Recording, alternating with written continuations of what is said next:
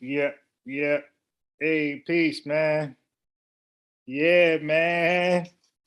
That's a fact, Gullah. That's a fact. Peace, peace, peace. That's been an unwritten rule. You dig?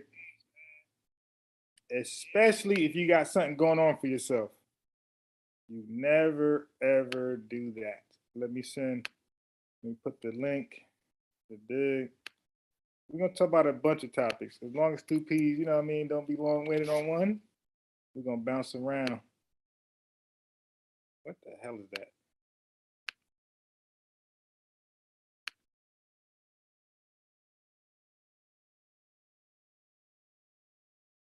All right, here we go. Let me send Stu Peas the link. Links in the chat.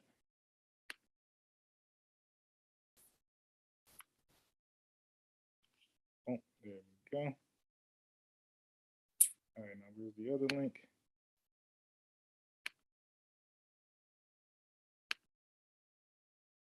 Yeah, so in our culture, we really don't want to talk about uh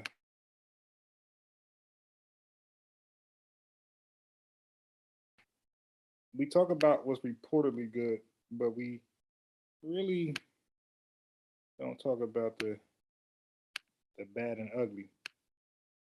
You know, again, like we're so affected by white supremacy and white racism and all their talking points and rhetoric that we're afraid to air out our own laundry because let me turn this up because we think they'll use it against us. So we like hide everything as everything's coochie cream, and then we become delusional amongst ourselves. We start to believe our own lie ourselves. Like really stop.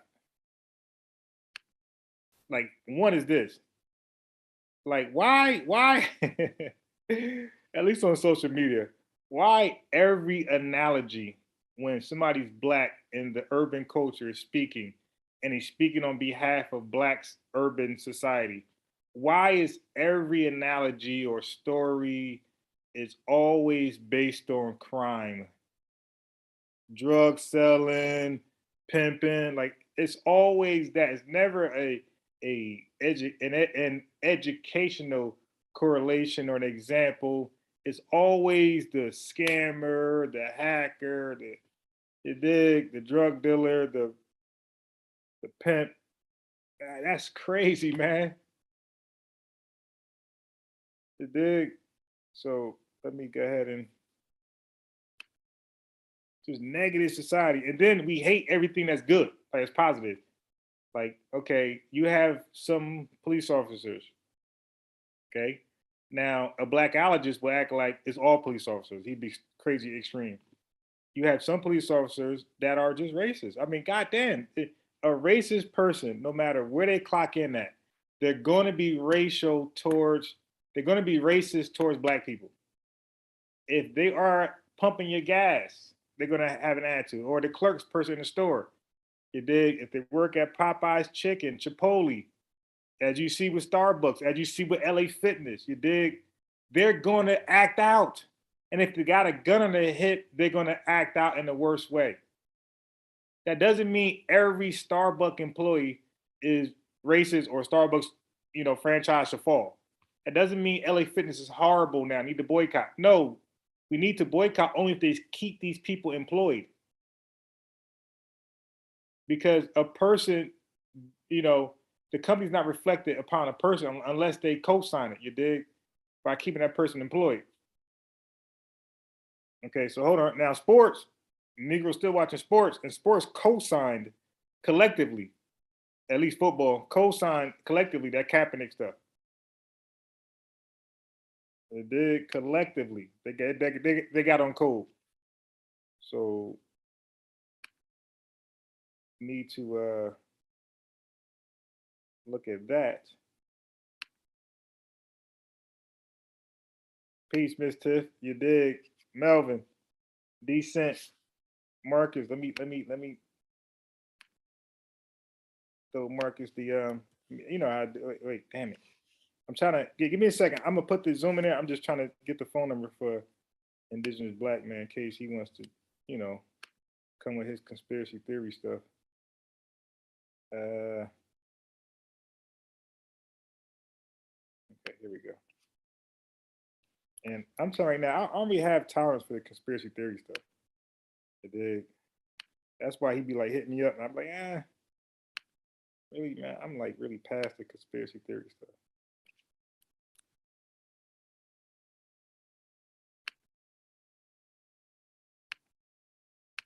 All right, so there we go. So,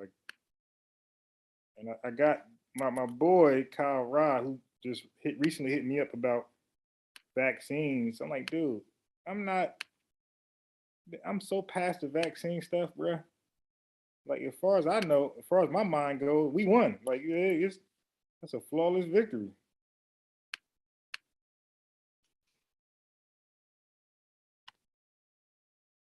I'm gonna send him the link. He gonna come with some fake news.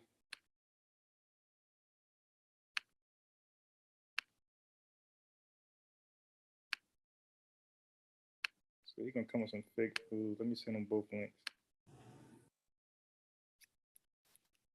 Hey Sosa.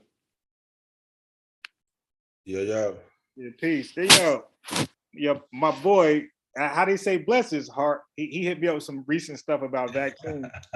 Bro, I'm so done with vaccines. Yo, we already won that. Like, yeah, that's over. Like, like shit. We done got championship rings and everything. We had a parade, like back to back when kids are getting vaccinated. My man, like, come on, bro. Yeah, so I'm like, so hey Sosa, I kid you not. Every talking point he sent me, I end up sending him a link either with Sean video debunking him or somebody else debunking him. I mean, bro, 10 out of 10 talking points. There was already a debunk video out there. Yeah, at this point, where the dead bodies at, man? Like, yeah. He's still searching for I'm like, hold up. So you just was wrong 10 out of 10, and that means nothing to you. You're gonna look for one more thing. And that one more thing is the ball game. Like, come on, bro. Yeah. My partner, he had a crib with me now, and I assure you, like, he is it like he got hit with every conspiracy theory bullet. You know what I'm saying? Like, I just linked up with him. I seen him in a few years, right? Yeah. So I'm checking him out. He watching YouTube. He listened to SETI. I'm like, oh my God. He listened to SETI. He listened to Young Pharaoh. He listened to some other nigga named something Jamal. I'm talking about nigga Anunnaki. Like, oh no. Like everyone, though, he caught all of it. He's a staunch believer in all of them, bro. Yeah. Listen. Now this is super anecdotal, but a lot of my personal friends and people I know personally, Sosa, when they get that far with conspiracy theories, they usually go crazy, bro. Like they start like losing their mind. You dig? So I ain't even try to when you're that deep, it's not even worth me even trying to pull you out like that. You're too far. You got to come out on your own, or you ain't coming out. Yeah. So and the thing is, I'm letting guys know, like, bro, listen, man.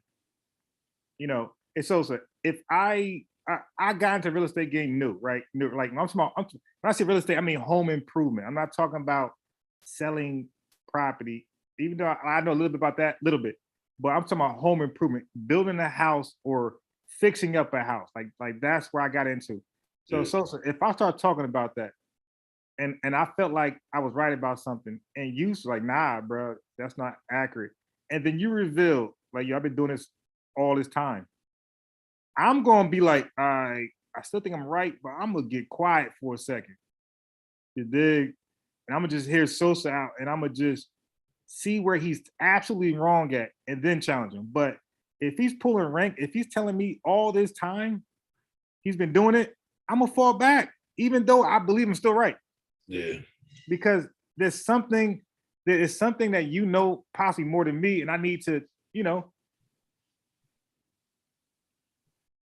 these anti-vaccine vaxxers, same thing, bro. I'd be like, yo, I've been doing this for a long while. You know what I mean? Before the pandemic, during the pandemic, after the pandemic. I know you. I know your talking points. I already debated your boss, defeated him, and these guys still keep going. Like, God dang, bro. Listen, he like he got this little gig he had to go get, right. So he like, yeah, the job was like telling him he got to get a vaccine card. So he like, yeah, I got this girl gonna hook him up. I'm like, nigga, just go get a shot. You rather risk a charge? Right? Hey, Yeah, you gonna risk a charge, but you don't get hired at all, bro. That's a legal excuse to discriminate against you. Oh my God! Like, all right, bro. I ain't finna goddamn stretch myself out. Hey Sosa, I knew we won when I had that like 3-week interview with Nation Islam members. When 2 of those members said they was vaccinated, it was over. The Nation Islam is the worst. They don't do none of that. That's part of their religious doctrine, bro. I know. Yeah, for them boy to say, you know what, Farrakhan? Like, nah. Yeah. I knew it. I said, okay, I'm good. I can rest my hat. And Sean just went crazy with it, and I just refer to Sean videos.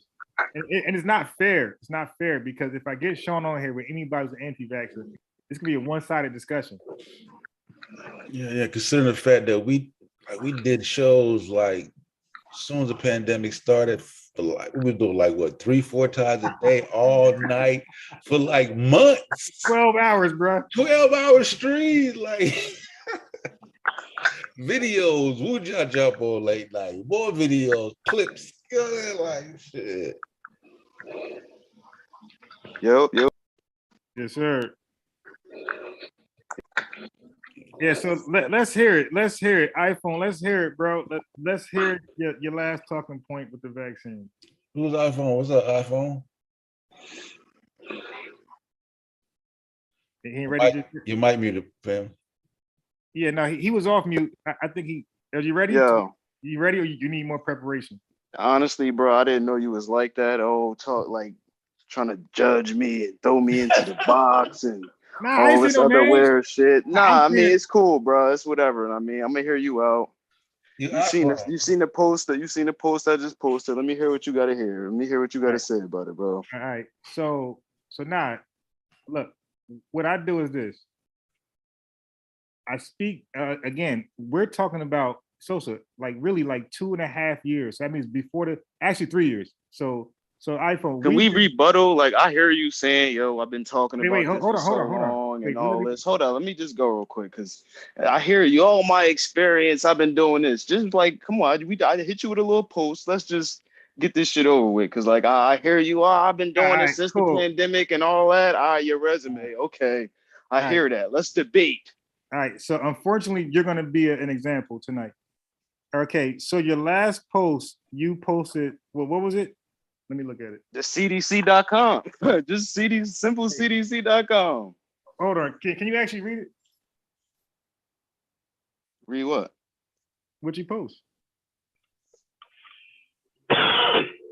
This is another reason why I didn't want to do the live, because it's like how I'm bringing them my receipts and the links and Nah. We doing that? I got it. The reason is this. It's whatever. I got you, bro. Cases of myocarditis reported to the Vaccine Adverse Event Reporting System (VAERS) have occurred after mRNA COVID-19 vaccination, especially in male. Oh, hold on 1 second. What you need to know? This is cases of myocarditis. Myocarditis. Hold on, slow down. Okay, so I'm gonna drop the mic off the headline. Cases of myocarditis reported to where? It says VAERS. Right. Vaccine Adverse Event Reporting System. Got you. Do you know what that is? Seems like a reporting system. It's weird. I'm not sure. He don't know what VAERS is. Oh my god. Yeah. So this is why I say this is why I say like you guys can't fuck with me on this subject. VAERS is just that, and I try to save you because I got pharmaceutical experience. Okay, go ahead. Hold on. So I try to save you. VAERS, anybody can report literally any goddamn claim to VAERS. That's it. It doesn't filter out. It doesn't filter out anybody's claim. You can say your head spin backwards after vaccination. It'll be there on VAERS. It'll be there. Matter of fact, the VAERS website itself says they got a disclaimer, brother. If you was to go on VAERS website and look at any file, before you can read the file, you got to accept the disclaimer. You know what the disclaimer says? It says, do not take our information for anything other than a reporting system. That means don't hold the information as is accurate. Or don't hold us liable for what you about to read, right? Okay. Well, I already done that. Like my audience we already there. Okay. Liability. That's okay. What they're saying, right? No. Okay, you missed something. VAERS.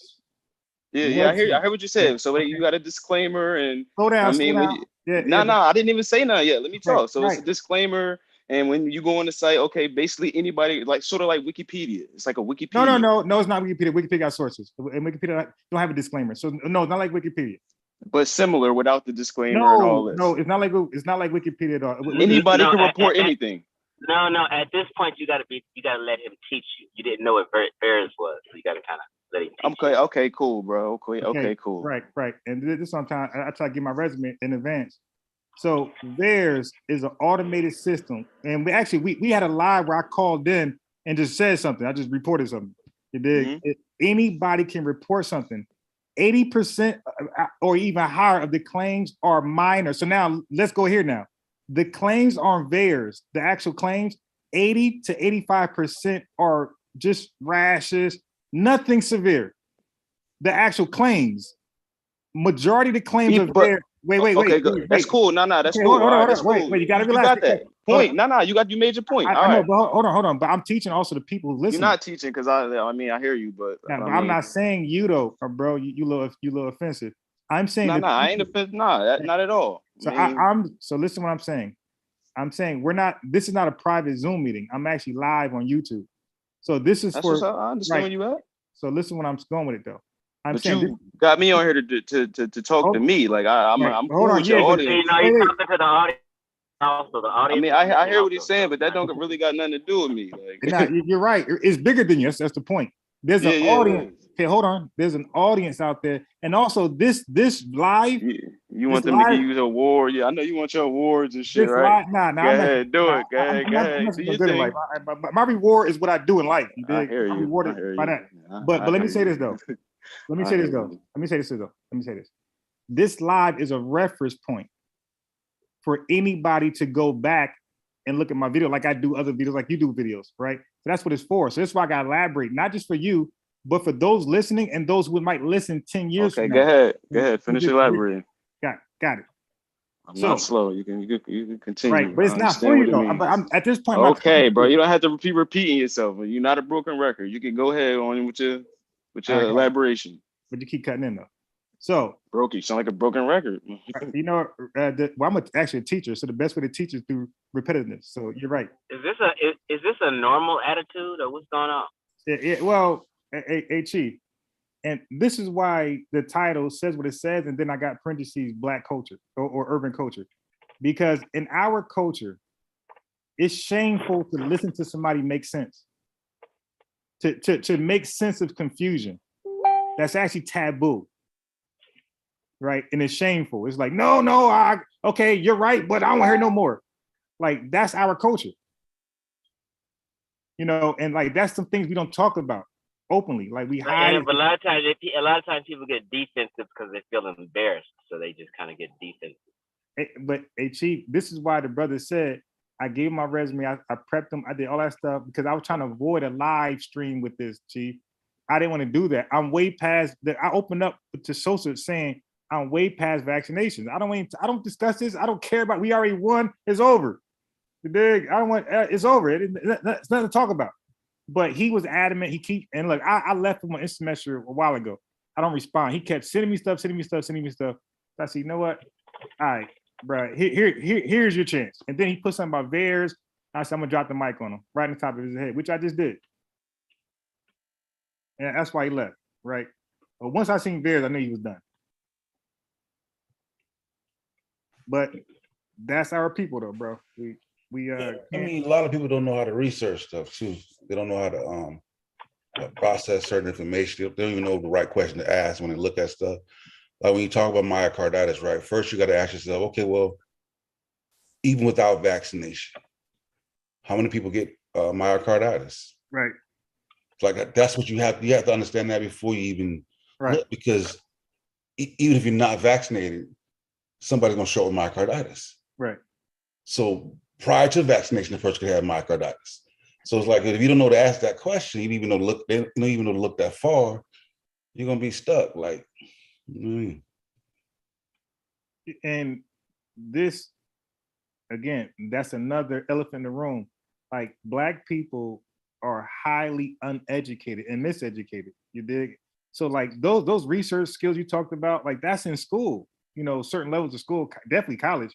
They teach you that in the science. I know for a fact in science they teach about the research methodology. So we're not really educated in college like that, especially Black men. You know, so that's the elephant in the room. So yes, we don't know how to research. So again, like this is already foreseen. When you talk to an average Black person, you could automatically bet his research skills is very poor.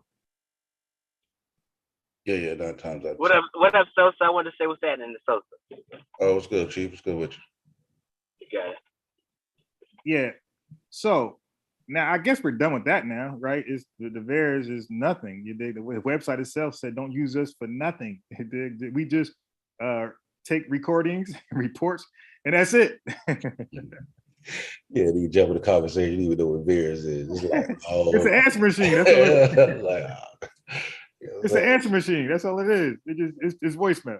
Yeah, take a little time. Take a little time to get good at the pseudoism. Like there's some people real good at it. Like, watch RZA for a while. You could get sharp with it. So Sosa, G, Stu, y'all seen the title? Yeah. You know, I'm in Atlanta, so yeah. So you know it's about your boy Trouble. Yeah. What's the title? I can't see it. The title is An Urban Society, right? Urban culture. As a grown man, do not sleep over a woman's house that you're not married to. That's your woman alone. Don't do that. Like you're putting your life at risk. I always know that. I always know. I really never like. Get a room. I don't care if it's a short stay, or the car. Like it was always, I ain't going to your crib because you ain't my girl, and you ain't. I ain't from your city, and no, we're not doing that. All right. I must be honest. Let me be honest, because I one thing with me, I try not to lie. As a man, it might be easy to see that, and you know that it's the right thing. You don't know nothing about the history of this person. You don't know her past boyfriend. You haven't been with her for any long period of time, especially people who you just meet. But I have made those mistakes. I have been to girls' house, but I always carry my Gen 3 with me. That one when I had a Gen 3. Now I'm a Gen 5 or a Gen 4. I don't know which one it is. But I always used to carry my Gen 3 with me. And one night I had to jump up with it in my hand. Right? It is a wise decision for young men to follow. But we generally, as men, sometimes get caught in the moment and don't follow it. But my thing is that do not go there unless you have the strap.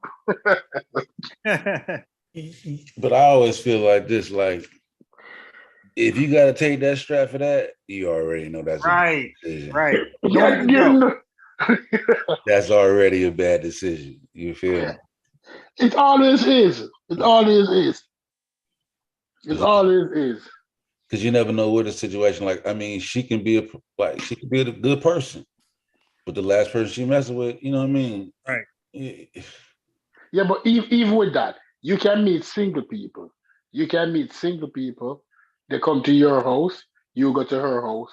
She's single, but her ex-boyfriend was an asshole, and she and the ex separated for the last 6 months. But she left the ex, but the ex hasn't left her. How many times have you seen that happen? Dudes still be saying that this is my girl, even after 6 months. Yeah. Yeah, but you know, like in Atlanta, the strip club scene is a normal scene. And, you know, there's a certain etiquette when it comes to dealing with dancers, people of that ilk. Like there's a lot of baggage that come with that, and you got to tread that lightly. Like you know what I mean? Like even when a girl come to my place, but then like she can't use her phone like when she did it. Like yeah, right. like I'm big on that. Like nah, like when you leave, yeah, do that. Yeah. Do that when you leave. You know what I'm saying? Like for real. No, but see there, then what difference it is if you have to have certain protocols in place when a girl come to visit you. A girl come into your house to visit you, and you have to put in protocols such as one, she's not she can't use her phone out of fear that she will call somebody to jump you. Yeah, but When she leaving, you don't even want to walk her to her car. No, I ain't stressing that, but I'm saying like, you know, it's just like, you know, I'm talking about specifically like when if it's a dancer, you know what I'm saying? Because that's a normal scene in Atlanta. Like you're gonna be out and you get the kick, and then you might. Let me add this part in. Stu Peas. If they got an iPhone, she ain't got to make a call. He could track her phone and know exactly, you know, it'll bring it right to your crib. Right. And if you don't live in an apartment, let's say you live in a townhouse or a house, I should leave it in the car. He's tracking her right to the crib.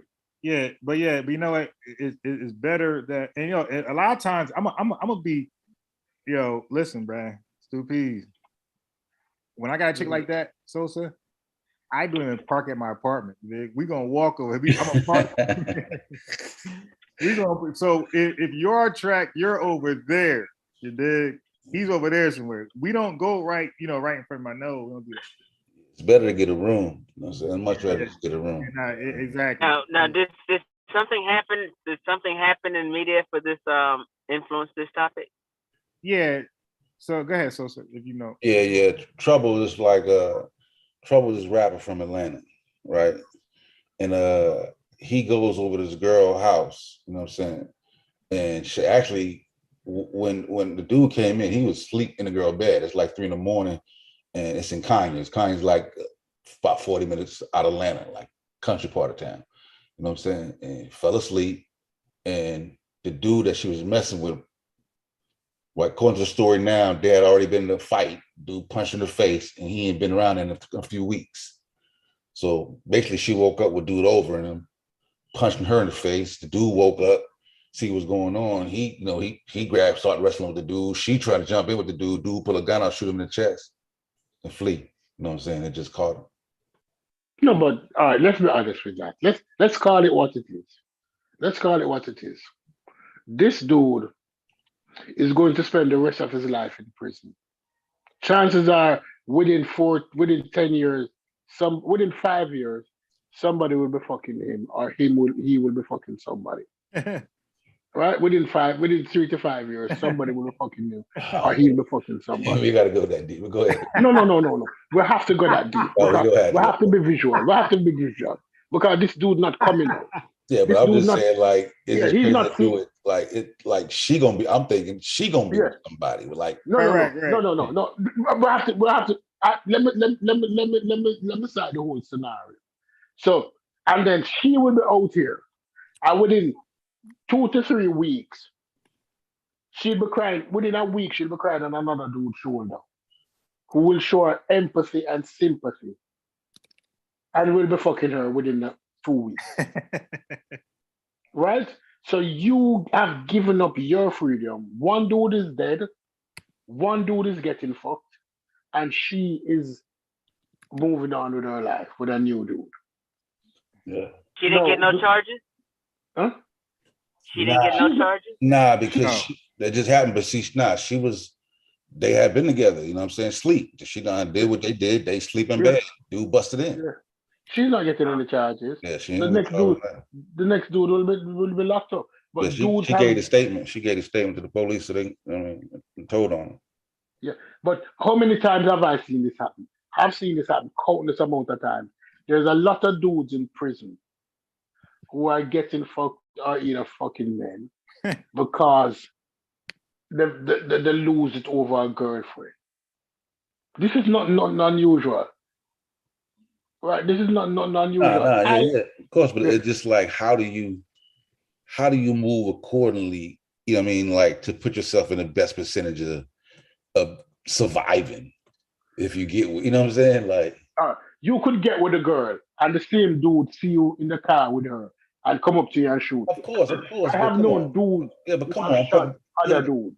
Yeah, it can happen anyway. You could just be doing your regular shit and be walking around. I'm talking about what can you do to put yourself in the best circumstances to be safe. So outside of trouble in that situation, like see, years ago, I remember my mom said, "Stay by yourself and get your own place. Don't move in with no woman." Right. Yeah. So when my daughters was born, 20-something years ago, the baby mama put me out on my ass at the drop of a dime, just with an attitude, right? Mm-hmm. So from then on, I said, never again will I live with a woman. Right. And I had my own place. When I bought a home and got married, I bought a home by myself, and then I moved my wife in my shit. You know what I mean? Yeah. So usually I'm moving a chick in with me, or I just stay by myself and they had their own place. So all my visits is at my house. I just feel comfortable like that. Yeah, I'm the same way. The thing about it is today, though, when you ask this, you can just ask the average sister. She'll tell you at least about 75% of brothers don't have their own place. Yeah. So they have no choice but to go to a broad's house, or they got to spend money on rooms all the time. Most of these cats live with somebody, and women just don't feel comfortable going to their house anyway these days. Right. Oh, Chief, can I ask you a question, Chief? What if, because I've known scenarios where hardworking men who put in 60 to 70 hours a week, and they come home to find a dude in the house, piping the partner, piping the girl, the wife, the life partner away. Now, you as a man who comes in, and this girl who you're putting in 70 hours a week for, to make sure that there's food in the house, that she has AC, that the electrics is paid, that she can watch HBO, and she have Netflix, right? And the car insurance, if it's one car, sometimes she's dropping you to work to use the car and then come in and pick you up. It's your car. You coming home now and see this girl getting piped by somebody in your bed that you just went to Rooms to go and buy. And the mattress is from Mattress Firm. For $2,000. Got it. And the pillow is feathery soft. And the pillow, some feather pillow that you went to the mall and buy. $200 each. Get to the some silk sheet. Some silk. No, I have to paint the scenario. I have to paint the scenario. So champagne rug. Yeah, you know, and she's in there getting piped by this dude who didn't even take off his, who have on some dirty white socks in your bed. What would you do? The dirty white socks would make me kill him. The dirty white socks alone. Right? This dude who have on some dirty white socks in your bed. What would you do? Stu Pease like to be visual. First he went about the prison. No, I like to be visual. Because I like people to see the scenario. I'm not leaving any doubt. So what would you do now as a man? You pay the bill. I can't even think of a scenario like that because I mess with classy women. I mean, you would have to be a crazy, ratchet, no moral having woman to invite a nigga in your bed. You know what I mean? And that's crazy. Like, no, but again, what happens is that you are looking at the exception. Because let's be honest. Because we haven't had a show since the death of Kevin Samuels. And we might talk about that tonight. But let's be honest. A lot of these females out here, not that classy. Right? We have put more value onto them. I can't co-sign that, Stu Pease. Stu Pease is speaking for himself, ladies. Like, listen. When a class of female come up, I have no problem to recognize it. If somebody asks me to describe to define an elephant, I might not be able to do it. All I might be able to tell you is that when I see one, I know one. When you go to the mall, you know who classy from who don't classy. So stop it. Stop acting like all of these ladies are classy. We need to stop that. When you go to the mall and you look around, it's not everything is gem. Right? So when men go there, men are expected to hold the feelings. So if they come in, right? Back home in Jamaica, I tell you a story. This dude was going away and his flight got delayed. Right? So wifey thought that he went off, he's gone to America. His flight got delayed. And there was some issue after his flight got delayed with his papers. and he had to come back home. And in less than one day, this woman had somebody else in the man bed. And the thing about it is that the dude was saying that the kind of sounds that she was making, even if he wanted to take her back, he couldn't take her back because he never make she make them sounds in I'm live. So, and he had to just eat it. He was full of rage, but he had to swallow his rage. And all him said to them, so listen, when you're leaving, carry her with you. When you're leaving, take her with you. Right? As men, I'm not going to prison. Nobody not fucking me in prison. For no woman. So whether or not somebody come to my house, if I see them upstairs, right? Downstairs under the carpet I have a shotgun. In the living room, I have a Glock, and upstairs I have an AR-15. Yeah, but there's two P's. Depends on where I am, I have access to a firearm. And if I come in the house and I see somebody, nobody not sending me to prison for no wife. It's two P's, but let me ask you this: which one is more practical in urban Black culture? You at a woman's house and a man coming there, and unannounced, or you at your house or a man coming to your home while you're away at work? A man going to a man's house while he's away at work is more prevalent in our culture. Because What? most of the men here don't have No. Oh, no. A man go into a next man's house is more prevalent than a woman going to a man's house in our culture. Not in America, bro. Not in America. All right, let me ask you, all right, let's be honest. How much percent of men have their own crib? How much percent of men have their own I don't know crib? what percent, but I'm talking about. But what the point is that they got a crib, Stupi. So we're not talking about percentage. Like if you at your place, the girl comes over to your place, it's less likely that her boyfriend tracks you down at her place. No. Oh, that's his boyfriend tracking you down at her own place where he knows. No, like that is true. But men go to women's place more than women go to men's places. No. That's not what I said. Yeah, that's what he said. That's right. Nah, it's two P's. Oh. I'm saying. What's the likelihood of violence? No. Zero. Listen what I'm saying. I'm saying that same man you're talking about, that guy.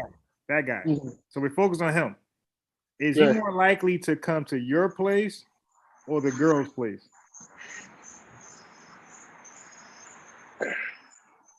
Yeah, the guy whose girlfriend it is he going to be looking for her at her place, chase down to her place, or you going to chase her down to your place? Is what her place. Yeah. Right. Yeah. Right. So that's the point. The point is you're safe. Get your own place. You're safe. But how much dudes have their own places? How many dudes don't have a roommate? Two P's. I understand that, and this is why I was gonna say this. I was gonna say to Sosa and Chief that although you guys, and myself was able to do that, most young men are not that, fortunate, to have their own place where they can bring a woman.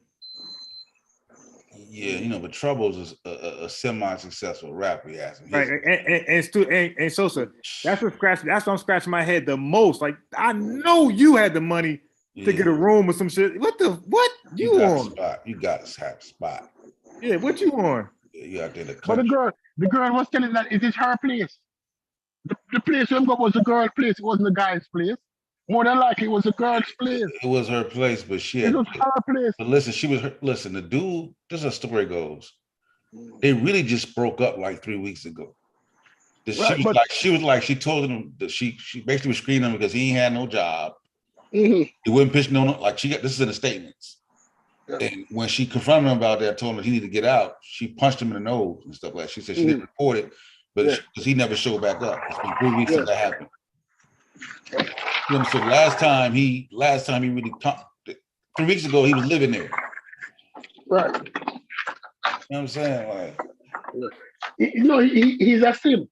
He's a simp. Because guess what? He didn't have anywhere. That's why he killed the dude. That's why he went back there. But he didn't have anywhere. Stupies. Yeah. I'm not gonna put it in his hands. So what I'm saying is this: when I just date, hook up, whatever you want to call it, I automatically assume that this chick got some weirdo coming around unannounced.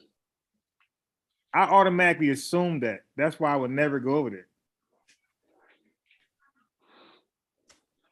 Yeah, the chances are she got something going on. They may not say nothing. Right. Or they be But like, they never will. Right. Yeah. Because they know, well, if I say that, then that might scare you off. You may be hesitant about dealing with, you know what I mean? You don't want to get into a relationship with baggage. And a lot of these women know their ex is crazy as hell and would do something crazy. Right. I needed to do. Because I'm sure he showed her that gun before. You decided to leave us. Yeah, of course. You dig? Yeah, she know he's a wacko and put that nigga trouble in jeopardy. Yeah, that's crazy, man. He'll put him out for being broke, and then trouble show up. This is probably a shiny old Benz. Pull up to the apartment. There's a Benz outside. Like, yeah, come on.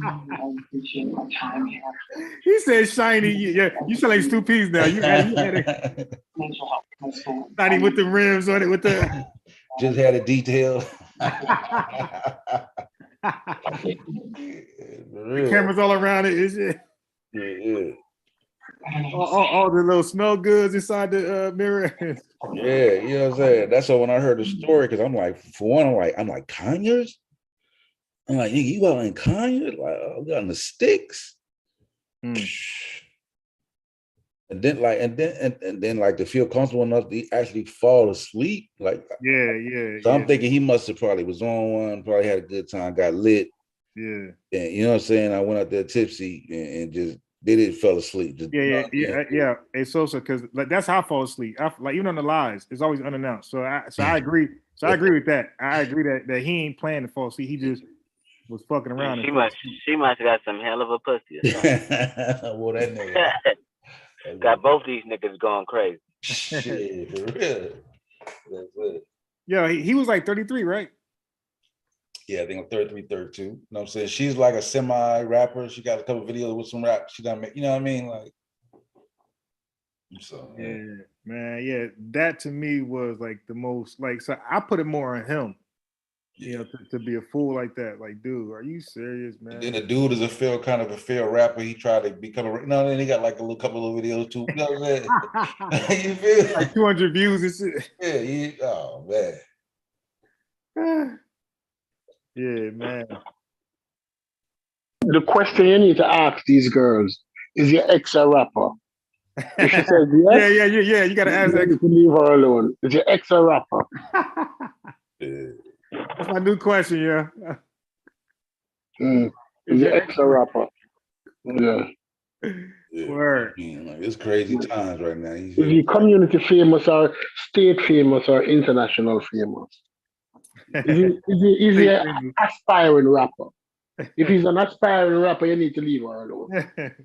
You need to rapper. That's a fact though. Like rappers, like I feel like every black person was a failed rapper at one point. Try to every black person be a rapper. Who wasn't gonna be a rapper when they was 19, 20 years old? Okay, no, but Stu P's onto something. Okay, all right, then now so you're right though, but Stu P's onto something. So you gotta ask, did your rapper ever have a YouTube video about rapping? That's when you know you all in. I never did that shit. Yeah, but it's just crazy. Like it's, you know what I mean. But like I just like I said, I put that more in trouble. You know what I'm saying? Like you got to know better. You know me too. Like, I'm sorry you lost your life like that. Like you know what I mean. But man, you got to be. And everybody I see, I'm sure it's homeboys thinking the same thing. Like man, not like that. Like man, you don't want to go out like that. And Bryson, I'm about to put the phone down for 10 minutes. I gotta go pick up something real quick. All right. Yeah, we'll be here. I gotta go to. I'm at this spot. I gotta pick up some product. All right. We'll be here. I'm gonna mute my phone. All right. Okay. Yeah, so I agree. What you think, Stu P? Because I definitely believe that's on my man Trouble a lot. Like a lot is on him. Okay. What you think, Stu? Wow. About? Repeat. About the guy going to the lady house, sleeping there, and I think. Listen, it's wrong. Every black man know that it's wrong. Yeah. Every single black man in the world know that it's wrong, but we still do it. Especially with his financial background, you dig? Like my man, Yeah. Got some paper. Man, like I'm trying Yeah, to think of the but last time. Like that's what I'm debating. I'm trying to figure out the last time I actually did that. Went to a girl and laid up. Like I can't even recall. no.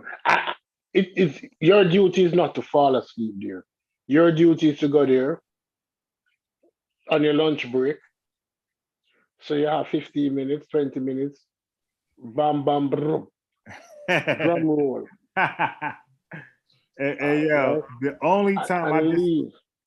the only time I ever did that, Sosa, I got tricked. And but I was like that. Like I wasn't. I went on. I think it was Black Planet. I met a chick from Black Planet, and she said, "Come through." So I come there with the jewelry on, It's living. and everything. And the thing is, like, it wasn't like somebody's in her apartment. Her apartment was like up here in New Jersey, the trap house. That's probably Atlanta, right? Yeah. We don't really have trap house. We have the apartments where niggas be just 10 fucking 15 deep in the hallway. So I parked my car there around this time right now. I parked my car there. I get out, my chain swinging, you dig? Yeah. A car in front of the apartment, dude, rimmed up, all kitted and shit. I get out the car, I open that front door. I'm talking about her apartment somewhere else, like, cause you walk in, you got to get an elevator, whatever, walk stairs. I walk in the door, about 15 Wu-Tang Clan looking ass niggas. Yo, you want to talk about like, oh shit, I had to put on the poker face, so like I'm just hard too. Like, yo, what's up? Bro, I got in that girl apartment. I act like there's a bomber outside, nigga. I'm ducking and dodging. Like, what the fuck? Yeah, what you got me into? Yeah, hey, so I left like 3 a.m., bro. So I made sure that shit was empty. Because you couldn't leave. You couldn't leave too early. Nah, You yeah, had I to ain't doing stay. that. You had to outwit. You had to outwit all those guys. Yeah. So therefore, if you have to do a 6, 7, 8 hour shift, Yep. so you have to outwit them. No, but seriously, I've been in some ghetto ass in neighborhood going to look for girls, and when you're young, you do stupid things. Youth is wasted. Youth is wasted on the young, and I understand that. We do some stupid things when we're young, and that's just a stupid thing that he did. I mean, he's 32. Like I don't really consider that young. He's 32. No, well, he's not young. At 32, My man no, you experienced. He experienced. And plus, like he in Atlanta where a lot of drama should be rocking that. At 32, he's supposed to be having, as a rapper at 32, he should have a fly ass place that when a girl come here, he has to call the police to get her to leave. I remember the last time I did that. Probably done that 20 years ago. But when I pulled up, it was the middle of the day. You know what I'm saying? 2, 3 in the afternoon. You know what I'm saying? It posts up a little bit. You know what I mean? It just slide out. You know, but, yeah. Oh, my bad. It was twice. So now that first time I should known because I was like that city was like hood. All right, the other time this city was called Lakewood, and this when like the whole gang shit started really flourishing in like New Jersey, but it wasn't really like that like it is now. So I'm like Lakewood is known to be dry and ass. So I'm looking like it's an hour ride. I'm like, oh, hey, that shit light over there, bruh. Sosa, Stu Peas. I get out the car. I don't even look up. I'm walking with my head down until I get across the street. You know, again, an apartment complex. Get across. I look up. There's about 15 dudes right there. So now I'm like, damn, do I turn back and run to the car? I'm like, he gonna catch me. So I just put my game face on. What's up? Nigga, I get in that car. Yo, I swear to God, you think a sniper's outside. I'm ducking and dodging. Like, what the fuck? Like, yo, what's going on with this shit, man? Red rags and shit, red hair, young dudes too. Yeah, I done pulled up in you know what I'm saying, in some neighborhoods going chasing behind something and you know, realize I'm in the wrong area. You know what I'm saying for this. You know what I'm saying? Hey, yo, now one of my best friends wasn't too lucky. My man went in Camden. You dig? Camden, if you ever heard of Camden, Camden is like one of the worst cities in New Jersey. And it's like really dilapidated, you know, boarded up and half of that shit. It's terrible. And it's like murder rate at one point. He went out there and some chick had him pull in some dark area, like face first with the car. I would never drive face first. The chick had on drive face first, and some niggas pulled up with guns. This is like maybe 15 years ago. They beat the shit out of him. They knocking out teeth and everything, bro. They beat the fuck out of him. I mean, to the morning, bro. They ain't get no money out of him. He was had no money, but they just were not. They just enjoying just fucking him up. I think too, like, you know, from where I grew up at in Charleston, it's like it ain't no gang with his neighborhoods, right? And like whenever you go to, people don't really go to other folks' neighborhoods like that. Yeah. You know what I'm saying? Because when you in that neighborhood, niggas know you don't belong with this neighborhood. You know what I'm saying? The only way you can be in that neighborhood is if somebody in that neighborhood vouch for you. That's official. You know what I'm saying? That's known. They be like, you cool. You know what I'm saying? So from that growing up, it just automatic, like you don't even just venture into spots that you ain't supposed to be in. So when you do go in that area and you get caught there, you already know, like, you know what I'm saying? You know the risk you put yourself in. Yeah. So, but how is that different in Sundown Town? Ain't no different. We created our own Sundown Town. Yeah. Like, how's that different? Our own Sundown Towns. Yeah, that's what happened. But it's like that, Charleston. Our own towns know where certain black people cannot go to certain areas, or they can't stay there after sundown. You can go, but you got like to put it this way, like in Charleston, like people might not go on like one side of the bridge, still on one side, the other side on the other side. You can go over there, but you got to be in like neutral areas, the market area.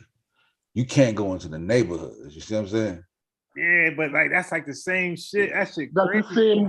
That's the same white shit. The same white. That's the same shit. Yeah, and it's territory like that. Yeah, that's the same white sundown shit. Yeah, it's the same shit. And the thing is, and that's how weird we are as black folks. Because we were, if we heard of a sundown town, like right now, we'll want to boycott and all the attention to that area. But we have regular sundown towns in almost every black community in America, and we act like it's and like we accepted it, like, all right, that's what it is. And like you said, Sosa, you'll put your life at risk to be around other black folks who that's just crazy. Yeah, I mean, that's why in Atlanta, that's why, I like Atlanta. I can move around Atlanta. You know what I mean? But I still can't, but there's still neighborhoods I can't venture off into. Like I can go any club, any area and be posted and be good. Like I can go solo, ain't nobody tripping. But nah, you know what I mean? I can't go to I can go to Boulevard, I know people, but like particular area, like on the south side, I can't be in that complex because they're gonna look around and be like, who is that nigga right there? Why is he over here? You see what I'm saying? Like, I'm visiting my grandmother. Yeah, they think that nigga on some bull. You'll be like, you should have seen your grandma in the daytime, nigga. Then we try to create. Yeah, man. Arthritis was acting up. I came over to massage her damn toes. What's up? But part of that shit is ignorance, right? Like, listen, the other night, right? I'm driving back home, right? And I need to get some gas. So I pull into the gas station, right? And when I pull into this gas station, it had all the signs of like, nah. Crackhead out, you know what I'm saying? Niggas hanging out the side of the door, a J standing around. You can see when they get ready to bag, you know what I'm saying? You know, me in my younger days, it's always been like, nigga, I'm here, nigga, like, pride, nigga, like. Yeah. And I was getting ready to be able to say shit, but then I was like, bro, nah. You know what I'm saying, nigga? So I whipped it, nigga, whipped straight around, like pull to the gas station and loop right on out, bro. I was like, nah, I ain't gonna do that. And yo, over this shit. And guess what? I feel sorry for everybody listening to me, to Sosa, the Stu P, Chief X, if you live in New Jersey, because we ain't got to worry about that shit, because we don't got to get out the car. They pump our gas, okay? We don't pump it's illegal to pump your own gas out here. Yeah. So I can stay in the car, tin it up. I ain't got to worry about none of that goofy shit. Oh, man. Yeah. Oh, shit. That's crazy. Yeah, y'all got to get out the goddamn car. That shit crazy. Y'all all got to do it. You know, I can get out there quick. You know, I got my car. I can just swipe at the gas pump and be out. But shit, you know what I love with Florida? This is what I love with Florida. Guess what I love with Florida? What's that? Everybody in Florida. When you come to Florida, you have to think this way. Everybody in Florida is strapped. See what? Every, Yeah. everybody in Florida is strapped. Florida is a stand your ground state, meaning that people understand that you just from the camera show that you step into somebody at the gas station and they shoot you dead. They're not getting any problem. I like that. Florida is a stand your ground state, and everybody is strapped. You have to just think about it that way. And when you go to Georgia, see we're in Georgia, man. Look, everybody's strapped in Georgia. Same way, bro. Everybody's strapped. right? So when people rolling up to the gas station and pumping gas, no man, people need to start dying at the gas station for that bullshit. Yeah. People do die at the gas station. You talking about? When if you're pumping gas, I saw a YouTube video with this guy pumping gas, and like other people was trying to jump in, and him just pull the nozzle out of him car and just wet them up. Shit, every time we Yeah. shoot the gas station, you know, Yeah. folks, the niggas was robbing folk at the gas station. Like they were hitting licks, like like you get out to pump your gas, a car pull up on the side of you, Yeah, and the passenger side slide in and grab niggas' wallets and females' purses, Right. doing that shit. You know what I mean? yeah. They Sometimes, open the passenger side door and yeah. And sometimes and they're straight up rock, people- yeah. And then sometimes there be some straight shootouts and killing that gas station. Damn. Yeah. And the thing about it, what I don't understand, these dudes are stupid. These hoppers, these young dudes are stupid. They don't understand that using a gun in a crime is mandatory 10 years. So you get 10 years, you stick up somebody. How much money the average person have on there? Man, like $80, $60. Yeah, but stupid when you in a state where everybody got a gun, shit, you gonna lose that. You run up with your hands, niggas like what? Bow, bow, bow. No. You rob somebody. Pimping back. You rob somebody. How much you getting? $300 or more? Yeah, maybe. Can we? The most, maybe. If it's a man, Maybe, yeah. he might have $300 in the wallet. Everything is over that him have credit cards and debit cards. Yeah, especially these days. I'm like, niggas shouldn't be having cash like that. When I see a nigga put up a lot of cash, I'm like, nigga, in 2022? Yeah, you bugging. What the fuck? Niggas a caveman. If you go to the strip, if you go to the strip club now, there's an ATM machine. It costs $6. They spit out ones? Yeah, you get ones at the, some ways to get ones. Yeah, what you do, you get 100 or 200, give it to the bartender, Yeah, and she might rob you 10 ones for each 100. You got tip her, man. You can't Yeah. you got tip. It's no big deal. She rob you instead you get 100 ones, you get 90 ones or 89 ones. What are you worrying about that? Yeah. And then you give her 5 extra for the change. Right. So she make off with $15 for every. Nah, I just tip. You just tip for you get the one. Just go ahead and get the other. There you go, shot. You ain't got to do that. But if you regular, they know how to treat you. You know what I'm saying? They know who regular. Right. Yeah. So look. So now, of course, since we still in Atlanta, what's up with the Young Thug thing, Sosa? Oh, it's over with. The YSL, man. What happened with that? Gunna, all my boys. Yeah, I thought about that too. I like I'll buy a little squad right there. Yeah, man. My favorite rapper's done. Yeah, Gunna might beat it. Gunna might get the lesser, but they're trying to implement him. For Young Thug, it's over, man. It's over. But I heard that he's on suicide watch. Is that true? Nah. They ain't saying Nah. It's not true because I heard he got the best lawyer in Atlanta, and I heard that lawyer be beating those cases. So, but he got some folks. They already got some folks telling. Some folks are already telling them about it. Sure. And when they ran back and raided his house, drugs.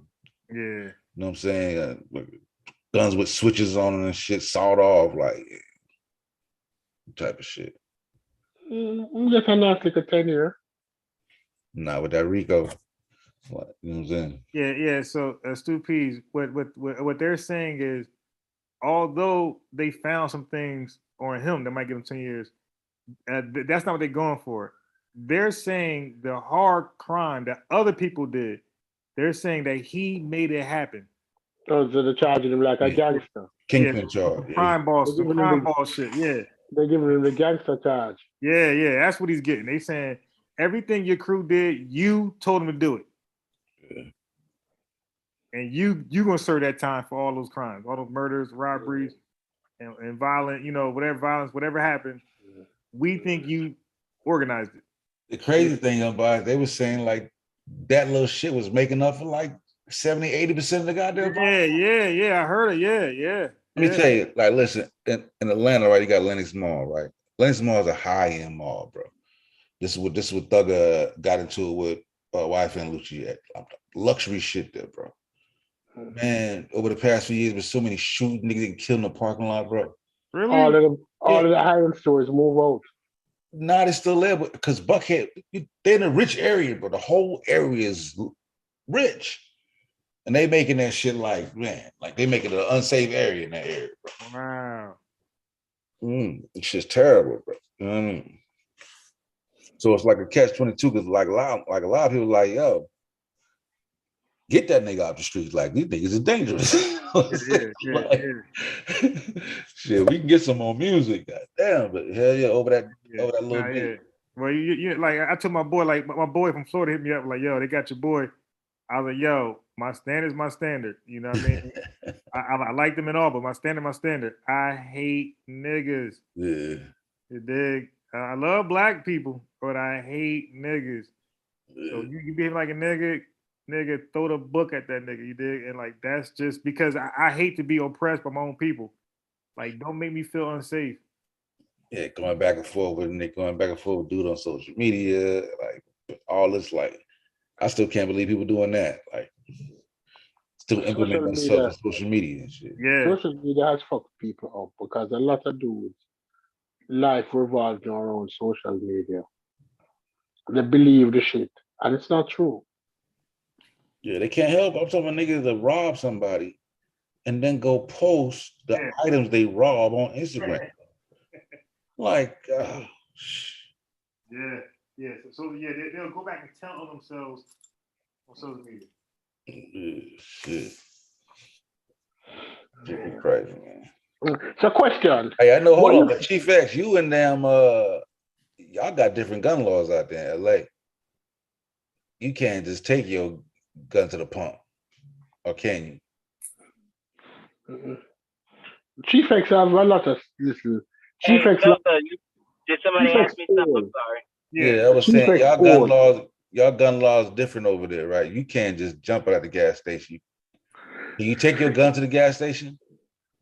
No, we can't. Los Angeles, you can't. You know, they just started issuing concealed and carry permits. So people in Los Angeles, the city of Los Angeles, can't conceal and carry. I'm just hard headed. No, but Chief X love him revolver. But I applied. I got an application in, and I paid my fee. I love revolver too. I just keep me a revolver. You know what I mean? That shit guaranteed to goddamn let go. Let's keep a revolver and keep a Glock. I love my Glock.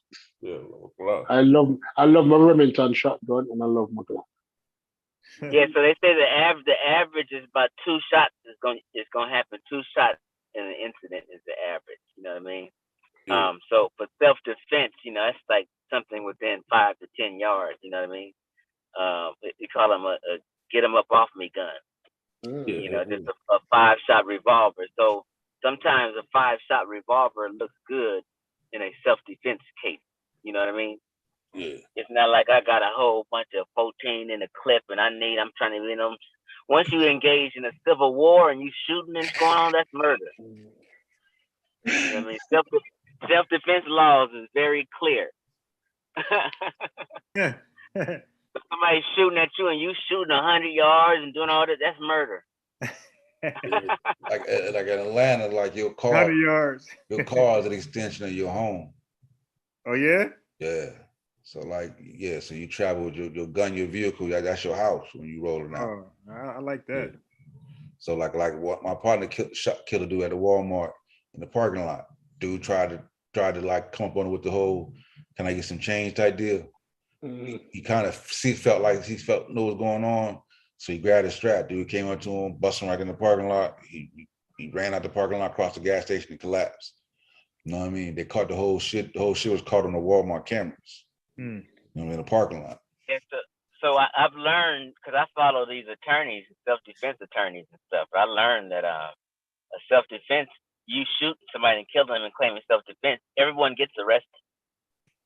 Then they'll talk about it later. You know what I mean? Okay. Yeah. And you're gonna get questions. So self-defense laws are strict.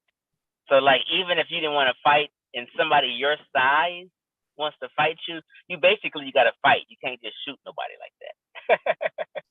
You got to take one. Now, if I'm a little cat and somebody's 6'3", 250 pounds and huge, where he can maim me or just to totally put me to sleep, and then I some self-defense if I retreat first, or if I'm backing up and say I don't want to fight and things like that. You know what I mean?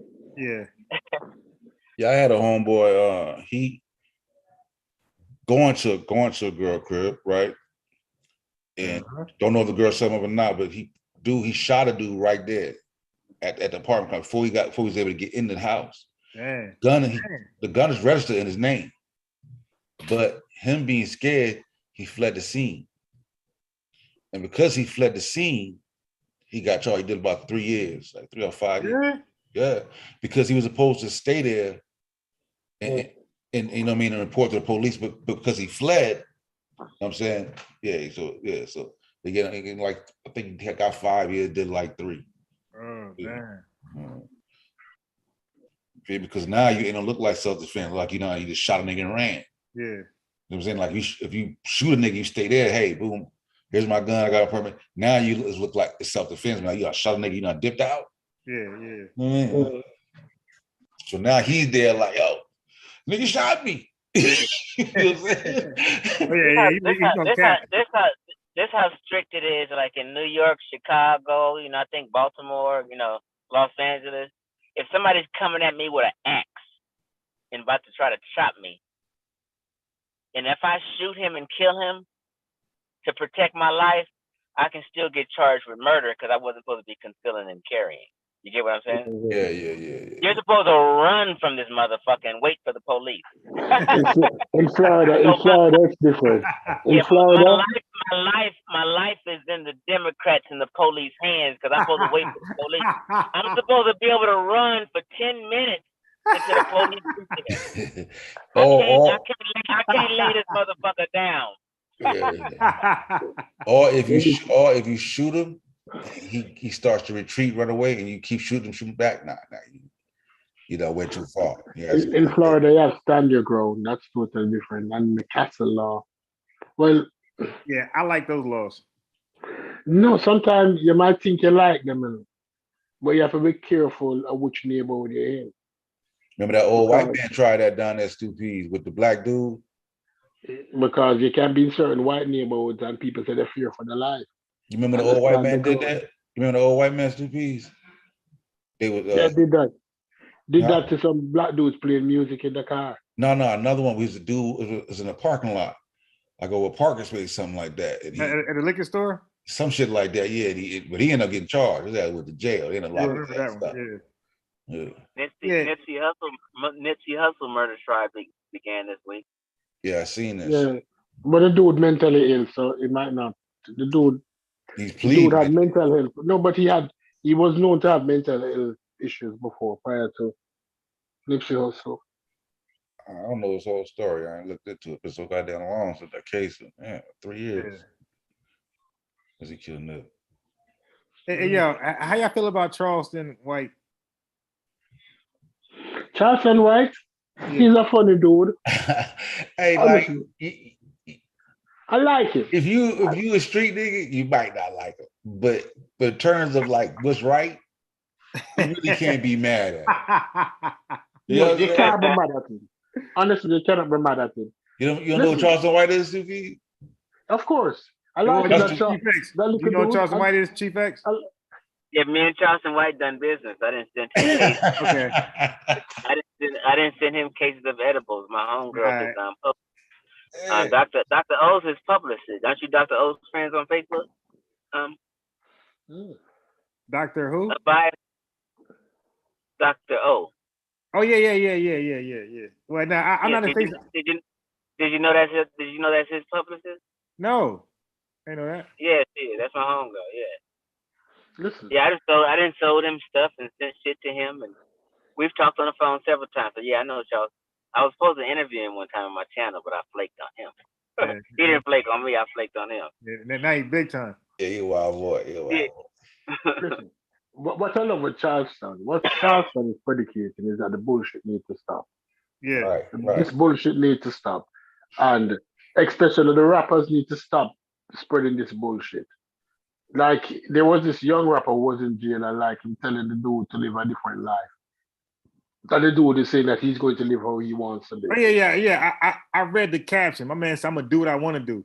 I'm going to do what I want to do. And my little you look at it and you say, these little dudes, listen, when I see the amount of money they have in rap now, and they don't have any talent, when you go to, like, when you look at Wu-Tang Clan, or when you look at Method Man, those dudes back in the day were more talented than these dudes now. And they weren't making the kind of money. Yeah, right. They weren't making the kind of money these dudes make. Nowhere near. These dudes making $5-10 million. And it's not from album sale. I wonder where the money is coming from. Right, yeah, exactly. They got different streams now, but see, now you got YouTube, bro. You get paid through YouTube, all types of streaming service. But back in the day, an album is an album. An album back in the day was $15. One YouTube stream is less than but they don't. 6 cents. Out of that $50 album, they ain't getting but a tiny little cut of that. But that YouTube, I think like less than 10%. Yeah, that but that YouTube stream, that's you on your own. Then Instagram, you get a certain number, you can get a check for that. Like there's all types of ways to get money outside the label. You know what I mean? Because the Catch Your Outside girl, just them with the Catch Your Outside girl, the white girl Catch Your Outside. Yeah, made $50 million last year. OnlyFans. And the thing is, I did like a little, like I gave her like this way before I knew all that. I gave her like a little 1 month subscription. Me too. And it was nothing there. Like what the? I got scammed and shit. What she was doing? What was she doing? No, she tried to promote her. She when I went there, she tried to promote her like ghetto ass, goofy, out of shape girls and shit. I'm like, what you got though? I'm trying to see what she got. No. So what she was doing? She had nudity. She had sex. Right. I was disappointed. And let me just say that. I never seen that shit. Yeah. She had none of that, bro. She did not really expose it. I don't know what she's doing now to get that money, but when I did that, she got 50 million. Yeah, but I'm saying, that might be something later. I'm saying when I don't know what she's doing now, but when I went there and subscribed, she ain't really was doing much, bro. I was really disappointed. I feel like I was scammed. No, but most of YouTube and Patreon is scam because that's what they're doing. They're selling that. What can you do? How much time can somebody look at your code? No. OnlyFans is different. Yeah, but that's what they do though. Shit. No, but how many times can you look at the same code? Shit. 1,000 times. Yeah, nigga. Look at this. It'll be the same dances there every week, nigga. Niggas be there every day, nigga. With that same nigga body they'll see 1,000 times. Yeah. I can watch that thing 1,000 times. I think the troubling thing now, man, is like, and I know is that drill music, man. That shit is like, that shit's the worst shit that ever happened to rap music. Yeah, I see how crazy. I like it, but I see how damaging it is, though. Watch this nigga on YouTube. Trap. It's a white boy. Trap Lord Ross, right? Trap Lord Ross, right? LOREROS. He be making the videos, and he follow all the drill rappers from all different Jacksonville, and he be going through the stories and how the shit started. And when you see all the bodies that are dropping, this dude on the internet, you see the dude, yeah, nigga, I'm smoking on so-and-so. Next week, he dead, 18, 17 years old. Boom, boom, boom. That dude, yeah, we smoking on so-and-so. 2 weeks later, he dead. I'm talking about just continuous killing, right? So why are they killing each other? What is it? Why? It's gang related, but it's also drill music. So the label is actually throwing money at them because now let's say you pop and you're a rapper, you're a drill rapper. Well, now the next label gonna go, your enemy's gonna make a diss record. The diss record gonna get all types of streaming YouTube. Then the other label go sign that nigga. So I'm saying, and it's like now it's like, but you ain't authentic if you ain't killed nobody. Yeah, right. So now it's like, yo, I'm a real killer. So they say it on wax. I really killed niggas. You know what I'm saying? Like, it's just crazy, bro. And drilling is actually like when you go out drill somebody, that's you kill somebody. That's what drilling is. I didn't know that. Yeah. No, but these young dudes, right? They're 16, 17, 18. The record company, and I partially blame the record companies too. Because they're promoting this bullshit. They're enabling this bullshit. Yeah, they're trying to ban in New York. It starts from NWA, right? The amount of money that went there behind NWA and the shitty foolish songs. Right? When you look back at it now as an adult and you really listen to NWA, you realize that although the rhymes were solid, the message was garbage.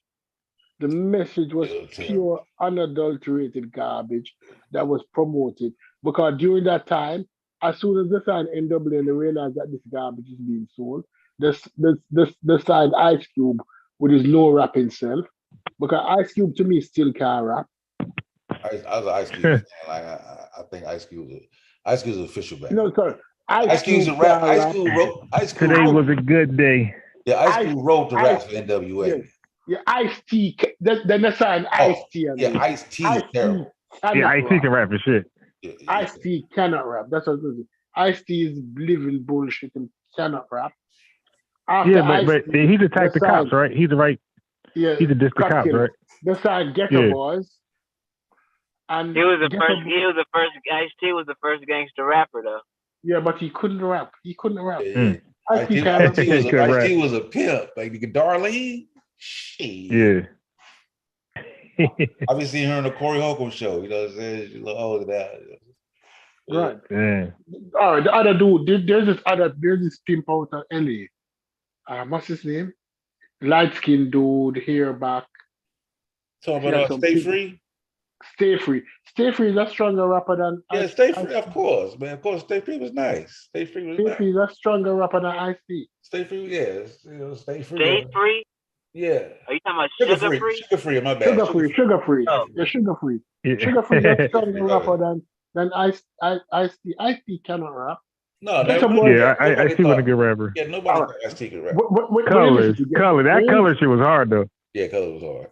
Yeah, when you listen to Ghetto Boys, apart from tan tan tan tan tan tan tan tan tan. Yeah, that was hard. Trick or treat and that was hard. Hey, Ghetto Boys are hard, stupid. I'm from the South. Ghetto Boys.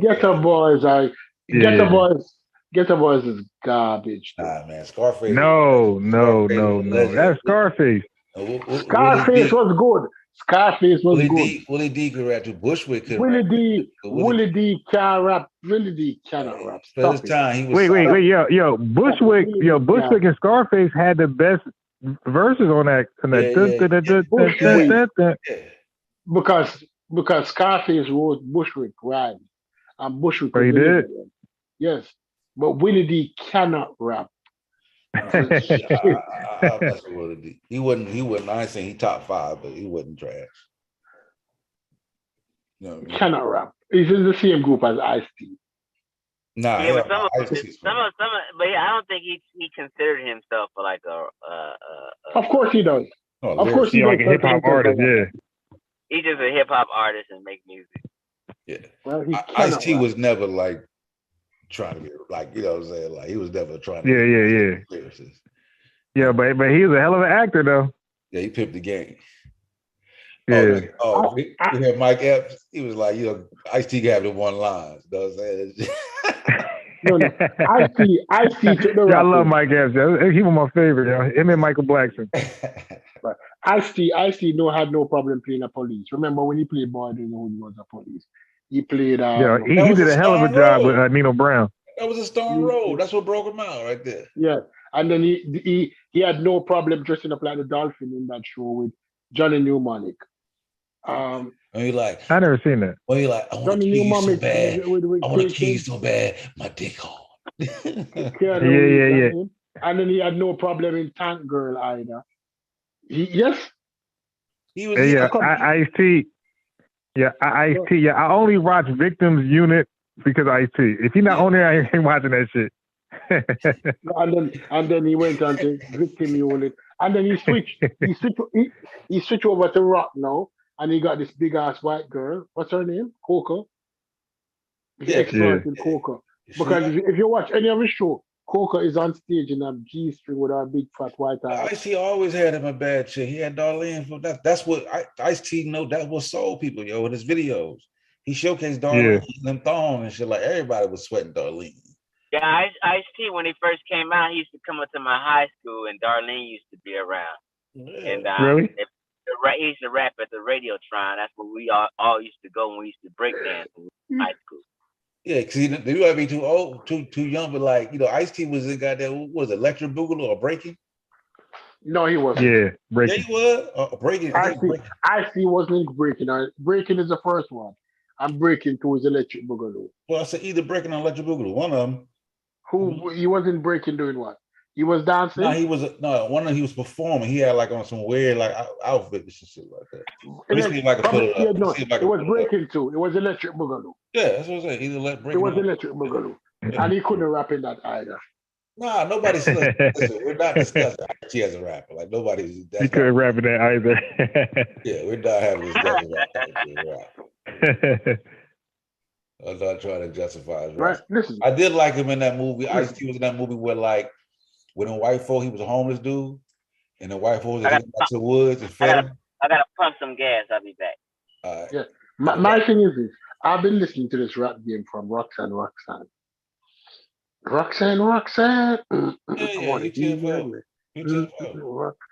So I've been listening to this shit for years. Right. I did the spinning on the head shit, the bullshit, all of that bullshit. I had the Michael Jackson jacket and the belt. I ain't got the jacket though. You tripping? And I had the belt.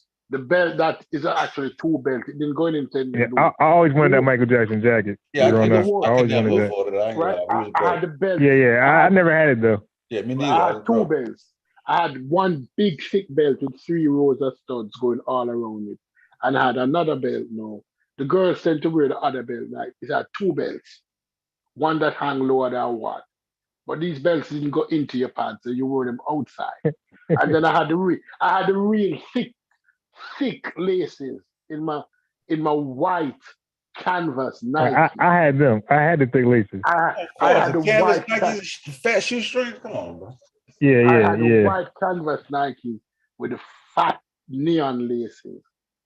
You supposed to have a thick lace in Adidas though. Shout out to Adidas. Right. Adidas was after the Nikes. Adidas was after the Nikes. Run DMC was the one who popularized every Adidas. Color suede Adidas. Like they couldn't make a suede. Green, the blue, I had them all. The Pumas, suede. I had the camshell Adidas. And then afterwards I switched over to the sneakers. I had the first Patrick Ewing Adidas. Patrick Ewing had. Oh, you had Patrick Ewing? Yeah, I always wanted them. I never had them. I had a Patrick Ewing Adidas. That was a fly Adidas with the laces. Because you know, in the South, like New York had run rats, so it's like everything that was hot in New York, that was the fashion everywhere. Yeah, so I had the Patrick Ewing Adidas. Because afterwards, people weren't wearing the chucks were out of style. Yeah, I know. They had to have a Patrick Ewing Adidas, or and then afterwards you switch over. Now when Jordan became popular, we went over to Jordan. The first Jordan I had cost $89. I can't even see how they wore them chucks in LA. Them shits was just not even comfortable. Them uncomfortable. Totally uncomfortable.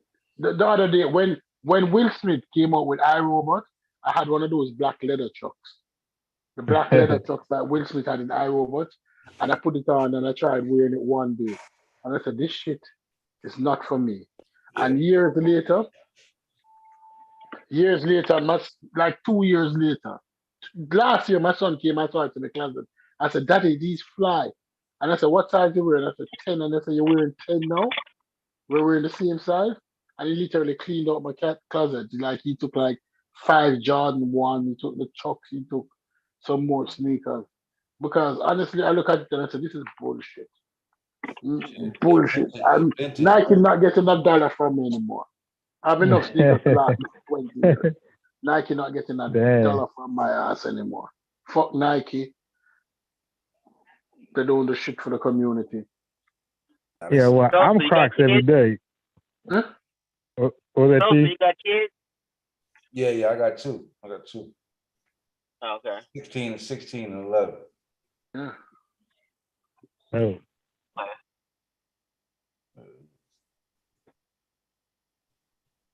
Because I'll be honest, yeah, these assholes don't do anything for the community. I was spending millions of dollars with them. They come like the Chinese stores in the black communities. Fuck them too. Hey, that's what we need to be robbing. Let me, we need to be robbing those Chinese stores in the black community. Those fuckers. Two P's. So I'm gonna change topic real good because I really want to know, because I've been like, I've been on my, I'm against credit repairs and MLMs, right? So I went to Garfield channel to see like what he was saying about it lately, and I see his name is no longer Daggerspot. It's like something Garfield. So he don't do credit repair anymore. He's Garfield. The kind of credit repair Garfield does is like certain collections he takes off, and he'll tell you what he's able to take off. I'm not making any big promises. But I didn't find any. I didn't find any videos on his new channel. Well, he changed his name. I didn't find any videos. Recent videos. We watch him out there. He do all. It's mostly all church stuff. So. Yeah, I signed up. I sent somebody to him, and he was very transparent. The person I sent to him, he was very transparent to the person. He explained to them what he's able to remove and why he's able to remove it, and what will happen. And he basically asked them what were their goals, what they intend to achieve. Because if they intend to achieve X, Y, Z, he's able to do it fast and get them what they want. So if you want a house, he can clear up your credit enough that you can get the house. Yeah. Okay. So now here's my contention. Yeah. Here's my thing, right? And believe me, right? All this time I've been not live. I'm obsessed with MLMs and credit repair. I've been watching everybody. I even know the latest scams and schemes that you guys probably never heard of, like CPNs. I know you guys probably never heard of this shit that they're doing now. And so I'm hit right to like the latest shit they do in credit, and I just don't believe none of them. Like I will have a sit down with anybody who claim to do this shit. They're full of shit. I was. Yeah, now that's my boy. I like him as set when he talk about credit repair. Like he's legit, because at first I thought he was a scammer. So I did my vlogs against him. But as I gave him a chance, I listened to his videos, and he seemed legit about everything else except for that. The letter shit. If anybody's saying the letter shit, they're lying. Mm-hmm. The letter shit line. Everybody got the best letter. Everybody let it trick the system, and like they always hope it. So like what they talk about is this: if you listen to them long enough, they will all say that they're trying to. They might flip the words, but they're really just saying they're trying to trick the system. Really, that's what they're saying. So in other words, you owe it. You still owe the money. They game the system. All right. Let's say you want to buy a house, and your credit is bad. Right? Yeah. If I can get your credit to a level by tricking the system, and then they get. I don't believe you can trick this. Okay, Supies. Here's where I'm. Let me just say this. Let me just say this real quick. You can't trick anything buying a house these days. They've gotten so strict with these loans. I used to be a realtor. Right. I'm willing to debate that. You're gonna have to go through an underwriter. An underwriter sees everything and questions everything. Then what about buying a car? Nothing a credit repair person. What about buying a car? Okay, buying a car is a little easier because they just want you to get approved. So you can look, but you don't need nobody for that. You can go to yourself and say, I make $100,000, and they will put that in the system. They're not gonna do an employment check with your ass. They're gonna just say the car, and they're gonna try to get a car is a little different. They don't give a fuck. about verifying your employment. They're not going to do that. I know for a fact. And they're not going to verify your employment. They don't care. All right. But, and a lot of these car dealerships be bankrupt, by the way. So you need to research if they're bankrupt or not. They'd be bankrupt and they still doing business. So you got to know about that. So if they bankrupt, they still doing business. They really don't give a fuck about, you know, you saying you make $100,000 or 80. They don't give it. They don't care. They just trying to get you approved. Any bank, they're gonna run your credit like 20 fucking times just to get you approved. So a car's a little different. I went to that. A house is very, very hard. Like Chief Actor said, it's very, very hard to finesse for a house, but it's very easy to do a car because they don't give a fuck. They'll replay you out the next day. They don't care. It's hard now at the homes now, but I remember back in the day, like 03, 04, around that time frame, it was. That's before. You can get that's before the housing crash. You can you get could them. just tell any lie. Yeah, you can get them. Like they was giving. Yeah. So look. So I want to get back to the point. The point is, two P's. I don't believe anybody can trick the system. What they're doing is lying. They're outright committing a crime. They're lying to the system. They're putting these CPNs, these fake Social Security cards in there. I mean, Social Security numbers in there. So they're lying. They're committing federal crimes. They're not tricking nobody. They're committing federal crimes. That's what they're doing. Nobody's being tricked. When you lie about something, when you bust, they call it busting checks. That's just criminal. You ain't lying. You ain't tricking shit. You just being criminal. Like the whole swiping shit. That ain't tricking. You just got a nigga swiping his card or some shit. That you track his number and you put it to a gift card. Like I know about. Like that's not tricking nothing. Like you're just scamming. Hey, I came up on that back in the day. Like I used to hang with LA niggas. Like, I had disclaimer. Everything's entertainment and education. We're all lying. Don't believe none of us. Back in the day, the LA niggas was smooth. That shit, like, nigga, you just tell them like anything you want, half price. Just tell them what you go to Best Buy. I remember that. I had that link also. Oh, I had that link. I had that link also. In the gift cards? Oh my God, I was living sweet. Yeah. Yeah, I had that link also with the person. You go to them and say what you want. The ones that they used to love to read is Bed Bath and Body Works or Bed Bath and Beyond.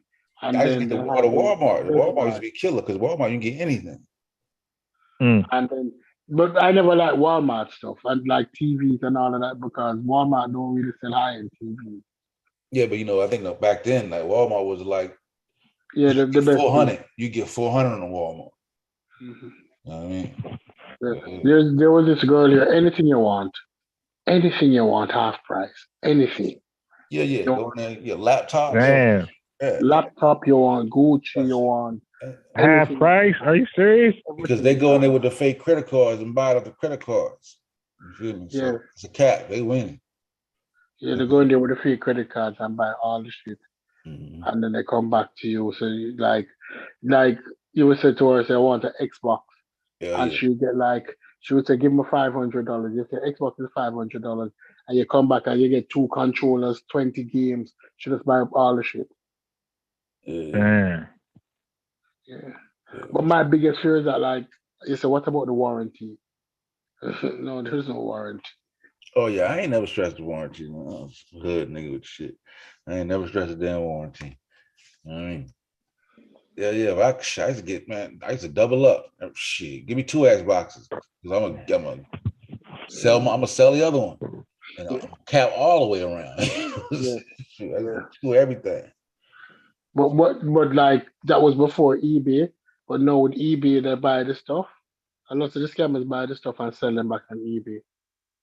That they have somebody who will sell them back for them. Yeah, that's for all that shit. But back in the day, they have eBay. So eBay wasn't such a big deal. So you want to do it ghetto-wise. Ghetto people love cash. Cash is king. Wasn't no eBay, wasn't no wasn't no Craigslist. There was no Craigslist, all that bullshit.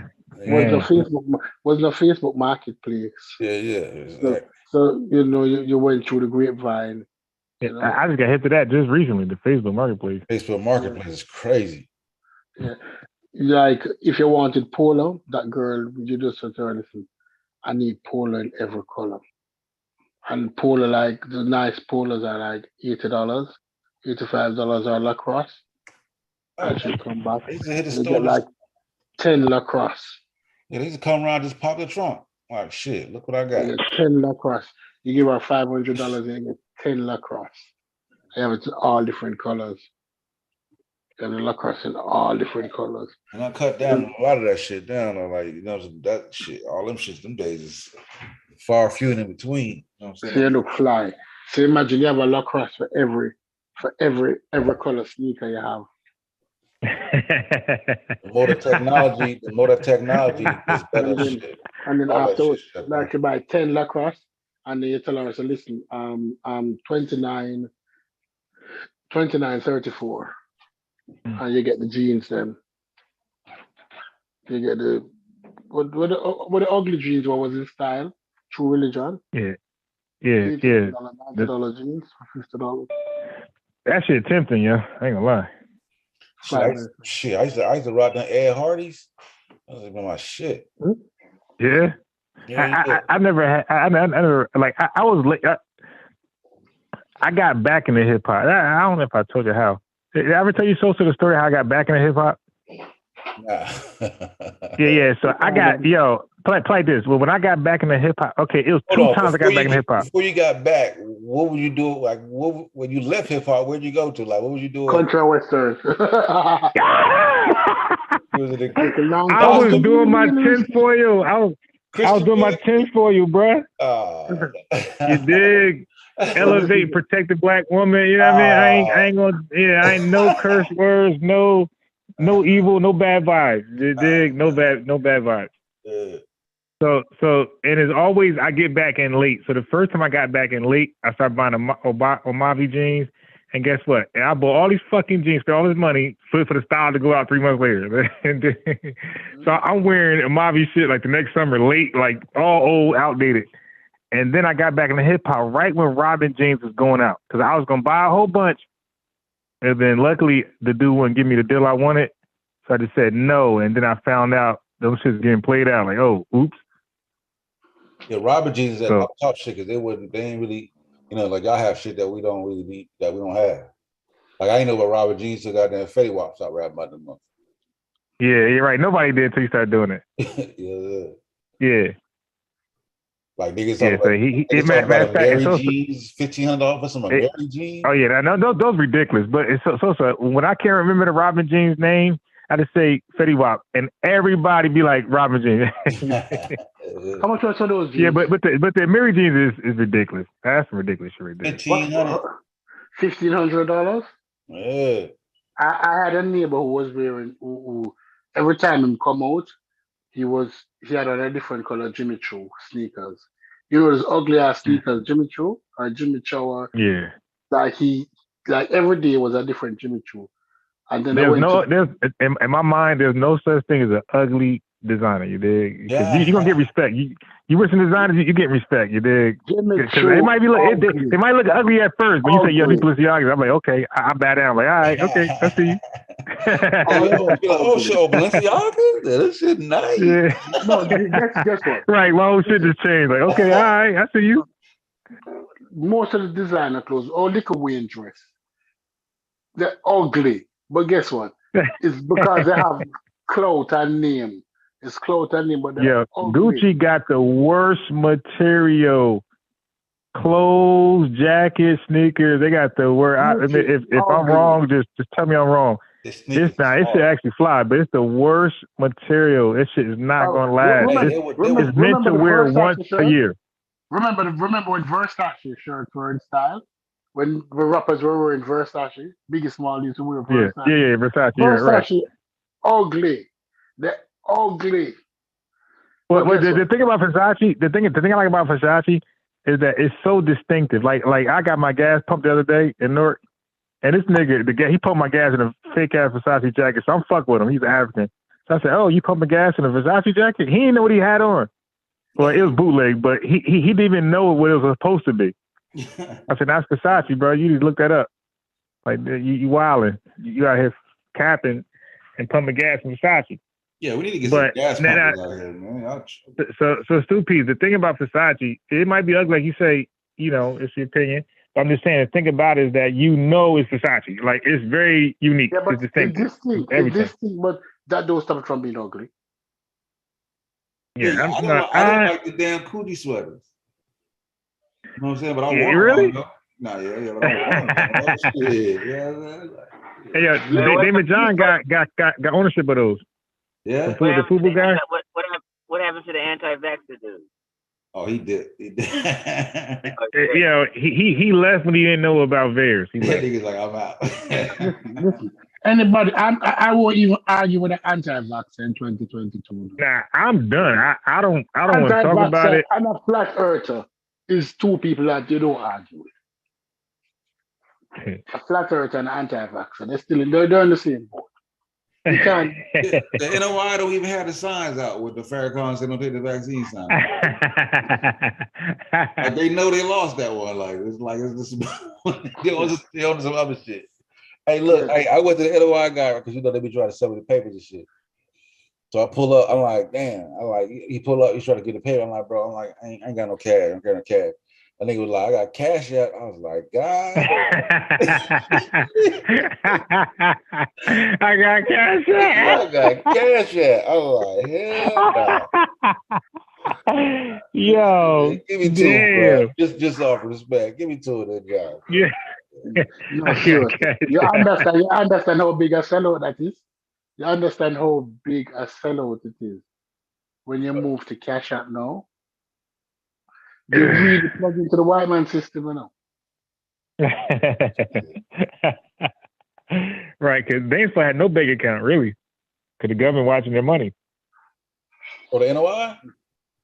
Yeah, now, according to their conspiracy, so when people have a lot of cash in their pocket, a lot of those people be anti bank accounts. They feel like the government watching their pockets.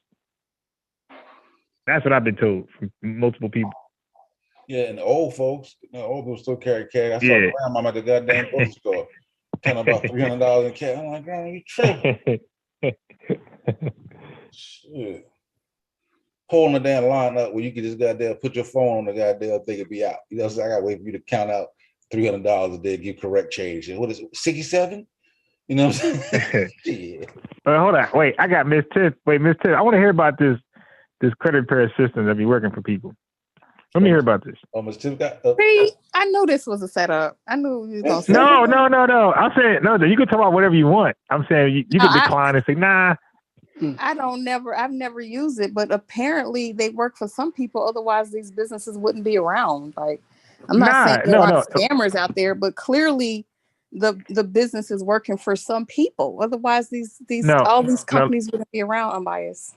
And Miss Tiff, let me explain that. Like I said, the whole time I've not been live. This is what I do. I've been binge researching. I'm obsessed with this MLM and credit repair scam shit. All right, so for one, MLMs, right? They're around for long ages, also, so they're not legit. Yeah. Do you know the percentage is out? You got a better chance winning in gambling than making significant money in any MLM scheme. And people still sign up and they make their little crumbs and they're happy with it, ain't they? No. You don't. No. Wait, hold on. Miss Tiff, you don't make any money. Okay.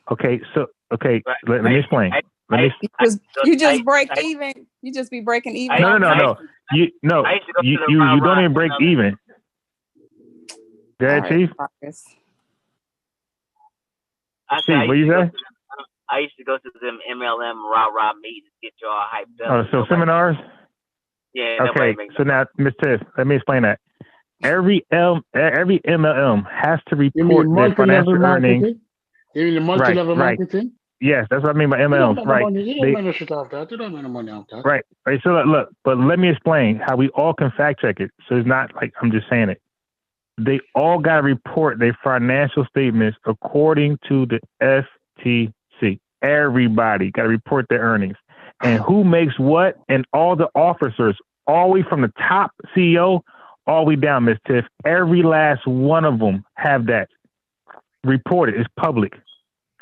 The only people who make money is like the first three people. The last person who's like big dog, he makes about $12,000 for the year. That's $1,000 a month. That's the big dog diamond guy. Everybody else is just a complete loss. They don't make shit. So you're gonna say 100% of the people, 100% of the time, unless they in any of those positions. 90. Okay, I got something better for you. 99.6 people don't make shit. Okay, fine. That's not me. Wait, look. That's not me. I don't know why. That's their financial. That ain't my lane. I don't do MLM. Right. But hold on. All right. So okay, no problem. So we just sharing. No problem. So we just sharing that at this point. Mm-hmm. Share information. 90. This is what they put on themselves, Chief X. So this is not nothing we putting on them. They got to list who makes what. Okay. They 99.6% of all of them, the people in that shit don't make nothing, zero, nothing, not even $1. They lose money. They're all at a loss. They all buy the items, the products themselves. They have a whole bunch of storage, but they ain't make one penny. One day they go to seminars. Okay. I just say one day people will learn. Otherwise, I guess they'll just keep getting scammed. I mean, what do you want me to do? So now they a lot of financial experts predict we're gonna go into recession, and they said the MLM is gonna kick off again because people will be desperate. They're gonna start to bleed this bullshit, and they're gonna join more, like newer ones that come out. But believe me, 99 point, like it's almost 100% of people make nothing in all of them. Amway, name it. I had a dude that had a goddamn garage full of goddamn that instant coffee. And the coffee and the tea. The coffee tea shit. Oh, they got a garage full of shit, boxes on boxes. That's crazy. You know, they keep complete loss. This shit. You know, they keep saying it. It's too cult-like for me, so I could never buy it. I've never been to one of the meetings, and they start cheering. Oh, they had this one with the vacation package. Oh, yes, he's the major seller for last year. Last year he made 25,000. Yay! Why are they doing this to people? Yeah, I fell into one of them shit when I was real young. I was looking for a job, couldn't find a goddamn job back in the day. It was like a cologne shit. We had to do a lot of door-to-door shit. And you know, you're not making no money off your initial door-to-door sales. You know what I'm saying? You gotta because you got their price, you gotta try to get a markup. But they encourage you to sell it as is just to get the numbers in because you're trying to, you know what I mean? Like, oh man, straight scam. Oh yeah, Mr. That's nothing. That's nothing, Mr. The same product they sell, like Social make a good point. It's accurate. The product they're selling, if you go on YouTube or Google, not YouTube, but Google it, they got to mark it up to make money. Right. So the product costs $30, but they're selling to you for $75 because they marked it up. That's any business though. That's any business where you're right. No. Not they marked it up. No, I know about markups. Okay. You don't mark up that shit more than like 100%. That shit costs $30. You got to add 75. You can mark it that's up. Unheard of. You can mark it up as much as you know that the people will pay for it. Unbiased. But nobody does. Nobody does that in a real business. What I'm saying in the real world, if you're trying to have a sustainable business, look what I'm saying. In the real world, if you have a sustainable business and you're trying to generate generation wealth, you're not going to do that shit. That's a losing recipe because people can just Google that. Because people, believe me, I know. People can just not when Google you're talking about the average like cost. herbs and tea and coffee. It's like I don't know what the markup is on coffee, but the coffee markup. I don't want to talk out the side of my face. No, but that stuff is marked up thousands %. What are we talking about? But okay, I'll tell you what we're talking about. Markups are okay. Markups can be justified. Okay. The markup bigger than the markup bigger than Starbucks in that store. Yeah, but let me explain one justification of a markup. For one, Ms. Tiff, you might get the tea for a super discount that I can never get it for, right? So let's say the tea costs $10. You might get it for $2, but then you'll tell me I'm biased. You ain't getting it for $2. You're gonna get it for $12. I'm gonna understand it. Like, okay, yeah, you gotta make your profit. See, I'm gonna understand that markup. It's understandable. But if you get it for $2, you sell for $50. I'm gonna say hell no. And that's what the MLM schemes be doing. Okay, all right. It's people out there. We like the average client or customer don't mind you making a profit from your product. We mind you when you're greedy. When now it costs $10 and selling me for $25. Now I'm not gonna mess with you, but for $12, $13, I'll buy it from you. Okay, but in every product area, it's impossible to vet every product like that, and depending on who you're selling to, people will be willing to pay a whole lot of money for something. Some people are willing to pay the money for it and don't care. I get you. I understand that, but it all depends what the product is, because some products just sell for itself, and people understand you got to deal with scarcity. So people spend a lot of money when it's scarce. Like there's certain things, or what value they put on it, or what value their mind puts on the product, they'll pay for it. Yeah, of course, but I'm saying, like, on average, it's going to be scarcity, because there's some things that's not even sold anymore. It's like obsolete. There's better technology. But some of us, like for myself, Ms. Tiff, I drink coffee, but I don't like the coffee makers. I like the old school pot to the stove type shit. So I wouldn't mind spending some extra money for that if somebody's selling it. I wouldn't mind to spend some extra money, because I want to put shit over the stove.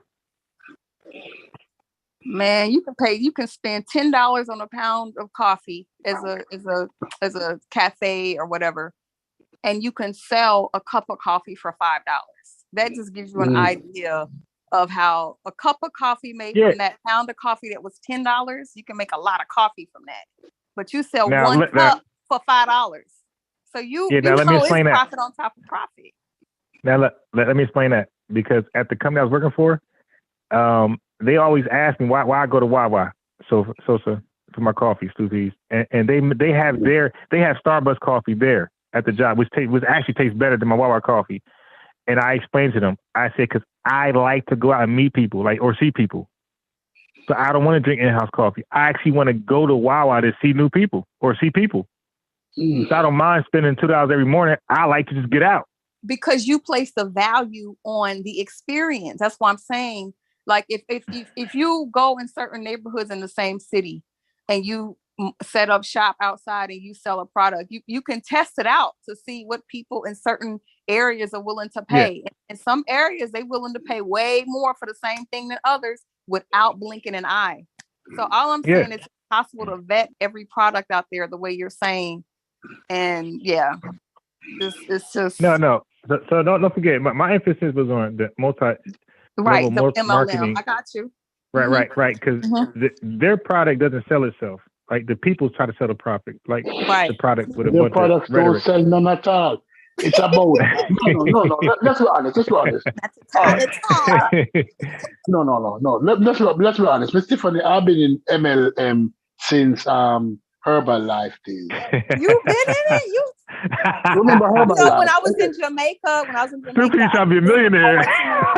When I was in Jamaica, Soupies, I actually remember going to somebody's house, and it was a Herbalife situation. I remember that. Go ahead.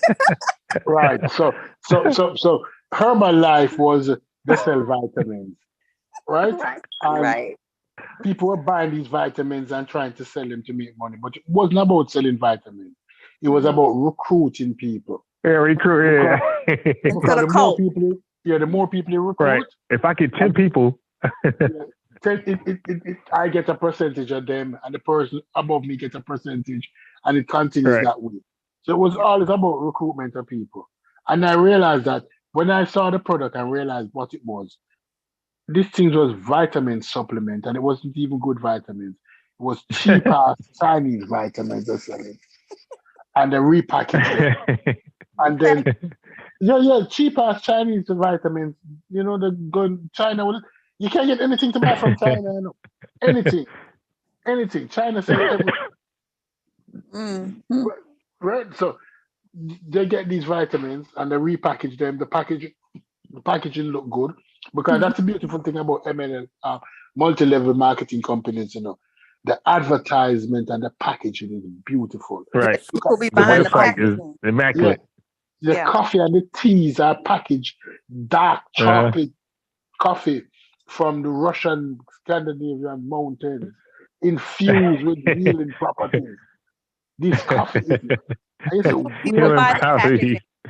and the packaging is beautiful.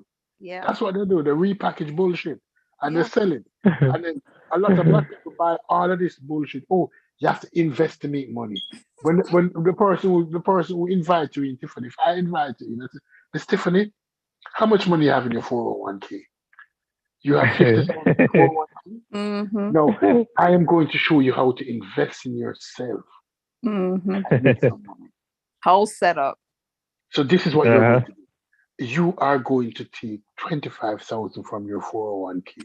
Wow. And with this 25,000, the return that you'll get from buying my tea, this product, with the suggested retail price, you buy for $10, but the suggested retail price is actually $53.95. That's fivefold on the money. That's true. A lot of people lost a lot of assets. So this is what you're going to do. Imagine you'll be able to turn over that 25,000. 25,000 times 5. It's 125,000. So what you'll do now, you will go back to the market with 25,000 and you'll bank that 100,000 in your bank book. Miss Tiffany, have you ever had 100,000 in your bank book? Have you ever had $100,000 in your bank book? This is the easiest way to get 100,000 in your bank book. Yeah, I'm showing you. I'll be doing that. I'll be up. That sounds about right. I'm showing you how to make 100,000. I'm telling you how to make 5 times your money. You put 4 times back in your bank book, and then you reinvest that 25,000 again. Flip it. This is like drug dealing. This is the biggest secret out there. Flipping your money. Now you go to church, right? How many people do you know? All those grandma. That's when you started tap into right. your circle. Right. You build your circle. This is it. Your friends who are not a part of the group. You don't have time for those people. Anybody who's not making money. Sounds like a cult. Anybody who's not making money. That'd be cool. Money. I don't mess around with nothing like that. You need to understand. How old are you? 35? Do you plan to work until you're 65? I'm showing you how to stop working when you're 45. Lucky to death, boy. Give me 10 years. Give me 10 years. And I guarantee that you'll have $5 million if you work hard enough. Mm-hmm. Look at me. Look at me. Look at the car I'm driving. See that BMW? Hey, yeah. He got mad recruits. Heck yeah. Well, you don't tell he got mad recruits. I tell them lies. A bag of lies. Bag of lies, you tell them. Have you ever made 100,000 in your life? Yeah. He's like, nah. Like, yeah, okay. And said, Miss Tiffany going to a 401k and pull that money. So listen, what I'm telling you now is that you're thirsty. You'll be able to send your children to college. Terrible. Send your children to college with just 25,000. Just buy the product and start selling. Miss Tiffany buy 25,000 worth of garbage, and it cannot. She said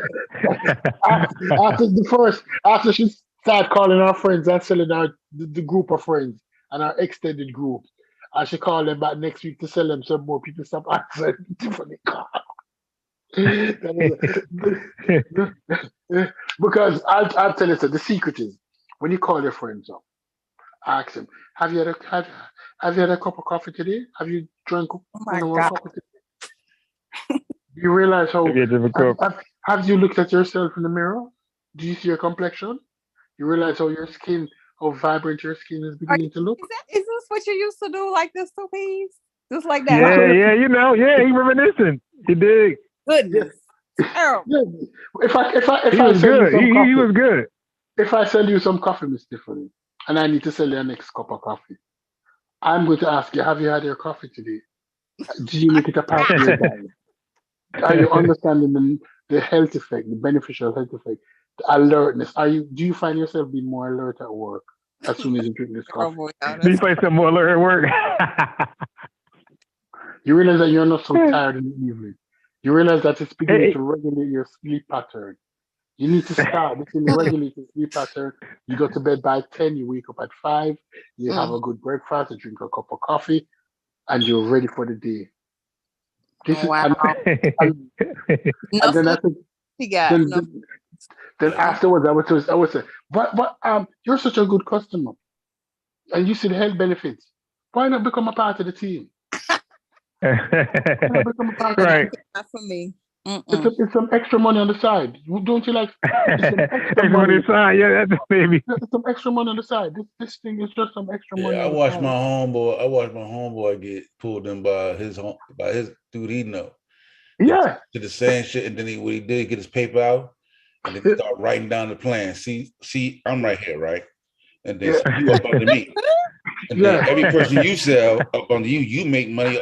Man, I'm like, when you start writing stuff down, it's over. Oh man. No. When I recruit you, no, I'm going to teach you. I'm going to, all right, this is how you make money now.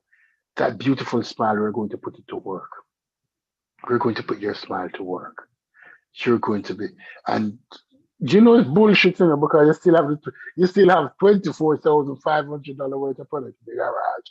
You cannot you need to trap some people so that you can get some money. It's like the goddamn Susu scan they be running too. Yeah, the whole flower bomb. What's that? That flower bullshit. Yeah. Hey, look, all you guys got to do. Don't believe unbiased. Google or YouTube MLMs, are they profitable? Does anybody make money? No, they're not. They're not profitable. Every video gonna say hell no.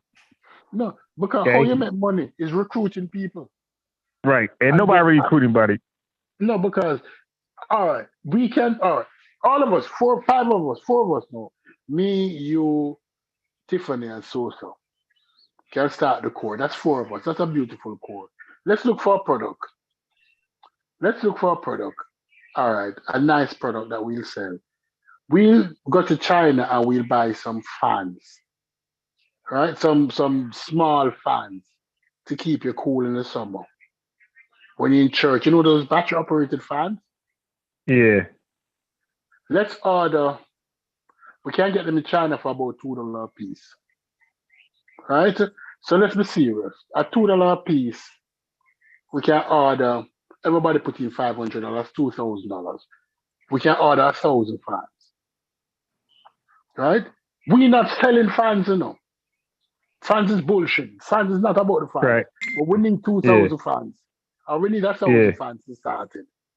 What we're selling is opportunity to provide mobile cooling to people. We're selling franchise to our company. Right? So when we buy the fans, we're also buying some t-shirts and some jackets. Some jackets with the logo on it. Portable cooling. That's what we're going to call the company. Portable cooling. Right? And we are going to go out there. We're not selling the bullshit fan. We're buying people. Right? So the first thing we're going to do is that we need to get some good cars. 4 nice cars. Or if we don't get cars, we get vans. Right. You got a Turo. The little 4 transit vans, I will put on the side portable cooling. I will put on the bottom hiring now. I will put a number for to hire people. When people call for hiring, they say, we're not giving you a job, we're giving you an opportunity. You need to sign up for one of these vans, for some of these fans, and you'll go out there and you are your own franchise. We're selling franchise. Your IBO, independent business owner, they call them motherfuckers. Boom! Franchise are selling. So now we have the shitty fans full enough. We have 10,000 fans in our warehouse. It don't matter. We just need the fans to say that we have the fans. We're going out there, we're selling opportunities. We're selling independent businesses. Right? So you come to us now and we say, listen, do you have a 401k? Are you tired? Do you want to be your own boss? These fans sell themselves. In order for you to get a franchise, it costs $25,000 plus you have to buy your own van. And we'll start you off with 200 fans. These fans you sell for $19.99. The first 200 free, and you come back to us every time, and we'll sell you the fans for $5.50. We buy those fans for China for $1 each, you know. You selling them for $19.99, and you buying them for $5.50. It sounds like a good thing. Hey, unbiased and paddle. I'm about to head on out. Yeah. All right, bro. All right. Thanks for joining. All right, peace out, Joe. Yeah. All right. So now Miss Tiffany have a pretty smile and she's a beautiful girl. So guess what? Miss Tiffany is going to be our sales director. We're going to get her some nice spike heel and some nice stockings and some nice skirts that are about 2 inches above the knees, some nice fitted skirt and some nice silk blouse, and some nice push-up bra. So when she want the silk blouse, the push-up bra, we're going to do her hair and her lipstick. And she's going to look successful because she's going to meet the clients. Hi, I'm Tiffany. Welcome to This That Cooling. And we're going to get a nice bullshit office that's going to look good because we're selling dreams and aspiration. How long do you think before we get rich? We're gonna be, especially right now. Yeah, we'll make a lot of money. Yeah, especially. Yeah, the only thing that keeps like regular folks from not becoming that rich is because morally we can't. It's morally, we're morally against it. Like if you want to go out and make money scamming, like you know all the tricks. You just morally can't do it. You got to be like you got to be like a psychopath. You got to be like a psychopath. Right.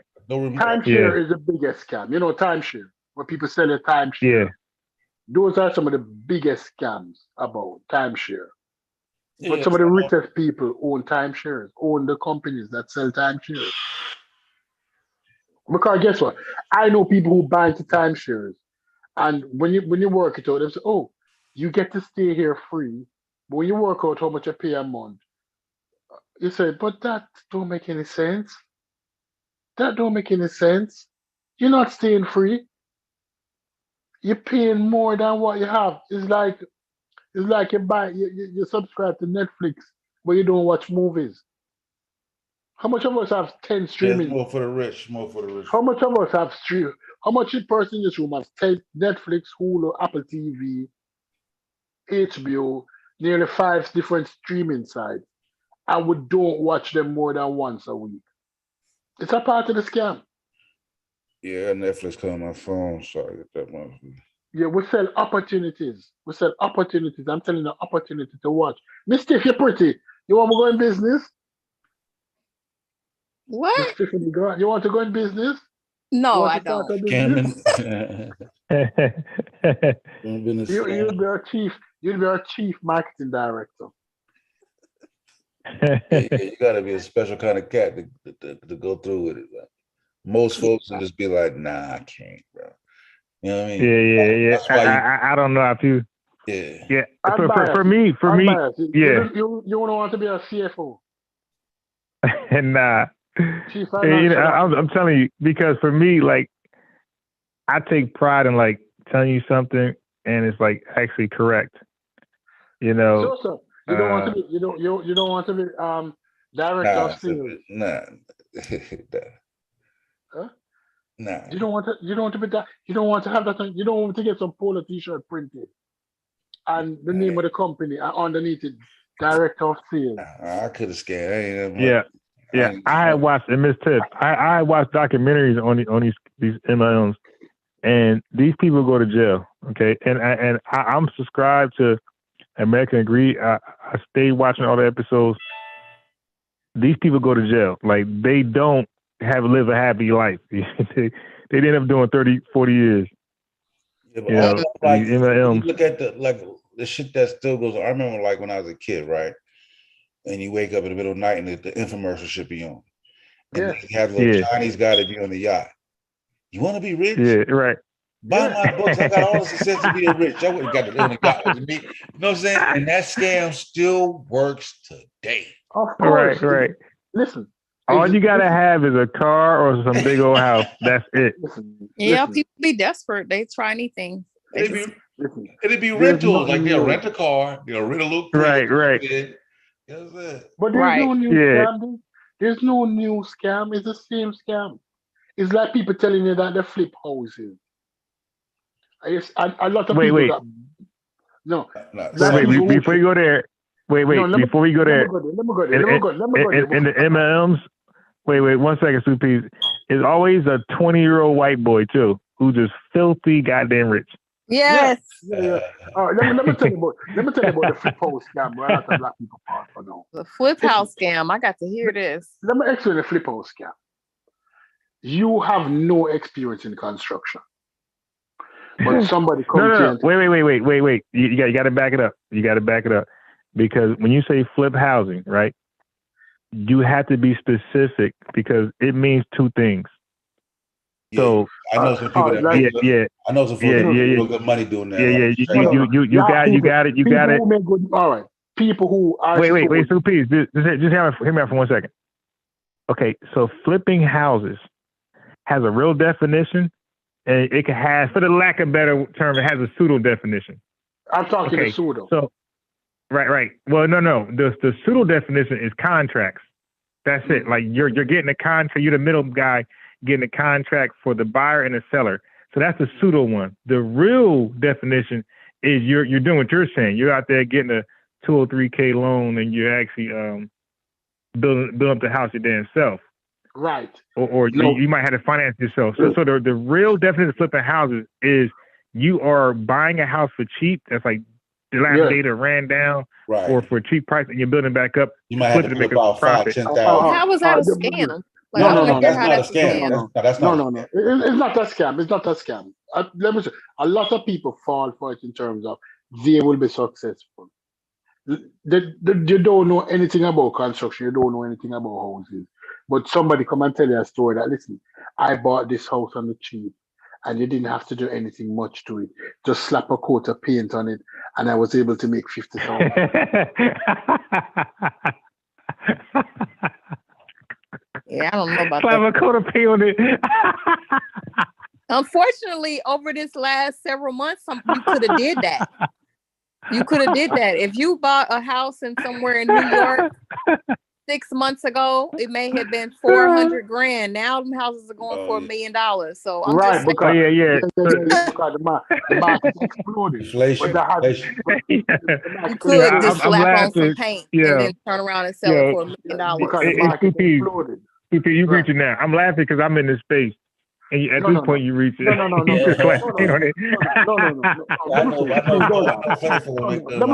finish. You just slap. No. Let me finish, please.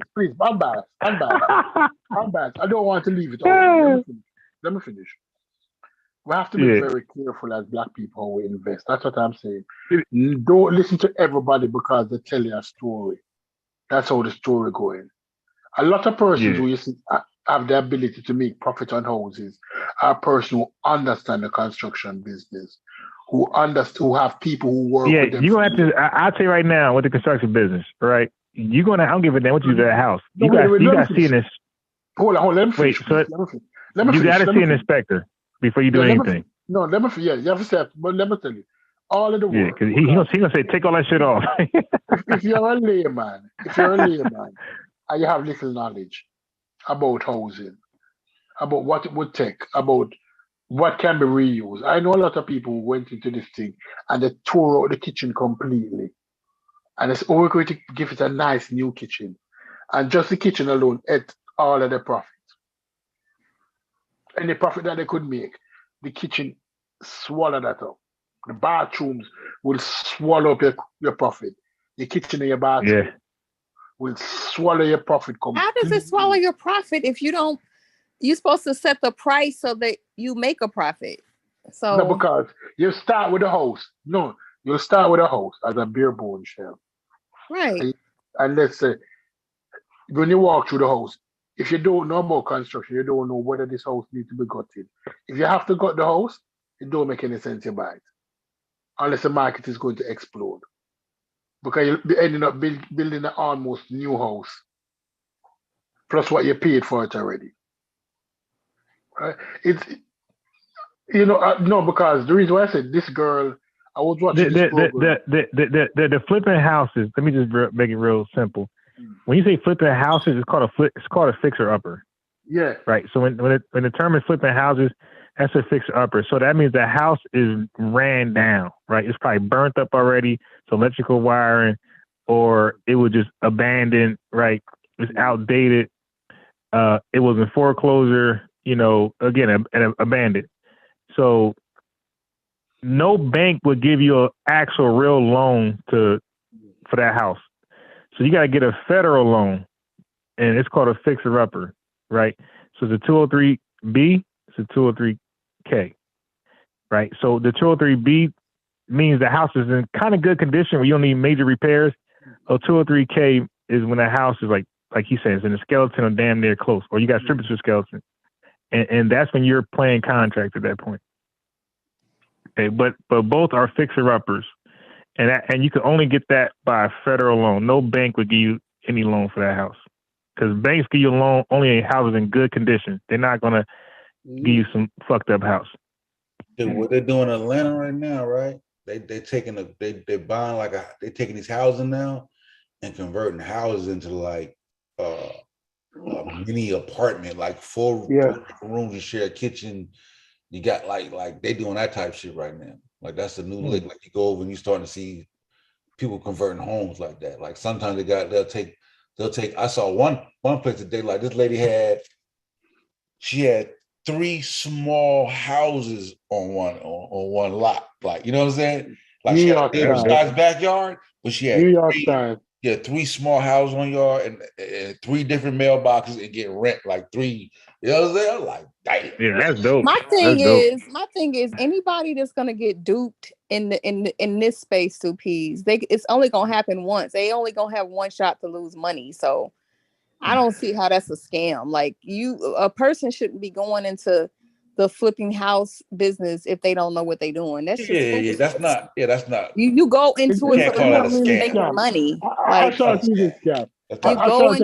You go into it for the purpose of making money. So like anybody who's doing that. That's why I said stupid got mixed up. The way I think where he was going is the pseudo sense of flipping houses, which is the contract guy. You know, now that's being pitched around the YouTube like anybody just can do it. It's easy. You know, just go get your list of buyers, get your list of sellers, get a real estate agent who got access to the MLS. You dig? Who can put you on? No money. Yeah. You talking about and basically you're selling the contract. You know, right. But that's called flipping. Oh, okay. Sorry. Yeah. I defined it wrong because a lot of us going it like it's a low risk business. It's difficult for us as black people, you know. Them niggas with bandit signs. Yeah, niggas putting a bandit signs like that shit gonna work. We buy houses. That shit outdated, outplayed. That's nobody's looking like. Listen, when you see something over and over and over and over and over for 20 years, you get numb to it, right? As though it's no longer there. So those bandit signs become like litter now. When you see we buy houses, we buy junk cars. Like you've seen that your entire like adulthood. You just like that ain't nothing. I'll never do that. I'll never call that number. And like that's how that is right now. Yeah, we buy homes. Like, how sweet is that? I want to sell my home right now. How sweet? Like you just called me about that. How much you gonna give me my home? Like I'm gonna give you top. Like I'm gonna give you top dollar. I got a sign. Yeah, and then he gonna tell you, okay, you buy it? Yeah, give me a minute. He's trying to find a seller. You dig? I mean, I'm sorry. He's trying to find a buyer. You're the seller. He's trying to find a buyer, which could take forever because the people on your list who say they will buy, either they bought one already or they were lying the whole time. You're like, you ready? They're like, nah. You know, you screwed now. Yeah, the scam never is. But that's the Sam Merrillson thing. Now it's a legit program, but like again, it's just outdated. Like that's not what we do anymore. Right. I guess the only scam that's related to the housing piece is the kind of the same thing with the MLM. How you have those seminars that tell you how to be a real estate investor. Those are scams. Yeah. They just get you in there to tell you how to then convince you to pay $20,000 to study under a master, you know, to learn how to be a real estate investor. It's just ridiculous. No, that's where the scam is. Yeah. I like to go around because like I had some downtime recently, and I like to go and just and just hear like different people, because like I forgot the dude that was Vlad was into doing, right? He like interviewing him, he like a millionaire, right? And different people have different ideas when it comes to buying a home, right? Like you hear some rich people say, "Nigga, don't buy no house." You know what I'm saying? Like he was saying like that's the worst way to accrue wealth. You know what I'm saying? That's people who depends on the kind of house they're buying. Like poor people. No, but look, let me explain before you get out of it, because he was trying to say like, he said you never heard anybody who, because he was explaining like, basically you want to buy into something that's going to constantly make money for you. Because he was like, he started off with the real estate shit, and he was talking about, he said like Donald Trump will buy a building and he'll live in the building. You know what I'm saying? Yeah. Like he's saying like he'll buy an apartment complex and live in the apartment in the complex. You know what I mean? So he was trying to, like, certain people have different angles about buying homes. So I was listening to different perspectives. Now, Stupi, I mean, Sosa, I'm glad you said Donald Trump, because you know if you're in the housing industry and you trying to get on game real quick, you got to put your feelings aside. Like you got to read those Donald Trump books. Like there's a lot of game in his books. Okay, so if you hate Donald Trump, you ain't gonna be that successful in real estate game. You got to read his books and look how he go into his mind and see what angle he came with. He has great information in there for a real estate game. For sure. Yeah, that's like hearing different perspectives and shit. Like I always be, you know what I mean, just trying to find different little avenues and shit. Cause I always be looking to invest, try something a little different, try something else. Yes. So some people buy homes, so some people buy a home, like their home, and they live there, and then they improve it. You know, they add a deck. You know, so the thing that's going to increase, like Stu P said, you're going to do a modern kitchen where it's just, they call it, you get the island, it's a see-through kitchen, right? And your bathroom, like so people are going away from tubs. Everybody wanted just a shower. So like these are the things you'll do to add value to your home.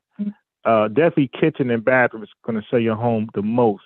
Yeah. You know, and then after that, it's upholstery. It's I'm telling you from what I see, because I see people order your windows. You want Anderson windows or some of the best windows possible, and this which is Anderson windows.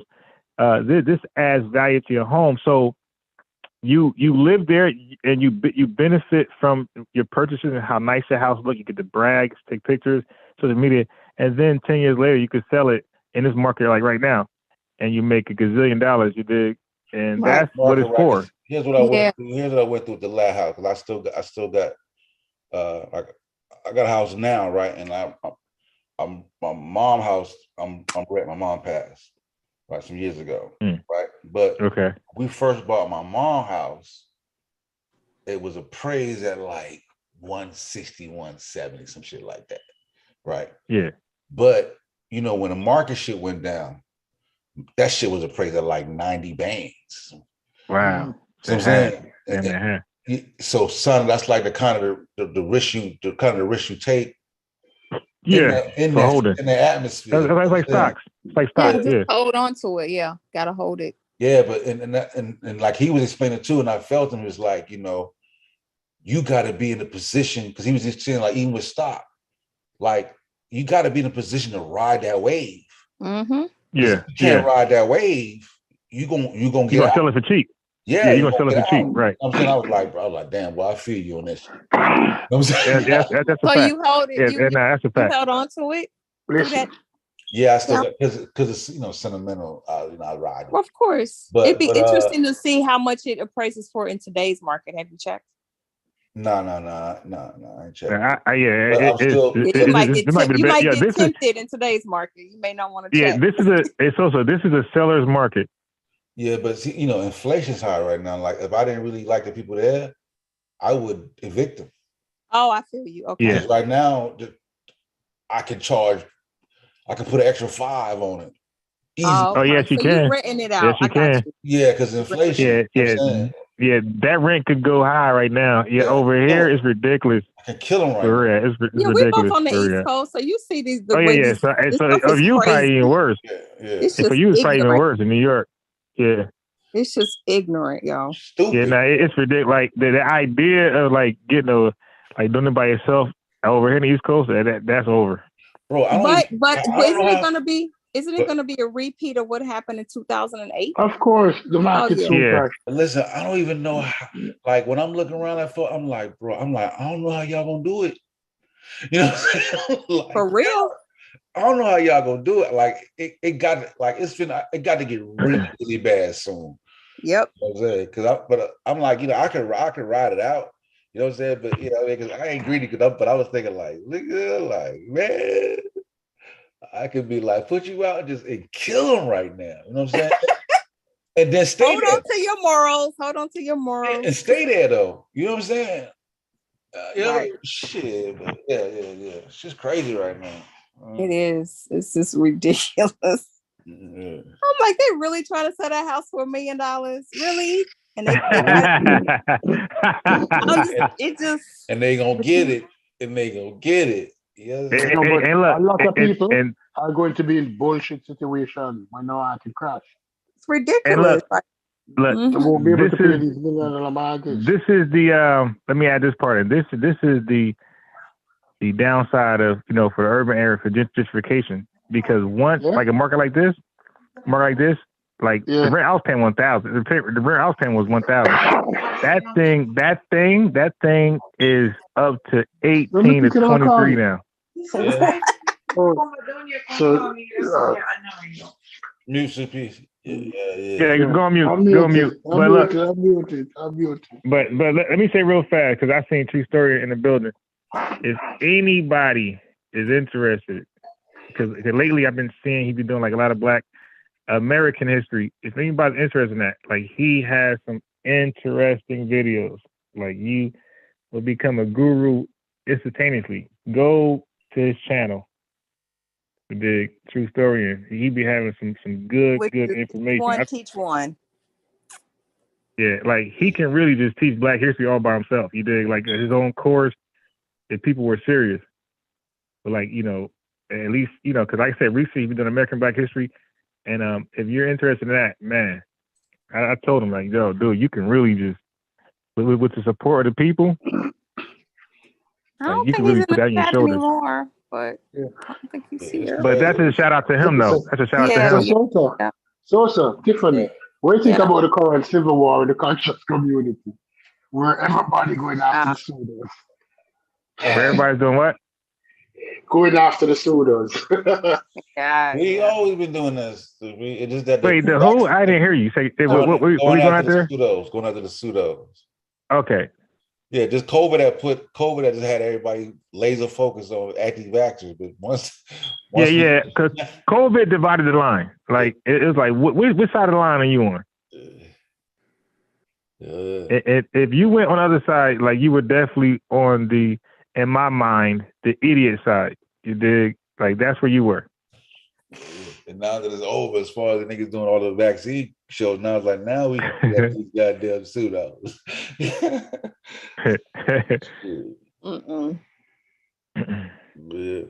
Because I'm trying, like really what I've been looking for now, the reason I've been watching a lot of shit, because I'm trying to anticipate the fallout. Because it's gonna be a solid opportunity, money opportunity coming. You know what I'm saying? Just because of how wrecked shit gonna be. You know what I'm saying? And yeah. You know what I'm saying? So there's the next avenue. Bro, there's so much stuff. Like for example, I always have an ear for like opportunities to make money. Now listen, I'm just saying me, right? I'm not. This don't reflect anybody, just myself. If I'm going to jump into something, I like to be successful. To make a lot of money. I don't want to make regular money, right? So I was watching some videos. Like I watch videos about carpentry, and I looked into that. But you can't fool yourself, right? You can't. You gotta know what you're good at. And I'm not good with shit like that.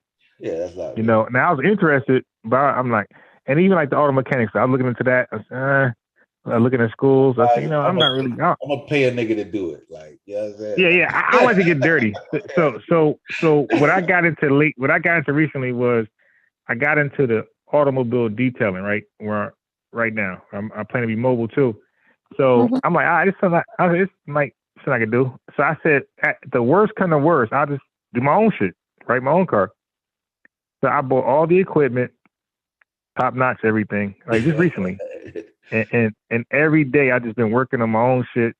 And then when I got kind of good with my stuff, because I realized the exterior, the wash and the wax, that shit easy, right? I realized the hardest part with this shit is the interior. That's that's where you get paid.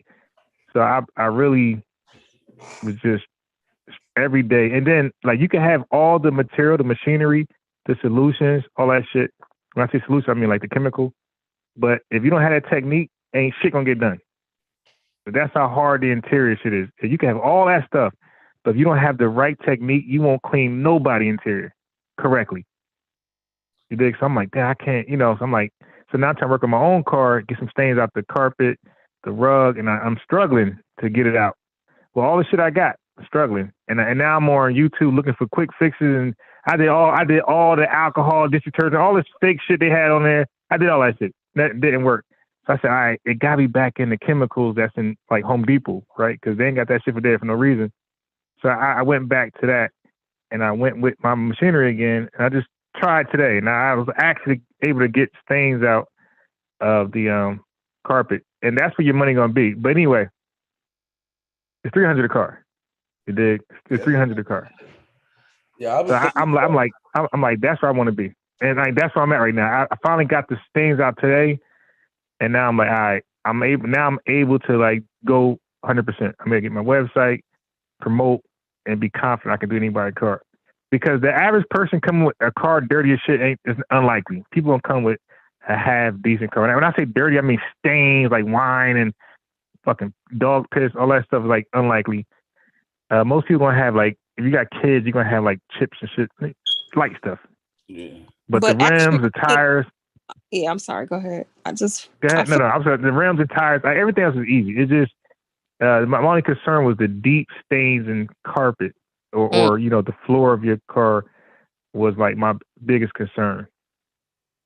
How long do you think it'll take the car? Yeah, so I was getting my stains out, and my stains were like, it was normal. I had normal, probably the average person car stains. It took me it's about 3 hours. I'm be honest. Like for the car wash and getting the stains out all the way where you would like it, it's gonna be about 3 hours. So it's $100 an hour. It's really not a bad look. And I want to say, do you feel like that's easy money? It sounds like it. Yeah, I do. Okay, good. I've been getting some furniture from IKEA, and I haven't done it for years. And the reason why is I don't want to put it together. I just get my furniture already assembled.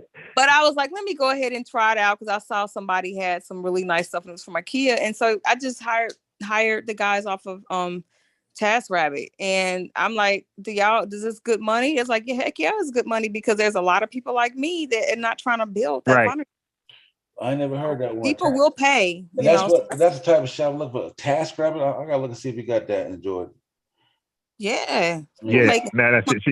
She's right. And that even made to Shark Tank, but this person had like firemen coming to your house and doing it because people more comfortable with firemen coming to the house, But yeah. So she's right. People will pay. Like for me, I'm not the tools guy like that. I'm not the tools guy. So I will also pay somebody to take some complex shit down I didn't put together. Yeah. Mm-hmm. Yeah, I ain't a tour guy either. But as soon as I type in TAS, motherfucker, it was TaskRabbit. That's what you want. That shit get a lot of links. Like I shouldn't even. Yeah. It was straight to TaskRabbit. But yeah, because hold on real quick. Because right now, like this is what I've been thinking, right? Because like I gamble, right? So that's what I gamble a lot. But right now, and it's nothing. You know what I'm saying? Like it is baseball. I don't like gambling baseball. So I'm like, ain't gonna till like September. I'm pretty much just out doing other grind, just to keep myself busy. And the crypto shit, I'm down. I'm down hard right now. But I'm gonna ride that out. You know what I'm saying? Yeah. And I've been thinking I might fuck with Turo. You know what I'm saying? put a couple vehicles on Toro side out, and I started like one, and then do the Toro thing for a while. I did it with hire car, and it was okay, but I did it in the beginning of hire car, so that's like another rent from place. You know what I mean? But there's some headaches with it too, because like you said, you get vehicles a certain motherfuckers. You know how that shit goes. You know what I'm saying? They ain't gonna treat your car like you spoke, like, you know what I mean? But I've been thinking of that as a little way to generate income. Yeah. So now let me say you know this. what I was looking at? You know what I was looking at the other day? Some guys come on and say the handyman should pay well. Being a handyman. Yeah, it does. Yeah, it does. That's 100%. That's 100%. Like they make it like $1,000 be easy. Yeah. I'm not a single woman live now. That's what she was saying. That's what she was just saying about TaskRabbit. Yeah. I can send y'all a link of he's extreme, but he's like he's unique. But I can send y'all a link of one handyman who charges $300 just to talk to the guy about your project. Like he's that successful. Like $300 just to even talk to him about your project. Yeah, I ain't no handyman. Like his time is $300. Yeah, I ain't the handyman nigga. Yeah, me either. I wish I was, because like he said, a lot of money there. A lot of money. Listen, I buy tools and lose them every year. I buy a new tool set because I don't know. Yeah, I'm too clumsy. Hey, Sosa, I just left my cordless drill outside the back where it could be rain during all type of shit, dude. That ain't me. Yeah. No, simple things like changing a pipe in the hose where they don't want to call a plumber because a plumber too expensive. Yeah, that ain't me. I'll fuck around and break your pipe. I don't know how to do none of this shit. That's a skill, bro. Like I ain't got that kind of skill. No, simple things on the hose. Yeah, I don't do that type of shit. I don't fix nothing in the house. Man. I call somebody. Somebody want to move a piece of furniture. Only thing I changed is the sink, because the sink got the little plastic shit now. Yeah. I can't even do that. All you gotta do is unscrew it. It's easy. Bloop bloop, like twist it all bloop. Yeah, but when you got no confidence trying some shit, it gets ugly. And then other especially stuff in somebody else's house. Oh yeah, that's even worse. Yeah, I wouldn't do it nobody else. My shit got that it's fiber, so ain't nothing but just like twisting off a bottle cap. Yeah. Oh, it's still raining? You can charge $40 to change the battery on the fire extinguisher and the fire smoke alarm. Yeah, you know how much a woman can't change the batteries on the smoke alarm? Me. What if the smoke alarm go off? Right? Me. And I have to drive my out. shit beeping right now. I know I need to change the battery. I've been listening to, like, I'm downstairs. I'll be like, I don't give a damn. I'll just stay downstairs. I have to have my super do it. I know it's time to change my shit. I'm like, shit. You can't call somebody. Somebody come to your house, change the battery for $30 or $40. Nah, I do that. What the hell? You do it. $30, $40 to change the battery. Drive out. Come with a ladder. It'll get annoying. Eventually, it'll get annoying enough to where I'll be like, God damn it, let me change this little back, change the battery. Right, but a lot of women can't change the battery, or they don't have a ladder in the house to change the battery. Hey, Tiffany. Yeah. What you mean you can't change the battery? What's up, y'all? What's going on? I mean, it's okay. Go get a battery. I'll tell you how it go. But I do have a super. I can just have them come in here and do it. Nah, but when you say you mean you rather not do it, right? Not that you can't do it. You know what? I can do it. Now he challenged. You want a smoke alarm? Now she gonna fuck it up. No, Tiffany, stick with your phone. Wait, you want a smoke alarm? So I'm like, ain't no way in hell, bro. Ain't no way. The smoke alarm, yeah, it's up there. I be pulling it out the wall to make it stop. Don't venture off into the unknown. Don't venture off into the unknown. No, she rather take the battery out. Hey, be at the house like fucking Haskell. Take the battery out. I think, but you know what it is? You have to go through the trouble of standing on something because it's so high up and that sounds like you just wait. Don't so want to why you got it so high up though? I didn't build the apartment. It's where it's at. You got high. Yeah, you could take it down. You could take it down and put it somewhere else. No, I can't. It's wired into the. It's wired into the. Okay. system. Yeah. Okay, how about this? Then you could take the battery out, right? Get another one, and then have that shit drilled in. So like I did mine. Like my shit was I see what you're arm's saying. reach. I my see shit was my shit was arm's reach. I ain't reach for nothing. No ladder, nothing. You know, the way they have this building wired, I feel like that thing is got some kind of third brain to it. No matter if I take the battery out, it's gonna still go off. Hey, Stoopies, you washing dishes, man? Yeah. Sorry. That's good call. What's that? Yeah, he watched this with the light off. Like, come on, dude, turn the light on. Is that Dawn? I definitely got Dawn. Hey, yo, listen, y'all gonna laugh at me, Haskell, but I wash dishes with latex gloves on. I hate my fingers getting wrinkled. Yeah, that's some pretty boy. That's some light skin shit for real. That's some real light skin shit. Yes, sir. Yes, sir. Yes, I do. Funny. I with gloves on because I hate touching that shit. So yeah, that shit so nasty. Yeah, I'm old school with it because when I grow up, we do it with put the dishwashing detergent in there and we put like a little dab of some Clorox in that mug. Yeah, but you're not supposed to do it, because Clorox rack with dishwashing liquid now. The kind of Clorox that have this kind of dishwashing liquid. Yeah. And byproduct is not good for your skin. Yeah, that's good. Because my daughter might try to throw them motherfuckers in the goddamn dishwasher. I hate. You know what I'm saying?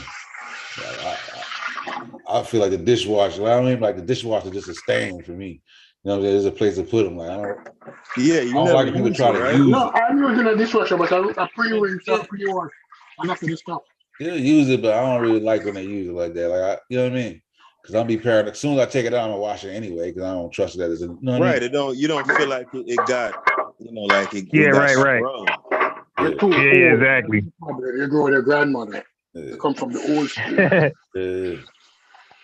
I remember back in the day growing up. I bet Stoopy still hand wash his clothes and line dry. No. I remember as a little kid we had a washing machine and we still had somebody come in to hand wash the clothes because a lot of people, my mother didn't have faith in the washing machine. Really? My mother didn't have faith in it. No, somebody to come in and wash it. Listen, no. Listen, in Jamaica we have that thing. When you hand wash it, your hand make a specific sound. A sound, yeah. When you're washing clothes. Hey, you know what? You know what's crazy? Can I make that sound? The clothes not washing good. Hey, I'm biased. That shit used to drive me crazy, right? Because I used to watch my mom's wash the clothes, and she could always make that perfect sound, right? Mm-hmm. So I try to mimic it, and I'm like, damn, why would I do that shit? I can't get that fucking sound. Like that shit used to make me mad. I'm like, what the fuck? Yeah. I used to be able to do it. I'm talking about it's like a perfect little like shriek. I'm like, what the fuck? I'm sitting there like, yo, I want that sound. Yeah, I want that sound. Hey, Thirsty in the chat, like I like watching it because it make my nails clean. I'm like, look at me too. Nah, yeah. That's the other side. It should be immaculate. Yeah.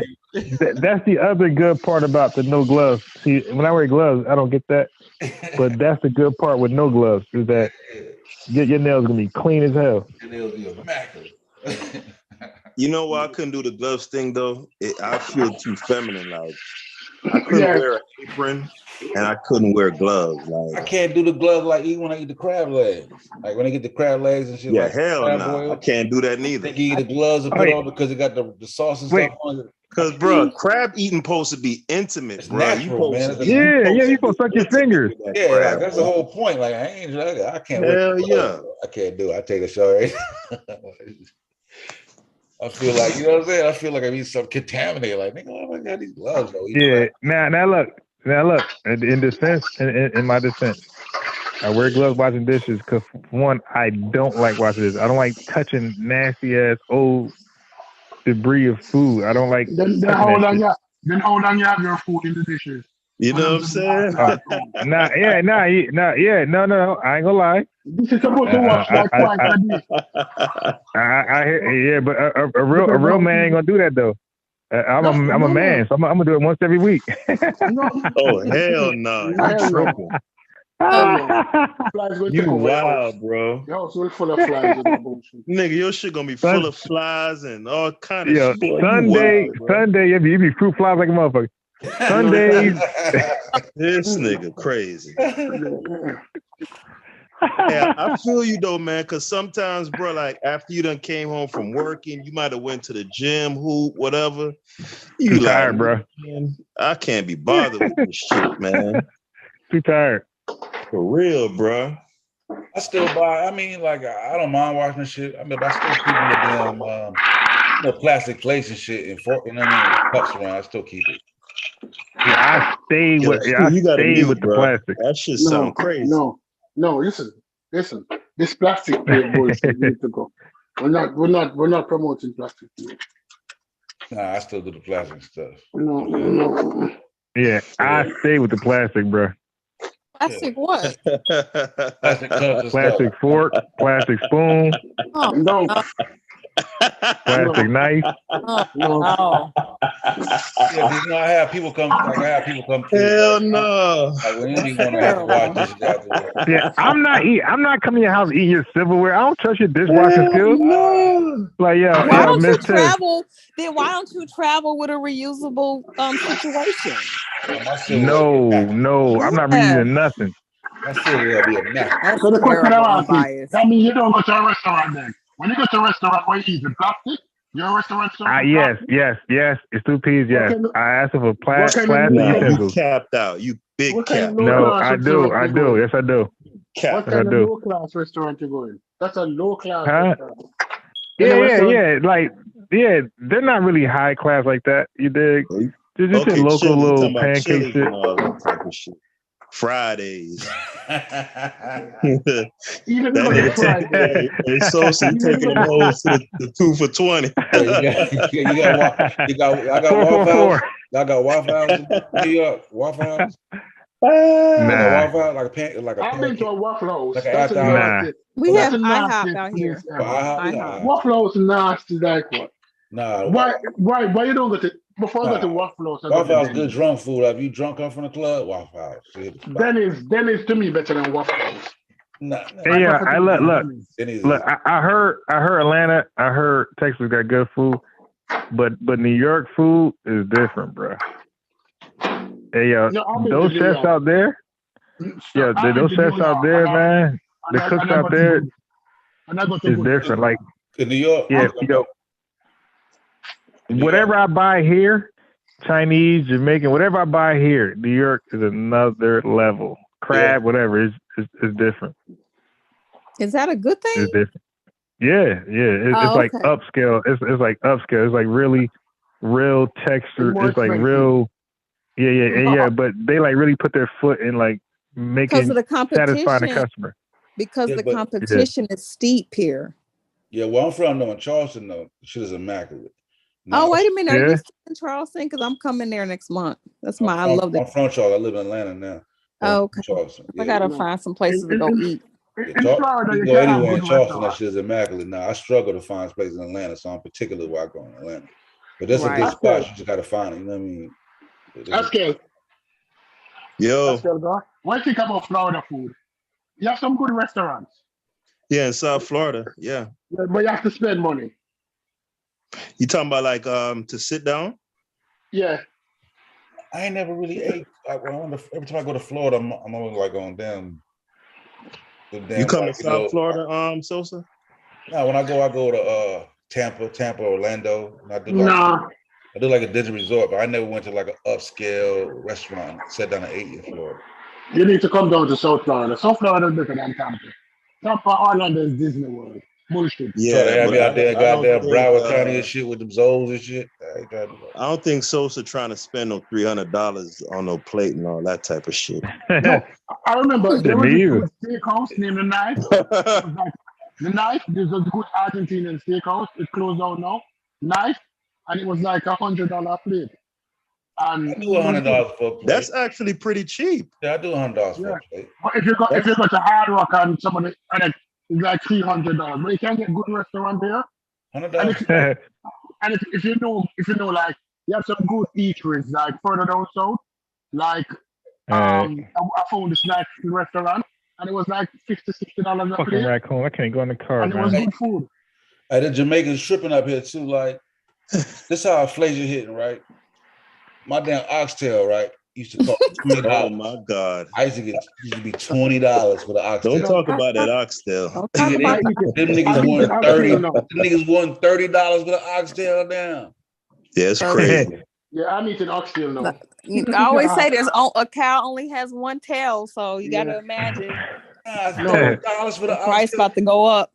But guess what? Oxtail used to be a very cheap meat back it's in the Jamaican day. food. Because white people don't eat oxtail. It's not like you all they do is it's in high demand now because everybody eat it. That'll be nigga $30. Like nigga $30 per plate, and then I gotta make sure you ain't give me the big piece of oxtail with just mostly bone on them. Like man, I'd be hot to take it about sometimes. Well, you know what? Wait. Recently, because I got a butcher right by my house. Recently, the prices went down. It had went all the way up to like $12 a pound at one point. Yeah, and as recently as I want to say 3 weeks ago, it was all the way down to $7. Damn, maybe I need to check because I went there about 3 weeks ago. I don't know if it's still at $7 right now because I haven't bought any in about a month. But I bought about 3 pounds last month, and I cooked some myself. You know, so. Yeah, Haskell, you know how they do me, man. They hit me with the large, and then hit me with a gang of rice. You know Yeah. They go put the cabbage in the other. Good for that. They good for that shit. Yeah, they go put the cabbage in the other container, and then hit me with a little bit of oxtail in the one little. I'm like, man, y'all. Y'all reminded me of my spare ribs I had. I just went out to eat. I forgot to put in the refrigerator. Anyway, carry on. Wait, Miss Tiff, was that $300 a plate? No, it was off the plate, but it's delicious. No, look, Miss Tiff, let me ask you this. So we go to dinner, right? And it's with 2 pieces, $300 a plate. I say, all right, no problem. Let's go. You go.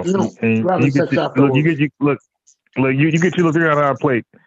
I'm not buying no $300 plate. I'm getting just fries. You got a problem with that? Now look, you got your plate. Look, fries. You picking up the bill, right? Right, yeah. I'm just asking you. I'm just asking a woman's perspective. You got your $300 plate. I got you. Get what you want. But for me, yo, I got it. For me, I'm getting fries and a beer. That's it. What those restaurants don't sell fries? You're not going to get fries at that restaurant. I'm getting broccoli and beer then. Whatever's cheap. But what do you? Is this a first date on Bias? Yeah. No, you can't. No, you're crazy. My plate is wife and girlfriend. I'm not buying no $1,000 plate, man. I'm not doing that. $1,000 might be a little steep. on a woman. Or anything close. Nuts, bro. Yeah, they be doing it. This guy spent close to $500 on 2 days. No, but I would tell her, look, but Haskell, I would last week. Haskell, I would tell her before I even go. Haskell, I would say this. Look, Haskell, before you even go. Hold on, real quick, I want to hear what Tiffany just said a while ago. What say it again? Go ahead. Men out here doing it. This guy took me on 2 dates last week, and he spent upwards of $500. Yeah. Oh, you let him buck? You got him buck? What? Did he get the beat? No. That's confidential. How much Not at all. Not $500? Yeah, Timothy said at least $1,500. You finesse that man, bro. Nah, but listen. You're going to TGIF. Listen, all right. He was trying to fly. If I go out, right, and I take somebody, it's gonna be at least 2 something. Cause like if I'm going out, I'm drinking. Mm-hmm. Right. It's gonna be like $1.50 if they drinking. I'm hoping they drinking. Like, it's easy to spend that in today's market. You gonna spend $1.50? That's why we're not going out. We're gonna buy. What's that spot called? That Jamaican spot called? Plastic on the first day. What's that Jamaican franchise called up here? Is it in New York? I gotta go to Crust. We gotta go to Crust. I gotta go to Crust. Yeah. Go to Crust. Go to Crust. Golden Crust. Mr. You ever heard that? You ever had that? Of course, the Jamaican spot. Yeah. Yeah. Okay, that's what we're going to Olive that's what we're doing. No, I would never. I wouldn't even go. I wouldn't even go. You don't like Golden Crust? I wouldn't go there for no date. No. Oh, no. I'm saying, look. I'm saying we're picking up and we coming back to the crib. We ain't staying there. You're funny. She like I had to been knowing you for a while. Like that's like lunch. That's like lunch. Exactly. Like if we was already together, it's different. But you ain't trying to impress me with no Golden Crust. Hey, look, you don't like that food? Oh, that shit danging. Hell, no, I love Golden Crust. The food is good, though. That ain't the point. The food is good. Golden Crust awful. I love Golden Crust. Oh no! If it was in Florida, I said to go to Dutch Pot, but the only thing good at Dutch Pot is the oxtail to me. Yeah, I don't like Dutch Pot. The only thing good at Dutch Pot is the oxtail. Look, my thing with Jamaican restaurant, like, if your oxtail ain't hitting, I ain't even gonna eat that. Like, that's the first thing I order to see if you good. That's true. I'm gonna order oxtail. To me, the oxtail ain't hitting, I ain't coming back. You're never coming back. I ain't coming back. I don't want to taste nothing else. But you know, so it's a weird thing with restaurants. Like, a particular restaurant could be like A1 in like far as their chicken. Yeah. But another one would be A1 as far as like their gold and their oxtail. Another one would be good at like their breakfast stuff. You know, it'd be like, yeah, I already know, but you want to get me, you better get the oxtail right. Yeah, the oxtail, all that shit is a deal breaker. Yeah, my only problem with these restaurants I'm still mad about Buddy spending that $5 and so what happened with Buddy? What happened with dude, man? You still talking? And then he paid $75. We was out, and on the street they have a lot of these like markets and stuff, and he bought a pair of earrings for me for $75. What the fuck? Me after dinner twice. Listen. Now, that was on him. I would do that pre-pandemic. I would do that because I was flossing. So I would now. I ain't doing that shit. So hold on, you spent $600 on a stranger too pre-pandemic. I would do that. Yeah, I would do that. I would do that. That's hilarious. I would do that because.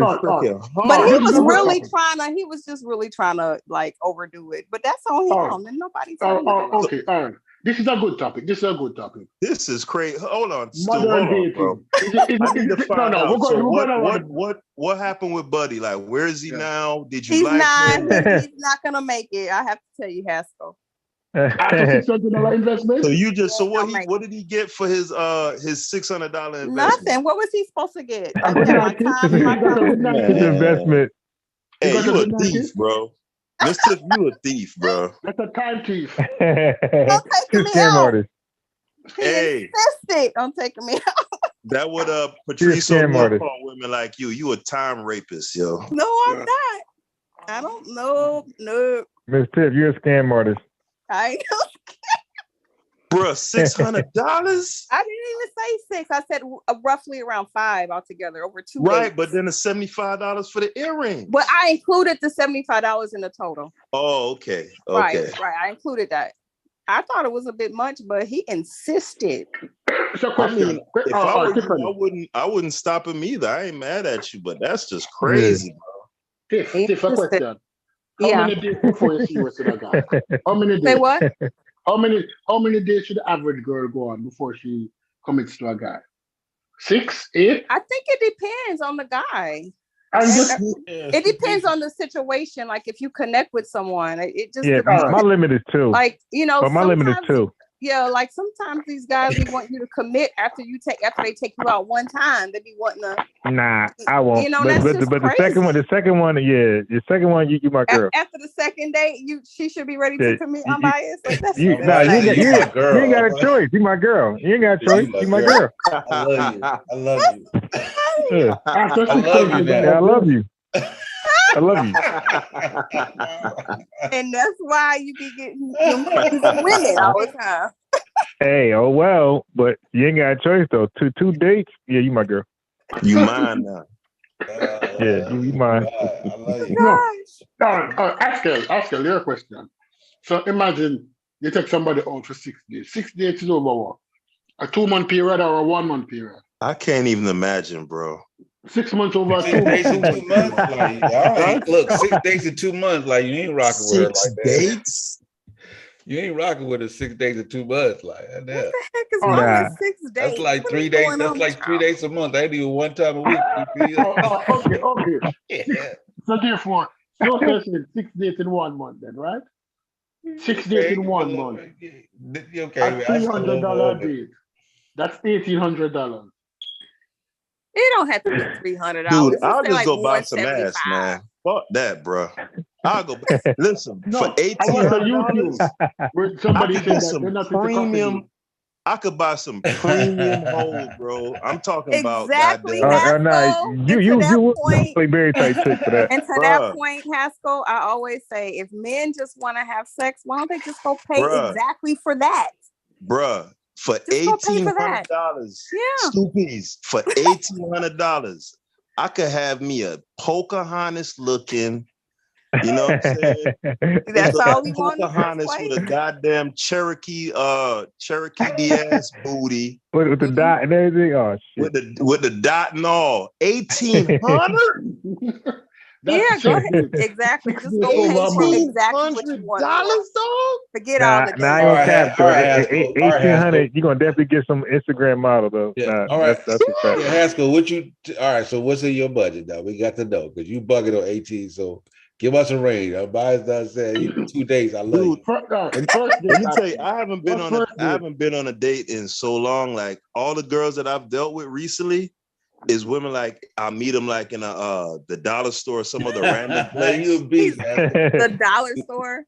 Okay. Yeah, no, I'm just saying it'll be listen, this it'll either be like at a random place or at my workplace, right? Because I have like my own little sole proprietorship. So I be shooting all day. You get what I'm saying? I almost choked, bro. I was about to drink this. I'm so angry. How do you date them? I be shooting all day. Yeah, that's how I do it. I just hey, look, Sosa, I just carpet bomb, dog. That's like my shit. Just carpet bomb, bro. Like something gonna get hit, bro. Yeah, that's a fact. The numbers do play out. So you don't go out on a date? Yeah, I gotta start doing that, yo. The numbers game. I be too fearful. I don't do the dating thing because I used to, but this how I look at it. Like, if a woman likes me and I like her, like we supposed to be able to vibe, right? Most of the time it'd be like over the phone. We feel each other out. Then she could either come to my place or I'll go to her place. Like to me, dating is for like once I'm into a person. Like I can't spend money on a stranger. Like I'm 40 now. I just can't. But how do you know how old they are though? Like when you shoot your little shot. That's my problem. I can't pull the trigger because I'm like, damn, she might be young. If you don't know, you probably should pass on that. If you gotta ask, I'm just saying. If you got books in the hand and buy that, by still. Like if you concerned about it, I can't tell nowadays. I can't tell nowadays. Bag, that's one of the clues. Dude, you got to understand, like guys like the guy Tiffany is describing, these guys have completely warped the market. So really, they warped the market. They did. I'm not, from your perspective, shit is great. Like I don't blame you. If I could get some goofy to spend $500 on me, you know what I'm saying? He don't know me. He don't know me. Ass good or if I goddamn done had, you know what I'm saying? He don't know nothing about me. I'm a stranger, and he's spending $500 on me. I'm gonna tell you what work good. What work good in strip clubs, and that's a date. That's a date. So then, like strippers go for that, like heavy. You know what I'm saying? Like you don't really spur in the strip club when you holler and be like, let me take you out, take you out to eat. Like that, get them every time because they normally don't get that. Yeah, because they normally don't get the type of response. It's normally just, be bang you out. Right. So they so that opportunity is missed by them a lot. Like they go for that shit. Then every time. So wait. Question to everybody in the room. So Haskell don't believe in dating, right? Tiffany believe in dating. Absolutely. So do you believe in dating? Yeah. How much? It ain't mandatory. Like it depends. How much would you spend on the first date? Maximum amount. I don't really got no. I ain't really no. Like I ain't finna try to spend 1,000, but it's not really a maximum amount. It depends on where we're going at. 1,000. It depends on where we're going at. Because I like. First thing I'm gonna ask is if you like seafood, because I like seafood. So I'm saying, so if you like seafood, then that's a little different. The budget gonna be. We're going Red Lobster. Hell no. Red Lobster. Red Lobster. Nah, Red Lobster just for like me and shit. I'm going on grass and shit. Yeah, you fried you so. Like we don't fuck with Red Lobster even for like, you know what I mean? But like, you know what I mean? But like, I can tell by where we going. Like, what you like? Like, you want hibachi? I know what that is. That's yeah. That's like 100. Hibachi only like I can eat, like without cooking it myself. Yeah, it's hibachi. That's 150. I can get, you know what I mean, a little $35. Yeah, I can do a hibachi. I can do a hibachi. Yeah, hibachi. Hey, Sosa, that's the way. I mean, unbiased. That's how I look at it too, bro. Like all that shit, the steak and all. Look, listen, I do that reverse sear, nigga. My steaks be bomb, bro. Yeah, like my seafood gonna taste better than nasty. Stop the conversation. But listen, though, I fuck with the steaks, but a lot of girls. They ain't really in for the steakhouse. So it got to be something else. Like you don't really get a girl to be like, nigga, I want me a goddamn T-bone or filet mignon. You know what I'm saying? I would. I'd be like, yep. It's rare. It's rare. Hey, I like that though. It's rare though. Tiffany ass a goddamn finesse. Tiffany, would you go to Longhorn for the first date? Would I go where? Longhorn Steakhouse. I mean, I guess that's what equivalent to what? Unbiased here, because I don't know. It's like a Texas steakhouse. Like that's not that expensive though. Like Longhorn Steakhouse is bullshit. It's not that expensive. It's like stupid, like the equivalent of that. Like we would go like yeah. You might get some frozen ass bullshit. Yeah, I don't want that then. So if I'm gonna go to steak, something like that, I'm gonna go to Highland Tap. You know what I'm saying? So it's gonna cost you a little something, but the steak is fine. That's going to cost like $150 a plate, and that don't include drinks. Yeah, you're gonna get and I gotta get an appetizer, like an appetizer, right? So you're spending down there. See, I'm all for, you know, I'm not all for people like wasting their money. So I prefer to get to know a person a little bit before I even want to go out on a date. But this particular guy, he just caught me on a day where I was like, sure, I'll go out. And he just happened to be one of those type of people. Your ass was hungry. No, I wasn't hungry. It was just, no, I know how to, I can take my own self out. That's not an issue. But, you know, was talking himself up so much. I was like, sure, I'll go out with you. And that's how that happened. But typically I like to to get to know a guy in advance of even going out with him. So I may not even go out with half the guys that try to talk to me. I'm just gonna be honest. Like I have some integrity. Yeah, you know. Somebody spending $400. That's his responsibility to not overshoot his budget. Right. It's true. It's true. I agree. That's on him. Yeah, I agree. No, but when he sees you and he wants to impress you, right? You know that he's not the kind of girl that can carry to KFC and get the $5 bottle. Right. The Wendy's and get the 4 for $5. Yeah. Right. Yeah, I don't know nothing about that life. Yeah, you don't know nothing about the Wendy biggie bag. Nah. Hey, you know what's crazy? You know, in a place like Jamaica, you take a girl to KFC, you doing something, bro. Hey, I'm telling you, yo, if you've never been to Jamaica, you need to go. That's all I was saying. All right. KFC. You need to go to KFC is a Jamaica. big deal in Jamaica, unbiased, like for real. Listen to this. Back in the day when you go high school, right? You take a girl to the movies. You get dressed up and all, unbiased. You take her to the movies. Oh shit! And then take her to KFC after the movie. Yeah.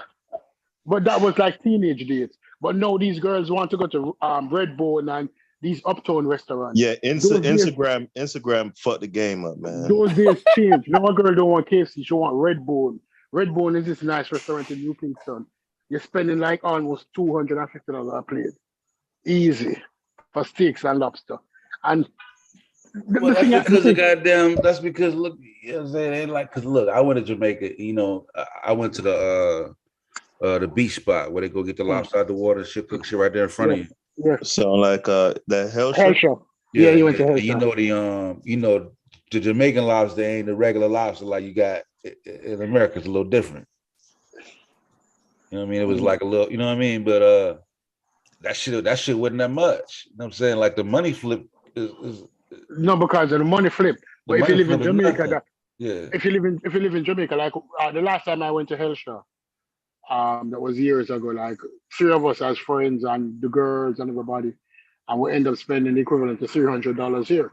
Which when we are there and you spend the equivalent to $300, and people you're putting almost like 50,000 Jamaican dollar in food for like 6 people. People looking at you like you're crazy. Yeah, this is bullshit. Yeah, like you're a millionaire or something. Yeah, that was bullshit. Right? I heard that some of the gangsters in Jamaica burn money in the club. That was back in the day. They don't do it anymore. They don't do it anymore? Yeah, back in the day. Like when I used to go to dances, like I'm old enough. I heard that recently from my ex. He said they was doing that recently. But go ahead. Oh yes. But those are the scammers in Montego Bay. The scammers were doing it. Like was burning $100 bills. They burn the money, and apparently whichever bill it is, it has a different color or something. When and throw it up in the air. Yeah, $100 bills. That's crazy. The scammers do it. The scammers, because the scammers. Yeah, but they're making a lot of money, Tiffany. The scammers making a lot of money. They're making a lot of money. I was out Montego Bay too. I had a good time on Montego Bay, man. Margaritaville and shit. I really enjoyed myself. No, you got the wrong club. You need to go down to Pier 1 and a dance all night with the scammers. You realize? No, I went to a strip club down there too. I went to the Pleasure Dome and got the one with the poles high up in the sky. You went to that strip club with have a very long poles. Nah, it was a pleasure. Look, it was a Pleasure Dome. Like you got to walk upstairs to go to the club. Like, listen. First when I got there, the strippers they was outside smoking a cigarette. Like I was naked there, man. I'm like, oh shit! Like they are outside. You went to the Rockwick one. You should have gone to the one further down near to the beach. But that's my first time. Yeah. Like if you went to the one near to the beach, and shit. Niggas are like you don't know exactly where to go. Those poles, those girls dance on poles like almost 20 feet high. But it's different though, because like niggas don't throw money on the stage. It's not like America needs to go and throw money on the stage. No, like, it's a different environment. Yeah, it's different. Yeah. And if you don't tip it's not like here. Because when I went there, I'm thinking I pay a dance. I'm like, I asked my man, like, how much you want to dance? He's like, you just pay her. I'm like, what the fuck? Like they just dance, and when they finish dancing, you just tip her. You tip her. If you give her a good tip, she stay with you the whole night. You can't get rid of her. And if you give her a bad tip, you move on. Right. I ain't even gonna tell you about the other stuff, but I had a great time. Had a good time out there. Listen, for $100 you carry them through then. For $100 you could carry them through, Shit, 20 a piece. We had a driver there all day long. Shit. $20 for a little pit of cab driver, 20 a piece. My man's was there, $20 a piece. Shit. He go get the girls for us. When we leave, like, look, go pick her up. She ready. Shit. Go get the weed. Like, that's like, you know what I mean? Like, you book for the whole day. I'm like, shit, this is sweet. I remember if you go to Jamaica, you give somebody $20. Like, this dude came and said, wanted some weed. And I said, how much weed you want? And he said, I'm here for a couple of days. And can you get me $50? Yeah, so I did that too. I said to him, you seriously want $50? Nah, I came to the weed man, and the weed man gave him $50 worth of weed. Yeah, what do you do with all this shit? I did that shit too. I did we'll see, but I did it when I was in Kingston. I had people I did over. So when I tell her, I was like, shit, give me $20 worth. She was like, that's too much. She said, tell you what, just give me 10. And when I'm gonna bring you the 10 back, and if you want more, I'll go get you more. The motherfucker came back with the big stocks in it like a trash bag. Like, God damn. I'm like, holy shit. You know what I'm saying? And it messed me up, right? Because like the weeds, like we got cool with a dude there in Montego Bay. We come out, we got weed. When in America, when you roll up, you twist up and you smoke, you pass it around. Yeah. So he come with the weed and shit. So we ain't roll up. We see him rolling up. We think he gonna pass it to us. And he just sit there, smoke the whole shop. I'm like, this smoke, he ain't gonna pass it. No, we don't pass. We don't do that. Yeah, no, because I don't know if you bow. I don't know if you eat. I don't know if you like you just get your own weed, man. Like if you want some weed, I just give you some weed. I was like, oh shit. I like we sitting there just hot. We sit there hot with this nigga about that shit. I'm like, oh God. No. The only thing that passed around is the chalice. The chalice. The chalice is a pipe, like a big pipe. It's like a bong. Water. A bong. That's the only thing that gets passed around. I remember back in the day when I was 50 was the first time I smoked a chalice, and I slept for like 2 days straight. I went up to where the Rastas were. Yeah, the mountains. And I sit in and I got the seat, and the person cut up the weed and stuff it in the thing, and the man pray over the chalice, because when you go to the Rasta, they pray over the chalice before they light it. And they prayed over the chalice and they light it and they pass it on the left. And when the chalice comes, them say, don't cough.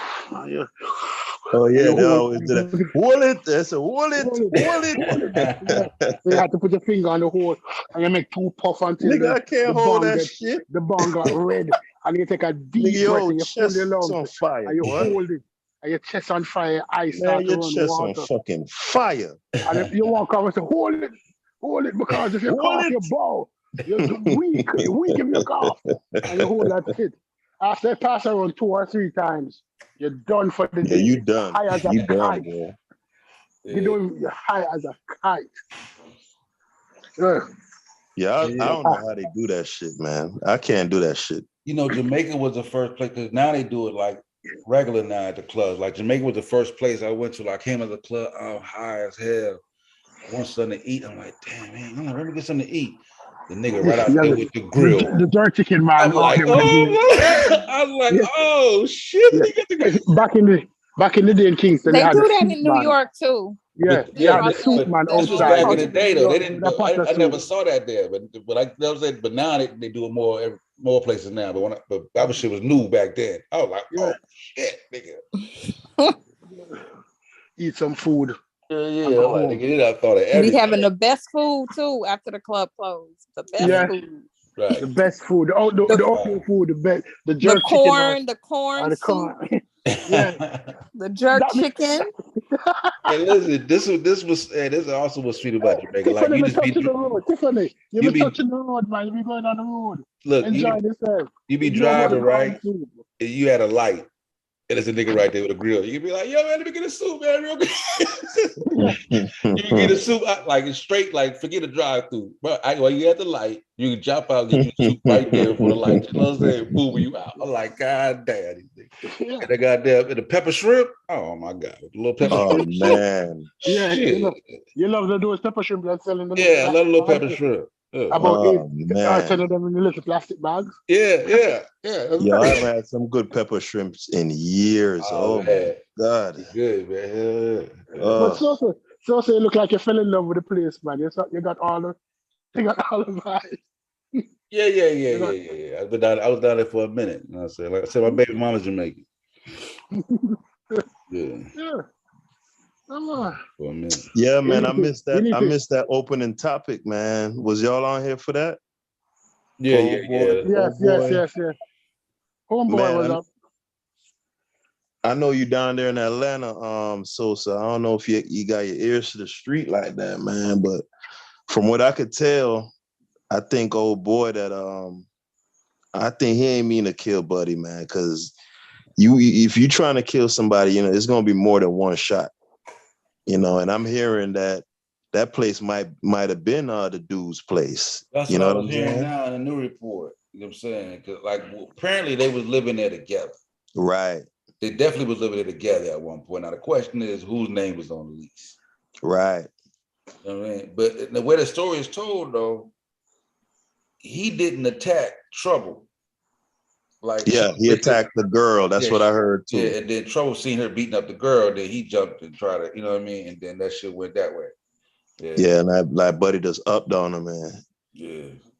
But that's crazy. And I guarantee you that girl ain't put him on to let him know the situation, or she probably downplayed it, But I mean that, bruh, if you up like how Trouble up, because you running with Drake, I think he got a song with Drake, and he's not like an A-list. He ain't he's not no A-list rapper, but you You exactly shouldn't have been moving in them circles, right, Haskell? Yeah, He shouldn't have been moving around in them circles. Nah, you ain't supposed to be up in no apartment complex in no girl house 3 a.m, and then you sleeping over there. Like, and if you know Kanye's Haskell, Kanye's like going out in the sticks, bro. Ain't much out in Kanye's. Like, I don't go to Kanye's. It ain't nothing out there. None but trouble. No pun intended. Yeah, I mean, it's nothing out. No, I'm saying it's like most of the shit closed at 11. Gas station included. You know what I'm saying? Like, it ain't nothing to do out there. It's like, you know what I mean? It's like about 40 minutes from Atlanta. Shit, man. Yeah, I don't know, man, because people always talk about a woman having good stuff. I don't believe in that. Like, you know what I mean? Like, it's for the most part, we all have the same anatomy. Like, so for you to be going out your way and you sleeping, that's crazy, bro. I'm saying, that's why I'm thinking, like, yeah, that's crazy. He must have been. They probably was out. He got lit. He probably might have popped something, might have popped a couple of beans, drink. You know what I'm saying? And he would just slizzed, and he dozed off. That's the only that would make sense. You know what I'm saying? He went out there, he dozed off. Type, you feel me? Yeah, when you dealing with when you dealing in this day and age, man, like, you gotta ask people questions. You know what I'm saying? Like, you can't just be thinking about just the sex, like, especially he's 34. And I know he done had a lot of sexual partners. So you shouldn't be pressed like that. You got to know something about that person. You know what I mean? Like, if you deal with a person, or let's say a woman in his case, and, she recently had a child, you know what I'm saying? Let's say the child like 6 months old. Like, for me personally, stay away. Yeah, that's yeah, man, I'm good. Man, come on, bro. Come on. You know what I'm saying? Or like, that's an automatic. Like, if I see a girl, I'm out, and I see like a little 1-year-old, yeah. Right. I'm not even trying to see if she ain't. You know what I mean? I'm assuming like you either what to do, or if you ain't, it's too soon. It's too soon. It's too soon. It's too soon. Agreed. You got to feel like you have something to lose, right? And so if you know you got things to lose, you don't put yourself in those kind of situations. That's how I see it. Yeah. Especially, at that level, right. You got the means to do other. You know what I mean? You could look. Right. Let's get a room, hotel. You know what I mean? Shit, that's crazy. Yeah, any of y'all ever been in a situation like that, man? Like you, especially when we was younger. We always taking I ain't never been risk. We was doing risky stuff, I ain't never been in that position, bro. Nobody pull up. Never. I never got. Well, you a woman, Tiff. That ain't going. I mean, that could happen. Her boyfriend could pull. Ex could pull up. It could happen to a woman too, but usually it's the men who are gonna get like super violent. You know what I mean? Right. I don't think usually or a situation where one of her ex-boyfriend show up what she would have never do. Right, that's what I'm saying. Yeah, that's what I'm saying. Like, if a woman shows up, what are you doing with my man? She might bust a window or something. They ain't gonna do nothing too crazy. But these dudes, man, these dudes, when they hung up on a woman, man, my God, bro. Yeah. These dudes. You ever been in that situation? Nah, I haven't, bro. But I came close though. I was messing with this little stripper chick in Miami, and she lived in the Beans, bro. I was tripping. You went there? See, you went. I was in the Beans, bro. Bro. You went to Overton? You went to Overton? That's what it's called? I was in the Pork and Beans, bro. Badass stripper. One night I went there to a thick asshole. Oh my God, bro. Nope, not coming back here. I'll never put my ass back in Overton. Yeah, like truth be told, like even if I was to go out in that situation, like you gotta have a house. You know what I'm saying? Like, I'm down south. Like, you gotta have a house or something. You know what I mean? Like a gated community, right? Yeah, man. Like you know what I'm saying? Like, your means I gotta see that your means is you above your means in living. standard. You know what I'm saying? You know, when you dealing with a hood chick, you gotta have to expect some hood shit. Mm-hmm. It's reality. That's what I'm saying. But like see, with a stripper, and you know, she a half entertainer, but look like she might have danced one. Like that's a different category. Like you can't treat that. You can't not to get treat the girl. You can't treat that situation the same as you meet a girl who work at JCPenney's. right. She in a whole nother environment mixed. You know what I'm saying? Even though that girl at JCPenney could get mixed up, but that person is steadily in environment with that. You know what I mean? Like stalking men that stalk her, men that man, I want you so bad, girl. You know what I'm saying? Like shit. Messing with D boys, you know, all kind of yeah. But you know, back when I was in my 20s, you know, them kind of girls, and I think Trouble's probably still got a hankering for that, you know, like them kind of girls, especially when they shape real nice and all of that. Them little hood chicks, man, I used to have a thing for them, bro. Yeah, man. Them little, everybody did at one point, I'm sure. Yeah, because them little straight-laced women, you know, they be like, man, they be kind of dry. Now I love it.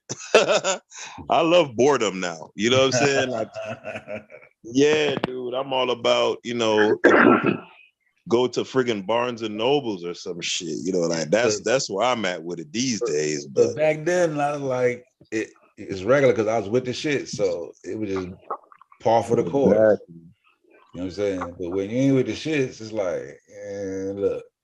Like now, I don't even gravitate in them circles no more for nothing. You know what I'm saying? Like back in the day, that would be a thing. Like we finna ride to a little spot down here. You know what I'm saying? Shit. 2022, like shit, you can't do that shit no more. That's just an awful way to go. Like yeah, man, I couldn't believe it, bro. Because I always see Buddy with like Kevin Samuels in that. Which one? Yeah, that Kevin Samuels. Which one is worse? Which one is worse? Did we do it live on that? No, we didn't. We didn't. That's oh Lord. That's a horrible way to go. It wasn't horrible. It's not horrible how Kevin Samuels went. Man, it's horrible to go. Hey, listen, I don't want you. Hey, Tiffany, this is our patron saint right here, man. I don't appreciate you. Clearly. Yeah, man. You know what I'm saying? This our Christ figure, man. I don't like how you just reacted just now. You know what I'm talking about? Why is it that terrible the way Kevin Samuel went? I thought it was a bad, horrible way to go too. But no, it's a good way to go. Why? How is it good? Like, I get what you're saying. He had sex or not. I just saying like I don't. That's not how I want to go out, bro. Nah. With an almost stranger? Come on. Yeah, like just somebody. He had sex. He was a virtual stranger. Like a person calling a 911 ambulance on you that don't really like don't really know you.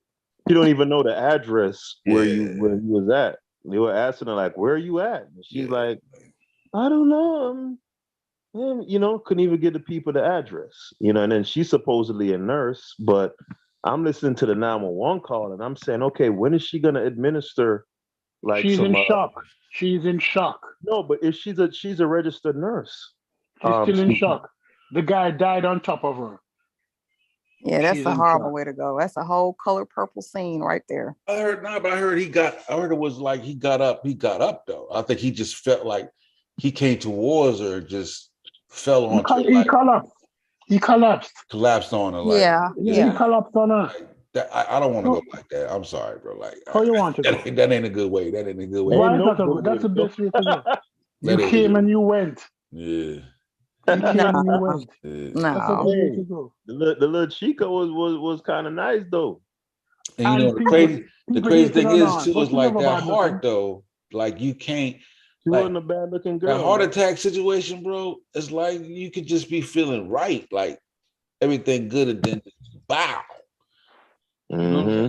That shit, no goddamn like a brain. Yeah, but what was going on with him? That like if you're going to get regular checkups, though, the doctor should be able to let you know if something like that is like pending if you don't correct certain things. Listen, Kevin just came into some real money.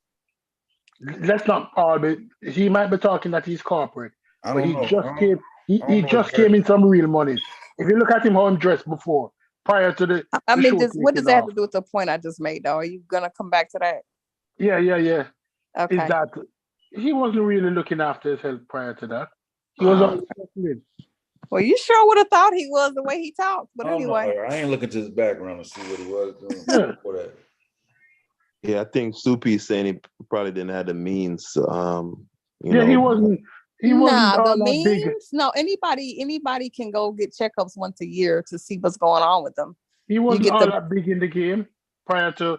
He just wasn't taking care of himself and getting himself checked on or whatever. They were saying I never really watched the show, but they were saying he used to drink a lot of Red Bull. Yeah, he drank a lot of Red Bull, but it's not really the Red Bull. But you could have popped the Red Bull, could have fucked around, popped the Viagra. Yeah, he was popping all kind of shit. Well, the toxic, and no, there's no autopsy. No, it still hasn't come out yet, which is crazy. Right. It normally would be out by now, but they still haven't released. Might have been something the family chose. It's some funny shit going on with that whole thing though. Or it could have been something the family might be a little embarrassed about. The man just zonked out. Nah, I'm not sure about that, man. Because the night before when he was doing the live stream, you could see he was arguing with some woman off camera. You know what I'm saying? And then for him to die, it was like, I believe they said it was like 6 hours elapsed from when he died and when he was actually seen by first responders. It's a lot of little different things that's kind of just. Are you saying that the young lady killed him? Nah, you can't go that far. There's no way for me to, you know what I'm saying? So to substantiate. We don't technically know who was there. We just have people just had their idea. Right. So we don't even know that. But I can't believe they took bruh out, man. Bruh, goddamn. I mean, he let me down with goddamn Nicki Minaj, and he let Nicki Minaj home. You know what I'm saying? Listen, but he was clear. He was if you clout chasing. He was clout chasing. Nah, and if you want, that's a fact. if you want to listen to Kevin Samuels, you need to go and listen to Patrice O'Neal on the Opie and Anthony show. Patrice O'Neal on the Opie and Anthony show. Kevin Samuels stole most of his talking points from Patrice O'Neal. You know who Patrice O'Neal is? Yeah, of course. Yeah, if you listen to Patrice O'Neal, Kevin Samuels stole most of it. He wasn't really original. He stole a lot of his talking points. But I mean, to be fair, Stoopies, when it comes to the dynamic between man and woman, there really isn't anything. No, it is not new, but it's a deliverance of it. Yeah, because it's really it's really that man, because that manosphere type of conversation has been around for years. Yeah, but Patrice O'Neal is a real godfather. If you listen to Patrice O'Neal is a real godfather. He stole a lot of his talking points and his approach from Patrice. Because when I heard him for the first time, I realized that he's Patrice, but he's a different version of Patrice. But he wasn't anything original. And back to it. YouTube now. I ain't hating on him, man. Now he gone. I'm not hating on him.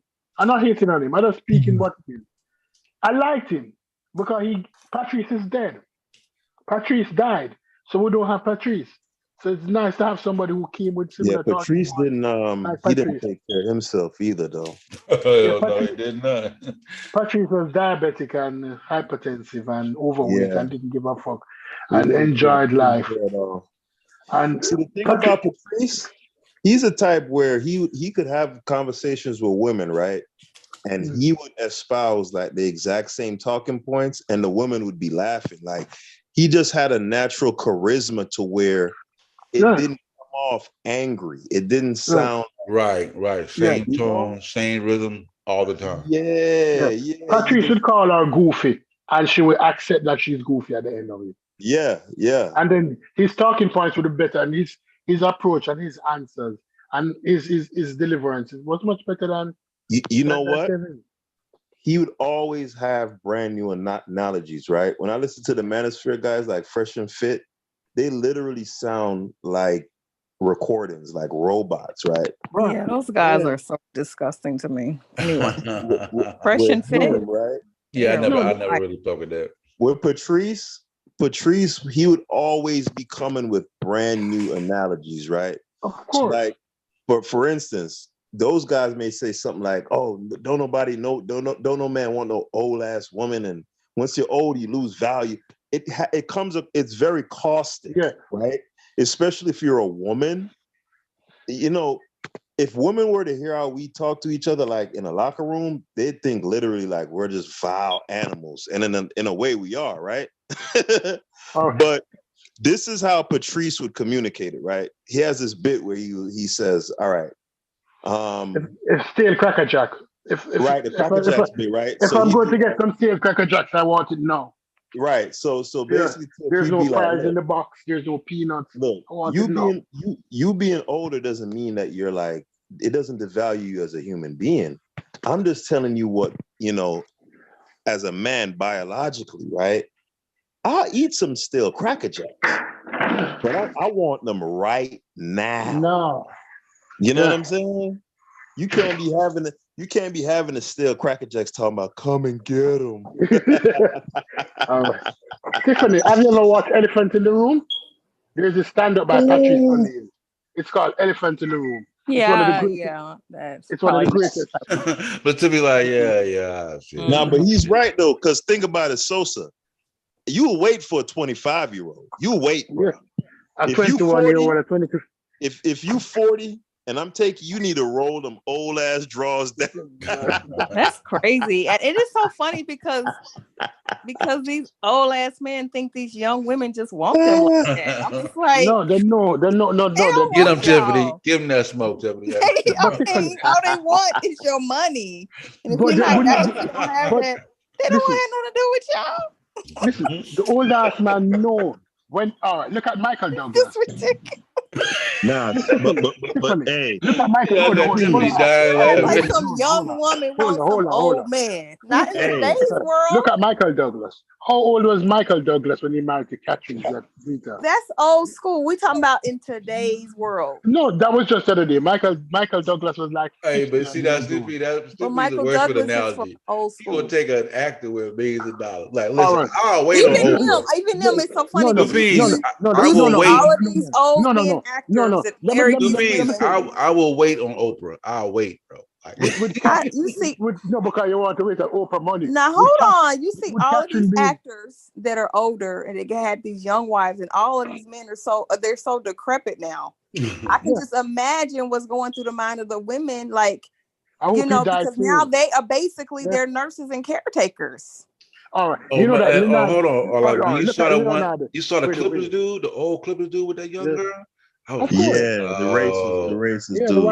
I was like, yo, I was like, how does she do it? Exactly. Like, because she got to bed on $100 bills. She's strong. She got to bed on $100 bills. And grown men don't have that kind of money to be out here talking about they about to get 24-year-olds until they 80. Like, it's just ridiculous. Nah, you're not gonna get that, Tiffany. Like the average guy know where he is. Look at Asker. Go ahead. Do you know where you are in terms of where you rank? Men know exactly where they rank. Right. If I was a billionaire, I know that I would live like Bruce Wayne. I would live like Leonardo DiCaprio. Leonardo DiCaprio is 45 and he does not date anybody over 23. And they're all supermodels. Leo date pure supermodels under 23. Yeah, them girls love Leonardo DiCaprio. No. You know why? Because Leo is rich. Nah, they've been loving Leo. They love Leo. They've always loved Leo. They like him. They like how he looks too. They like his status and all of that stuff. Yeah. And the money goes along with it too. The money is a huge factor. That's a fact. That's but I'm saying take somebody. Johnny Depp had to experience that with that crazy woman he was with. Like Mr. John on the road. Amber Heard. And Johnny Depp could have 100 Amber Heards because he's rich. I honestly don't think he's gonna do that anymore. I think he's gonna go with a more mature woman after No. that. He's always going to go for a young. More like I'll tell you a good example. I'll tell you a good example of somebody who wouldn't knock out and went really young. That ain't happening. Russell Simmons and Kimora Lee. Like Russell Simmons is a sim. And he and Russell she and Simmons is well, a thing. anyway, you Because all know how that ended up. right. Look at Anthony B. Jordan. Anthony B. Jordan took up Lori Harvey. Ah man, you just went from one Anthony B. extreme to the Jordan, next. Michael B. Stoopies. Jordan. Michael B. Jordan, You really right. went from one extreme to the next Hey, with that one. Stoopies, you thinking about Anthony B. the damn reggae singer? Yeah. Sorry about that. They're 10 years apart. Yeah. Look. Are we Michael talking B. about Jordan. 10 years apart or 20 plus years Stupid gonna apart? keep hitting you with Michael B. the Jordan went for that girl who was running through the street. Oh God. She was like Wee Willie Winker running through the town, upstairs and downstairs in her nightgown. That girl That is don't going. mean that. That don't mean nothing to them celebs though. That don't mean No. nothing to nigga on the street. She bad. Like they ain't trying. Shit. But guess what? To the dudes that she want, it means something. Because when she went to Lewis Hamilton, the race car driver, he was already running through supermodels left, right, and center. So she was just another one. Michael B. Jordan didn't understand who he was. He didn't know that he was Michael B. Jordan. So he was saying that, oh, I find a good girl. But if he realized who he was, no, he did not realize who he was. You be in that mind too hard. Michael B. Jordan knows who the fuck Michael B. Jordan. No, he didn't. No. That man understands that when he go places, girls are like Michael B. Like, come on. No. I never understand. Remember, Michael B. Jordan. Some people just fall like that, stupid. Like some Michael B. Jordan. Michael B. Jordan is a recent star. Let's be clear. Yeah, Michael B. Jordan is a recent star. It don't I mean matter, that his stardom is not even 10 years old. Yeah, it don't matter. So he's like, could she run into Jamie Foxx? Let's look at Jamie Foxx. Could she run into Jamie Foxx like how she did? Jamie Foxx wouldn't have watched her up. Jamie Foxx knew Jamie Foxx is. But that's individual. Yeah, but Stoopies, let me tell you something. That thing they had going on wasn't nothing real about it. Nothing. Huh? That Michael B. Jordan and Lori Harvey thing, that was an arranged thing from the very beginning all the way through, right? Including this breakup, right? Because he comes out smelling like. Huh? I don't know. I'm here. See? So it says the address 2586. Mute Sosa. No, that ain't me. It's here. It's.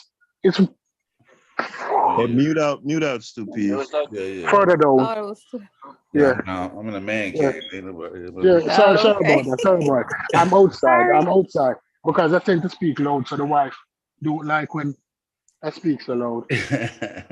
Yeah, but I was saying, Stoopies, that Lori Harvey and Michael B. Jordan, don't follow behind them because there's nothing real about that relationship, right? Including this breakup and him coming out smelling like roses, right? Because he's a sympathetic figure now. Because remember, prior to him getting with that girl, he was getting slack for being with black girls, not right. He had a reputation that he never dated any black women. Remember, they had that photo of him on that boat. Yeah, he dropped some shit. Right, I forgot about that. All them flat backed. What would Seti call him? Sosa. What's that shit Seti be saying? Yeah, what that nigga be saying? Yeah, but I forgot about all that shit. Interesting. I want to hear this. That's real though. I forgot. Oh, this is what he be saying, Sosa. He be saying the crow magnet. Yeah, because all the black girls was on him because it was like, yo, all y'all right. So black women, they were going crazy. Oh, he don't date no black woman and da. Next thing you know, he gets with this woman, right? All of a sudden they got pet names for one another, and he's turtling. I'm looking at him like, who the fuck is buying this shit, bro? Like, that nigga don't want no black woman, man. And supposedly the breakup because he wanted to get married. Man, he was the lower, exactly right. Like, so that makes him look like this sympathetic figure. He poured his heart out, but it just didn't work out. So and now she looked at the villain. So she's all right with looking at the villain. Nah, he was gonna be the villain either way. She don't look like the villain either, though. Nah, she wins. She wins too because she's like, nah, I'm an independent woman. That's not right. Like, she looks like a powerful woman. Yeah.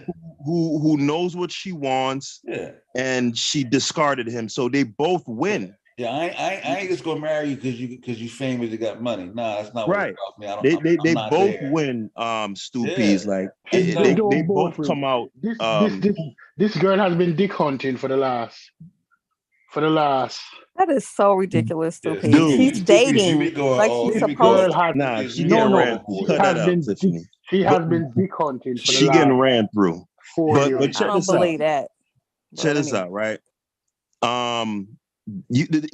Have y'all ever met dudes who exclusively date non-black women? There's something about them that they can't be with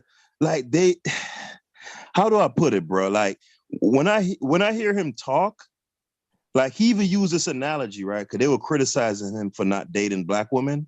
And he's like, well, I like all kinds of milk, I like chocolate milk, I like strawberry milk. I mean, milk you're is calling him a goofy. You're calling him a kind of goofy. analogy Is that what he said, like, Michael? Nah. But it's like that shit sounded so goddamn lame. But it's like when you so meet what you saying? He's probably a lame. When you meet those guys like that, Tiffany, and I swear, and I hate to say this because our community has a bad habit of labeling people to be corny or goofy because they're not hood or whatever. But for me, I got to be honest. Every black dude that I've ever met or seen on TV or whatever, who exclusively dates non-black women, they have always been like corny niggas. That's true. And look, it's corny niggas in the white community too. Who white folks look like this thing, like a nigga. He put it here. Like white people don't even talk like that no more. The nigga come up to you and they ask you to dap you up, and they put it here. Mm-hmm. That classical corny white dude. Yeah. That's how them black dudes be that date white woman, like Carlton from Fresh Prince, is super goofy niggas. Like, so I can't even be mad at dudes like that for not dating black women because they can't vibe with a black woman, bro. Like Carlton can't date no black. It's just Haskell too, and it's like you like what you like. That's why I normally don't switch back. Like if you see a white girl that only fuck with black dudes, she ain't switching. You know what I'm saying? She can't switch. They don't switch. Same thing. If you find a sister, white boys don't want her no more. Yeah, if you find a sister that switch anyway. Yeah, if you find a sister that only date white guys, nah. So whenever you see somebody so that's why I think that's probably that probably was a PR stuff because niggas don't know him. Now, if you see a guy and his resume is just checkerboard, then that's just how you rock it. Right. This how you gonna know. This how you gonna know, Sosa. I guarantee you'll never see that nigga with another black woman so long as you live. That's what they said. They said this was the one. But he got the cover now. He could say, well, I gave my heart. Because in the news stories, they're putting it out that he invested everything. Like he let his guard down and he was vulnerable and he was doing all these extravagant shows of affection and these big Valentine Day shit. And so now you say, a black woman broke my heart.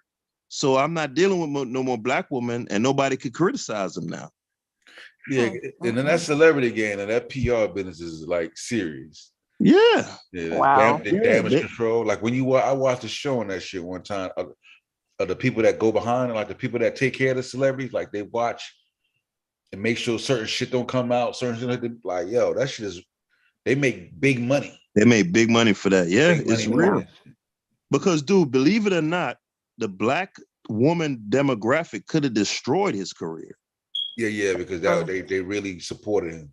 Yeah. Like they could destroy his career or make it to where instead of being A-list, he would be relegated to the C-list. Now, once you reach a certain point, right? They call it terminal velocity, where you break past the atmosphere, you gone.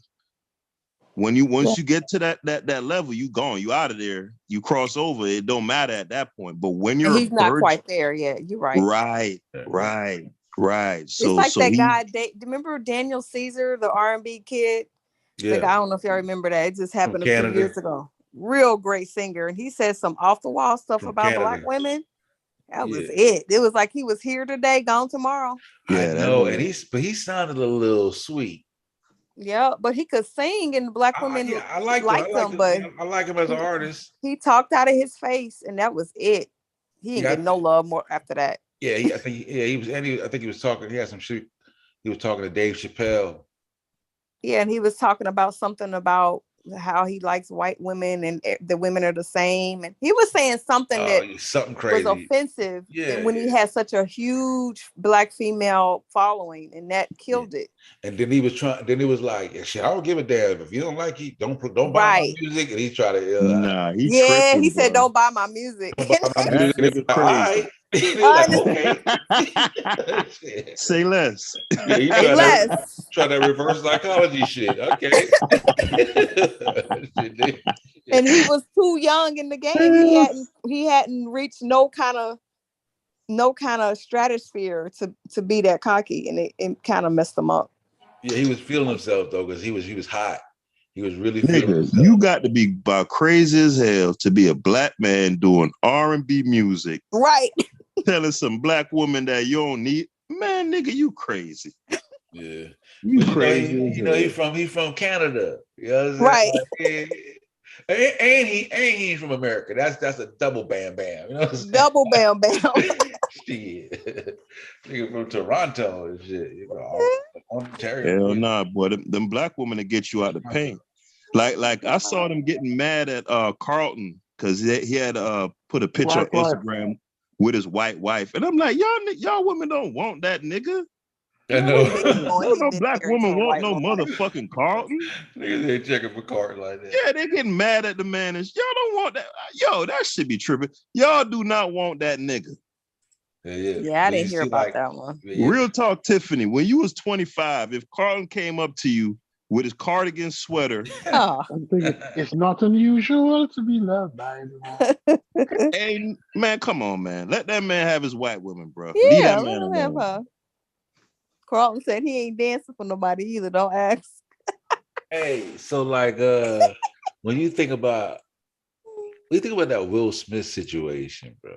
Oh man, like, it's so layered. Is he not like the most? Do you feel like he's like when I look at Will Smith now, like it's like he seems like the most emasculated man I've seen in some time. Yeah, Jada cut his balls off. Like I ain't even like I never even. It's like she just kept exposing him. You know what I'm saying? It's like we didn't really notice when she started doing the red carpet shit, whatever she do, red top, red table top. Yeah, and it's like she was like, all right, nigga, I'm finna put your ass on blast, nigga. You know what I'm saying? Like I can't imagine my daughter writing to somebody that's dead, talk about Tupac. I wish you would come back and be with my mom and make her happy. That's crazy. Oh my God, like. That's wild disrespectful right there. That shit is so disrespectful. So many, you know what I'm saying? Yeah, I don't. It's so hard to say with the Smiths because we all know they have an unconventional marriage and situation. I mean, they've said it so many times. I don't know. Nah, that's some shit that she suggested, right? And he went along with it. I don't believe that. I believe he agreed. He agreed, but I guess listen, no man based on the dynamic that you see, Tiffany, it has ain't to be no that man way. coming to their woman say, "Hey, baby, I think it might be a good idea for you to fuck a 21-year-old." Hold on, but men and women have open relationships, so they're actual open marriages where the man and the woman agree on that. Nah, let me tell you though, Tiff. Most of the times when you say agree, it's the woman who initiates the idea. Open marriage. Right. It's pretty much always the woman.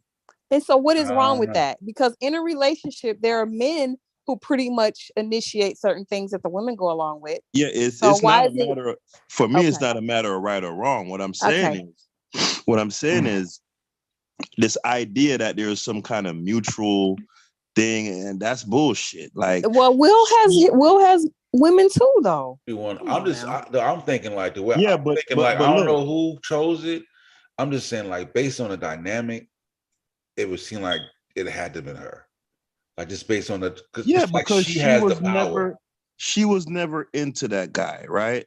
Like, the thing with women is, if a woman has dated nothing but D boys, you know what I'm saying? Niggas that goddamn shooters, you know what I'm saying? Those niggas are clean cut guy.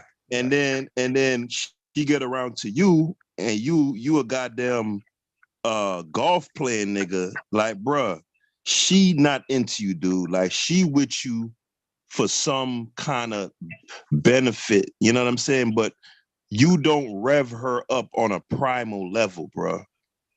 Okay, you know so let me just ask this. She pretty much be saying that shit though. Like So- she says some disrespect. Yeah, she be saying it straight up. Okay, Like, I'm not discounting any of that, this but all nigga I'm don't. saying is y'all do I had know to teach that him Will how to make Smith love to me, and actively he, participates I've in an never open had a- marriage.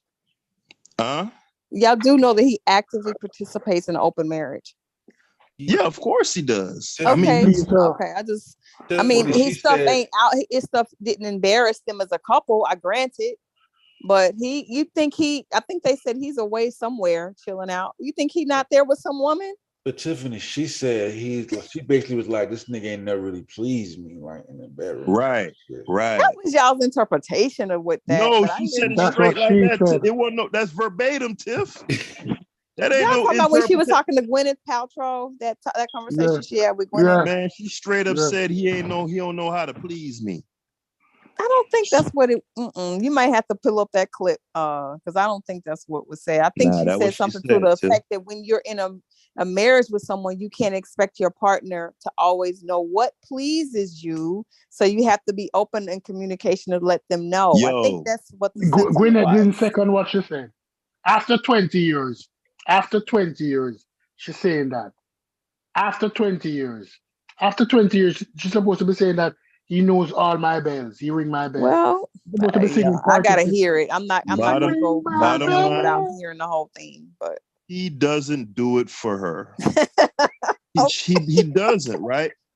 But because he was so because she even told this story, Tiffany, on her show where she was saying she didn't want to get married, but her mom insisted, and she said she was crying on her wedding night. She was despondent, right? Because she had gotten pregnant. So it was one of those type of deals. But that was a trap baby. Right. That's a trap baby. She trapped him with that baby. Will Smith doesn't rev her engine. He never did. Like he's a goofy dude. Like right. Jada come from, so they both settled. They both settled. Jada come from she won the lotto. But for she was the love of Will's life. Yeah, she won the lotto. Hey, let me I'm gonna read a little woman. clip. The woman always come out to be the bad one at the end, no matter what. Will can't be held accountable for not paying attention to the red flags that she probably obvious. So he can't be held accountable for that. No, we'll call Will goofy. Goofy. So because he's goofy, that absolves him of being accountable for staying with a woman that from the very beginning he knew wasn't feeling him. Because but that's what goofy means, Tiffany. Yeah, Tiffany, let me read. Y'all gotta stop that. Let me read the little you thing. You get what you pay for. Let me read some of what she said about the whole thing. She was like, right, Jada Smith admitted to crying down the freaking aisle before tying a knot with Fresh Prince of Bel-Air star on New Year's Eve 1997. Quote, I was under so much pressure, being a young actress, being young, and I was just like pregnant, and I just didn't know what to do. You know what I'm saying? Declared Pinkett Smith, right? So they pulled up the clip. She's like, I never wanted to be married, right? So they pulled up the old clips, and she was like, her mother, she's like, Adrienne Banfield North, also known as Grammy, 68, forcing her daughter Smith to wed after she became pregnant with their first child together, Jade. She's like, I really didn't want to get married.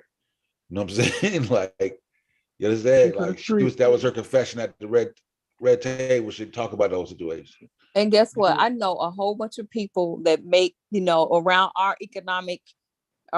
all of our economic, whatever, this same situation. A woman gets pregnant and a mother on even the guy's side was like, and this is Jamaican mother and her son, and the woman was Jamaican. He got the woman pregnant. He didn't really want to marry her.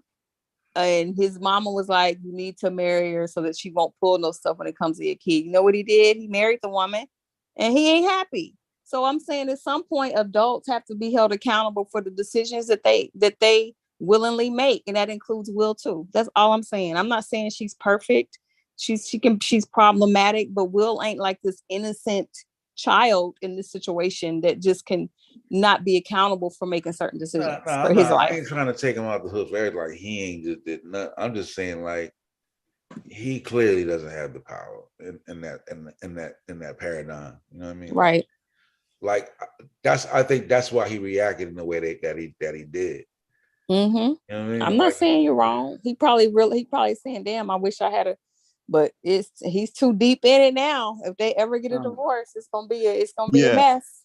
I always, me personally, I feel like it's always on the guy. That's just me. You know what I'm saying? Ask him. No, look, no, hold on. Listen to what I'm saying, Stu. I just don't expect that level of accountability from a woman. Like, I don't put that on women, because in my personal philosophy is that women they're not equipped to be. Here we go. Yeah, they're like women. They're not designed for, like, leadership taking and responsibility for their life. And they're just not. Can't even take responsibility for our own life, right, Haskell? No. You could, but in so far as like the male-female dynamic, like, I can't put that on a woman. You know what I'm saying? Like, they not. Okay. Have you ever met a woman, right, who they divorced or whatever, and they're like, yeah, it was my fault. I fucked that up. Like, how often have you ever heard that, Sosa? You almost never hear it. Askel, can I say something, Askel? You know Jamaica, right? You know the uptown, downtown dynamics of Jamaica. Explain the uptown, downtown dynamics to them for me, please, because I don't know if they'll be able to understand what I'm talking about. I mean, it's pretty simple. Uptown is just, it's where the higher society lives. More economic, upwardly mobile people who have resources. Downtown tend to be the plebeians of the society. Okay, all right. Okay, now listen. Will and Jada is an uptown, downtown dynamic. Let me explain it to you. What I mean by that. Will was an uptown boy, and Jada was a downtown girl. Right? True, but go ahead. Not true how? No, Will came from North Philly. Didn't he come from Philly, the hood? No. His mother and father. No, his mother and father. He have mother and father. Total dynamics. Nobody in her family has ever been married. Nobody in her family has ever been married. Yeah, he's from West Philadelphia, right, Tiff? But his family background is more traditional, and he saw. But his father abused his mother. Like, he saw his father beat his mother. Like, that's part of Will's trauma. Right. That's part of his trauma, is that he saw his mother being abused by his father. I'm just saying, let's be right. Although he saw that, it's totally different. It's like it's two different dynamics. Will spend most of his life on the porch. He didn't come off the porch. He acts like a dude. He didn't come off the porch. Jada was off the porch from she was young. In terms of streetwise, they both had childhood trauma. She had trauma because her mother was a drug addict. No, but guess what? Although you get the point you make, Tiffany. I do, but I don't. I think y'all are not understanding how heavy a child seeing their mother being physically abused could have on them. But I'm saying that doesn't relate to like the point he's making, though. She's a street girl. She's street smart. She's a street chick. Right, she know the road. He does not know the road like her. He has no idea of the road. He met her and he liked it because he's always dreaming about the road. He's always dreaming about coming off the porch. But he never did come off the porch. Right. He was always on the porch. He's a good dude. He's a good dude. She's a street dude. Why you think she hung up on Tupac? A dead nigga, you know what I'm saying? Because he's a street dude too. She liked that hood shit, man, and Will is the diametric opposite of that, bro. Okay. I hear y'all. I'm saying both of them were problematic. I'm saying they were too toxic. No, but Tiffany, we're not assigning blame. We're talking about who's problematic. I'm not even assigning blame. I'm just like, y'all are not seeing Will for all of his for all of his why he ended up with a Jada. Like there's a reason why he ended up with a Jada because he dreamed about coming off the porch. It's deeper than that. Look, it's so much deeper Tiffany, than that. No, it's that. Tiffany, it's just like, you know what? The dynamic is just like the dynamic with Russell and Sierra, right? Yeah. Another goofball. He ain't got no business with that chick, bro. He ain't got no business with that chick. You know what I'm saying? But when you're a straight-laced dude, right? You dream about coming off the veranda. Right. You dream about life on the street. You seen this girl on you know, the movement. Like, that's what I was telling you when I was younger, messing with them hood chicks, right? The way how they move and they vibe and, you know, that shit will suck you in. Yeah. Right? But if you're a nigga who go to PTA meetings and you in a country club and, you know what I'm saying, you wear cardigan sweaters, you know, tied around his shoulder and shit, nigga, you're not built for a Sierra, bruh. You know what I'm saying? Will's personality was fully evolved or developed when he met Jada. And I'm saying that because he got into the game really young. His star went up really quickly. And if you just study what happened on the set of The Fresh Prince, if you just remember and recall all the drama that happened there because of Will, because of his arrogance and entitlement, that's why that whole Janet Hubert situation went south. It was because of Will Smith. So much so to the point when they had that reunion, he was bawling. I don't know if y'all saw it. He was bawling out, crying because he realized how much he victimized Janet. And he knew that he was the reason why Janet was outcast and blackballed because of how he treated her on that set. And then everybody around him basically enabled his poor behavior. Because he was a star. She wasn't right, but that doesn't make the situation. Like what I'm saying is, Will came to Jada, he wasn't even his personality. He wasn't fully grown mentally, so he fell. If y'all want to say he fell into the trap of a Jada, that's what happened. But he was not a whole adult when he got with her. Listen, all right, listen. All right. I'm not saying that Will didn't treat the first Art Viv badly, you know. But let's be honest here. When Urkel went to Family Matters, before Steve Urkel went to Family Matters, it was an all right show in the ratings. And this is what Family Matters people said, the stars of Family Matters, when they realized what Urkel was doing for the show and how the show rose in popularity, they gave him the star. It wasn't about co-star.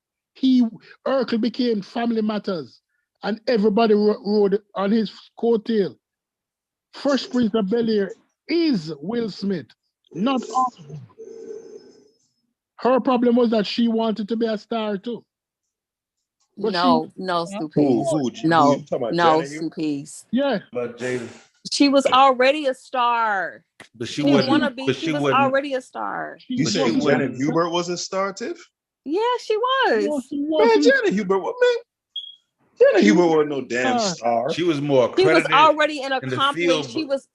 Yeah, she was more accomplished, but more accomplished. She was accomplished, but she was the star of the show. Yeah, but Will Smith. The show. That's not the point. The point is it's not that she was trying to be a star over Will, but he was.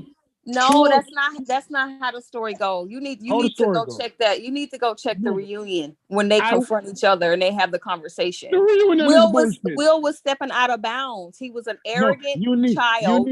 You need to listen to you need to listen to her before because she was on. She used to have a lot of YouTube videos and she used to talk a lot. If you listen to her before that, how she used to talk, her problem was that she didn't get the star treatment. Nah, it's so much more than that. Her problem was that even the contract negotiation that went down, Will didn't handle the contract well. No, that's why I'm saying you got to listen to when the both of them were talking together to talk about what happened and to resolve it. Don't listen to that bullshit. You can't say don't listen to what. You got to listen to both. That's crazy, Stupees. Listen to her talk. No, listen to her speak before. She was upset and bitter. You can't blame a person if their whole career gets deaded and she gets blackballed. You can't blame her for being bitter about that. Listen to her prior to all of that bullshit. I remember. Right. Her bullshit was never about that. She did not get the notoriety she thought she deserved.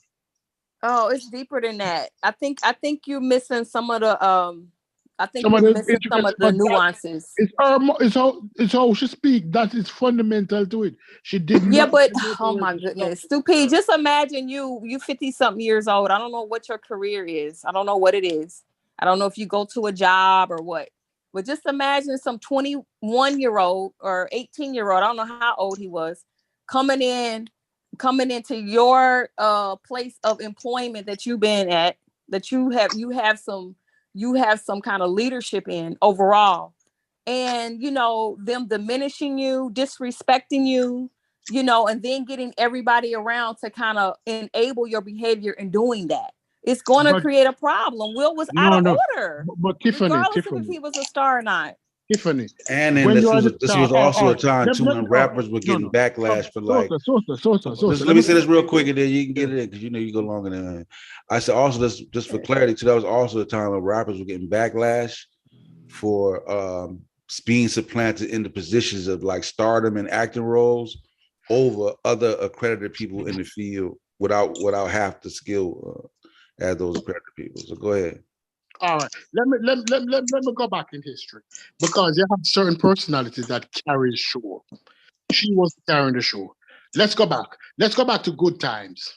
No, let's just stay on. No, this is not about just stay right here. No.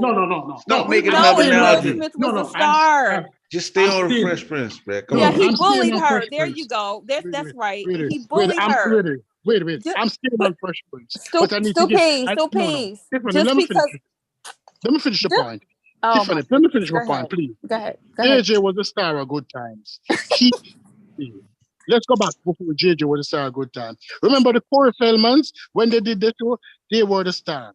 If you watch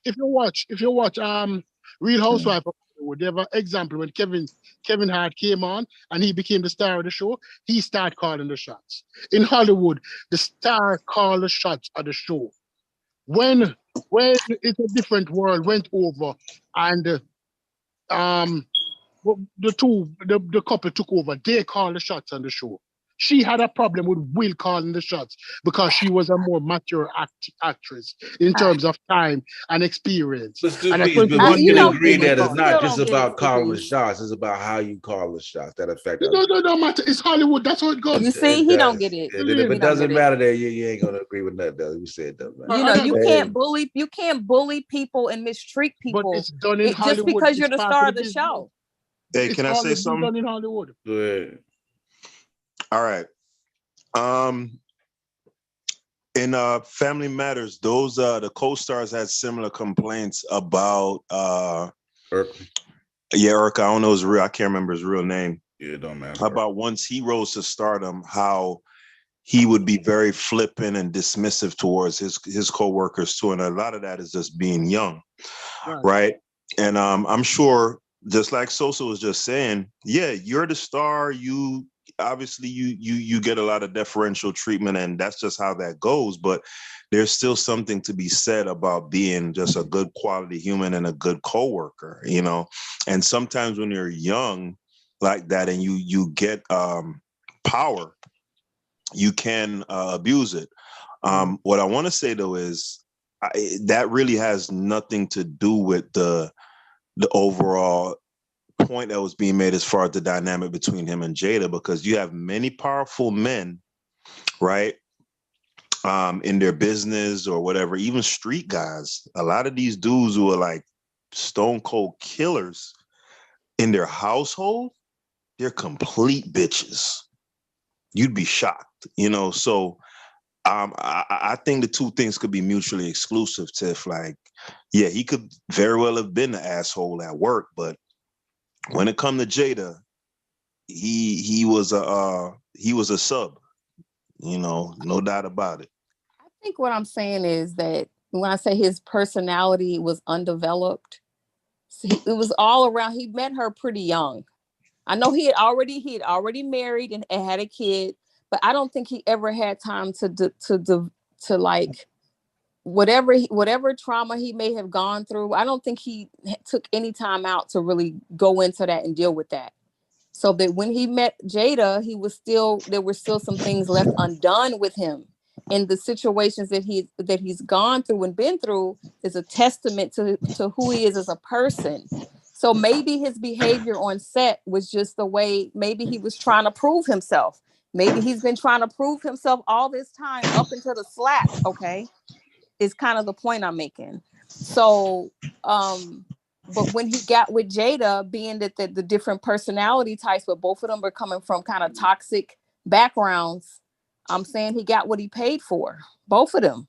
That's what I'm saying. When Does that make sense? When he's around Jada, he looked like the Will Smith from Fresh Prince of Bel-Air. Like she, like whenever they're together, it's like, yeah, like she's standing over him, like dominates. You can see it, like right. And maybe Jada was like an opportunity for him to quote unquote prove himself once again, and he's been doing that ever since they've been married, up until the slap. There was a video that Will Smith put out a couple of years ago. Mm-hmm. I to tell Jada that he's no longer responsible for her happiness. Anybody ever saw that video yet? I saw it. He's talking Will about Smith don't post Jada stuff said, online and stuff. Yeah. I saw he was it. telling her that I am no longer responsible for your happiness. I'm not the person to determine whether you're happy or not. I'm not saying that women's not damaged. Everybody carry their own damage. But some people carry more damage into a relationship than other people. As a woman, I understand that you defending Jada is good.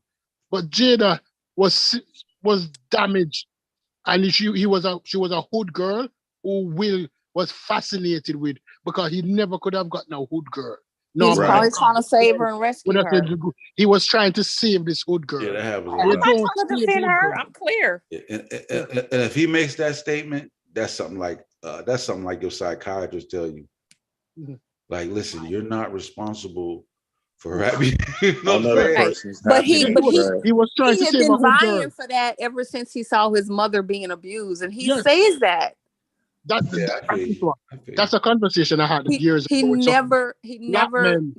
Black men are not trying to save their mothers. That's why they pick up black women that damage a lot of the time, because they're trying to save the mothers. They're saying that if the mother had a good guy like them, the mother would be okay. Mm-hmm. That's a problem. A lot of black men try to save their mothers, and they can't save their mothers directly, so they choose women with similar characteristics to the mother in hopes that they can save these women. That's what they do. They say that you choose your parents. You can't save your mothers, and that's what I tell black men. You cannot save your mother. So if the young woman that you're taking up who is similar with personality with your mother, run away. Especially if it's harmful, right? Can't save her. Yeah, it's true, and vice versa. It's true. It's true. She wanted Tupac because in her mind she could have changed Tupac into a good guy. She wanted Tupac. Mm-hmm. Right? She didn't want to save Will. She wanted to save Tupac. Tupac was more of a project. Would have been more of a project.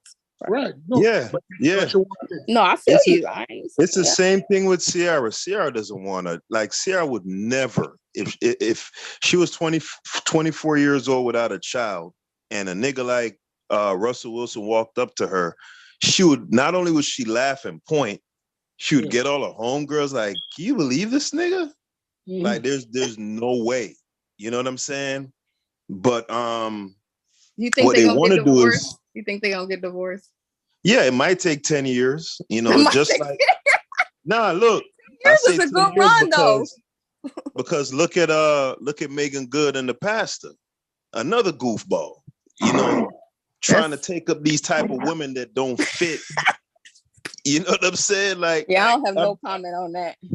Yeah, but it's the same thing reoccurring, right? These chicks, these hood chicks, they like the hood niggas, the 50 Cents and the Futures and the, you know what I'm saying? That's what they like, bro. and you talking about you a pastor, like you're the complete opposite of what they want. Right. And then you're trying to make that woman wait, like Russell made Sierra wait a whole year for sex. Like, what are you doing, dude? Like, she's not that, bro. Like, she's not you trying to make a mule into a racehorse. Like, that's not who that person is naturally. You know, at some point, that woman is going to feel stifled, bro. And you see it in her recent actions. Like, she out there. I ain't never seen I saw Sierra her twerking on the video. Twerking like, this much. Like, when she was with Future, I ain't never seen her twerking this much. She was busted she with it him all that over long? the place. Huh? Was she with him long enough? She was with him for like a couple years. But the point is, you could tell by her actions that she is just that she want to break free. Like, this nigga want to break free.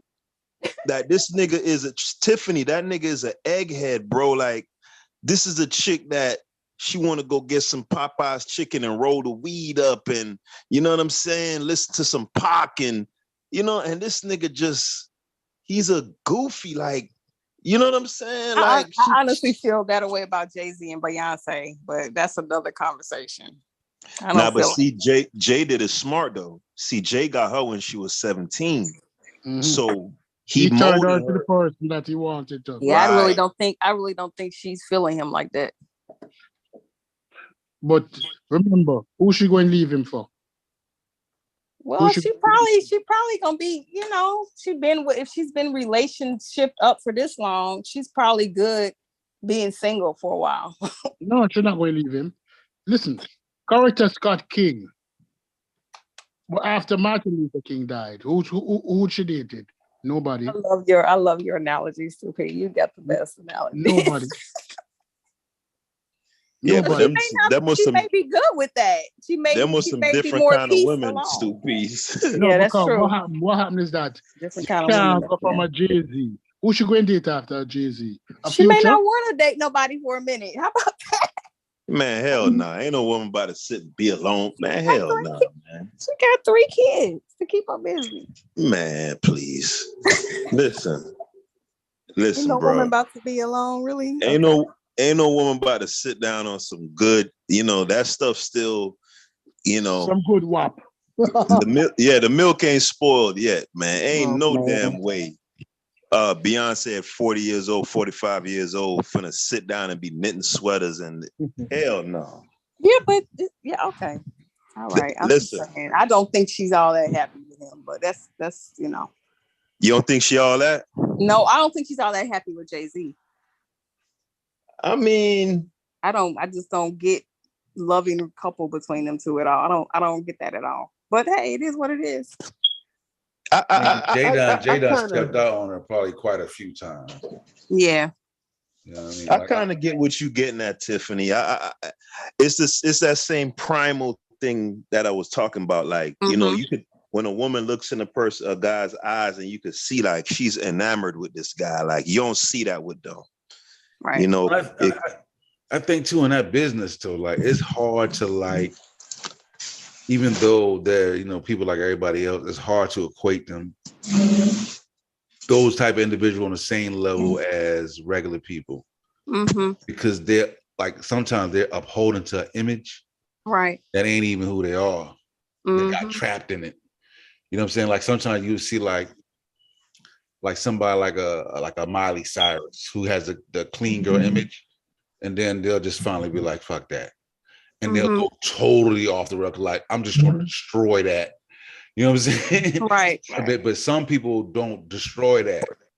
You know what I mean? I think Beyonce really wanted to be more a Rihanna type. Right. Like her first music was real clean, prissy. And Rihanna was like, nah, I'm smoking weed. I'm out. You know what I'm saying?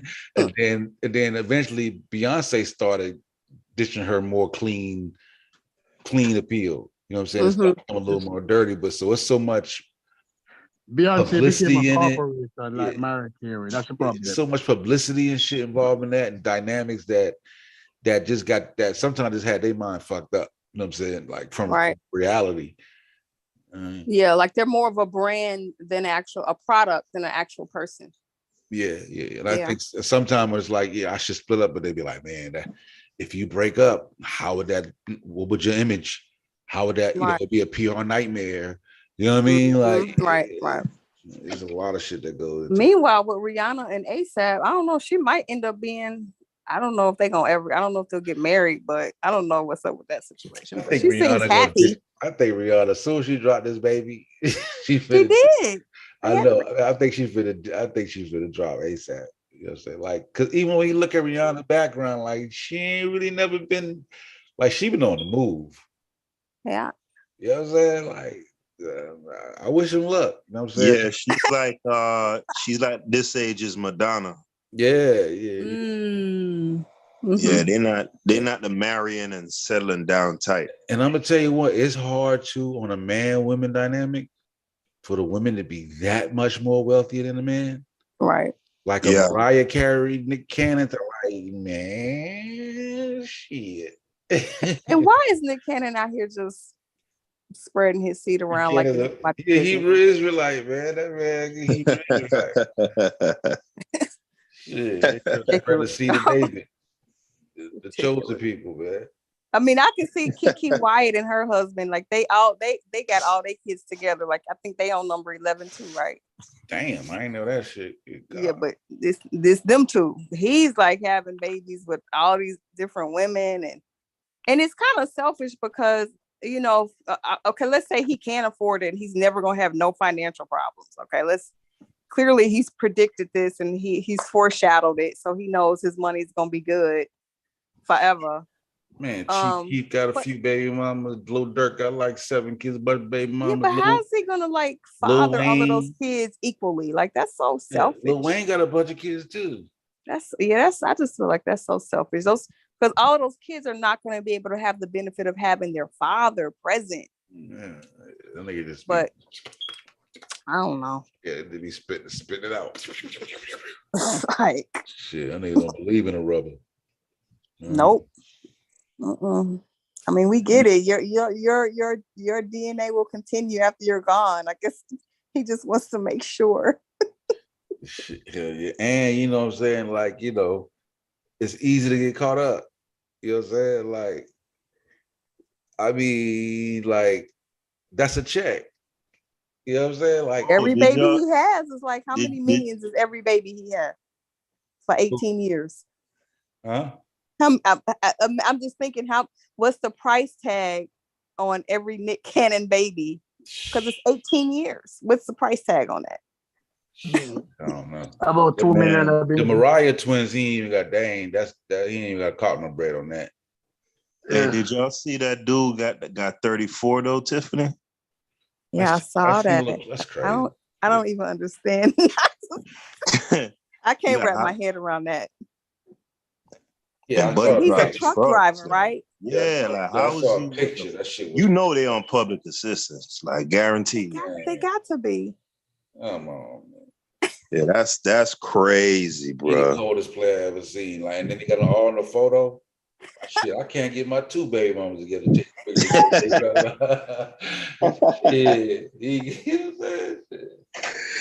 Hey, because it's crazy, man. I got a homeboy. He had 13 before he was like 32. Damn. Hey. And I thought that boy was wild, boy. When I seen this shit here with old boy got 34, I said, God. Yeah, he didn't get his 34? Just having them left and right. God. And he's 34. That shit crazy, bro. No. I just don't get it.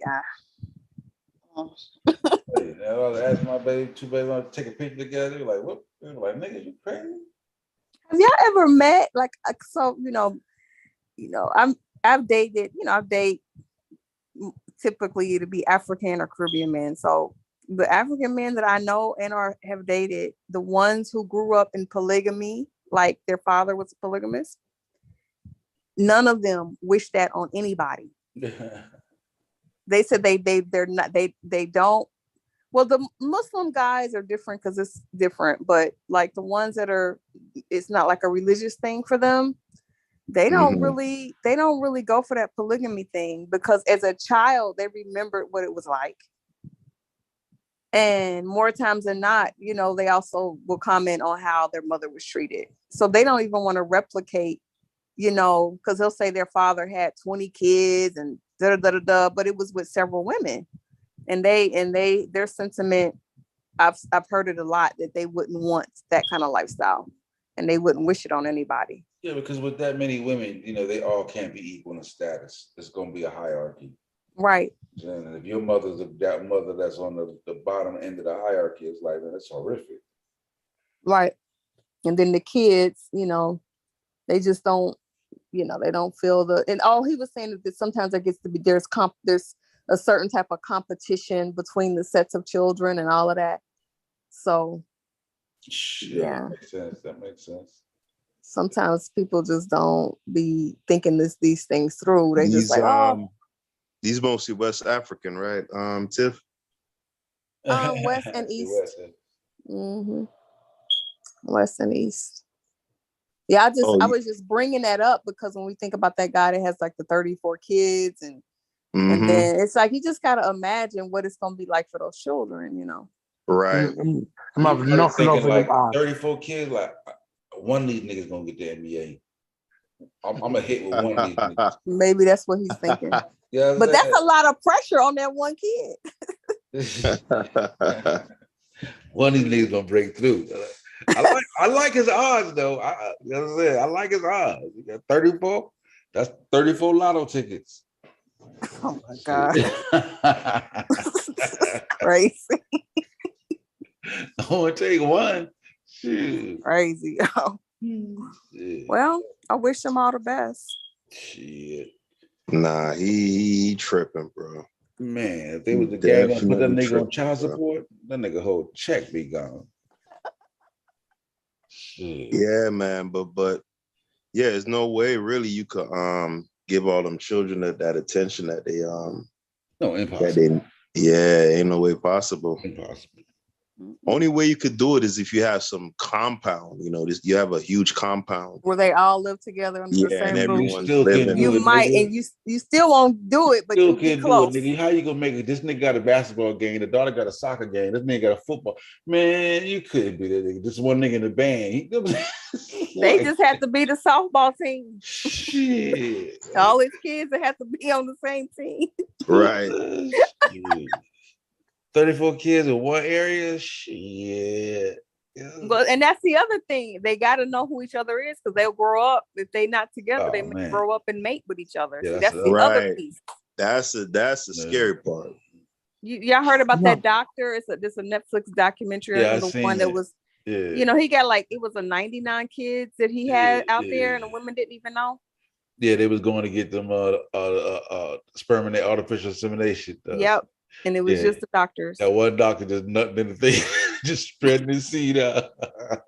That's sick, bro. That nigga cold. That nigga is cold as hell. Nigga. He need his ass beat. Yeah. They need to beat his ass. Even bro, like, Haskell, even for the husbands that brought their sperm in, he wouldn't even use. He's still they need to whoop his ass. That nigga like, nah, I'm finna make me a goddamn super cat.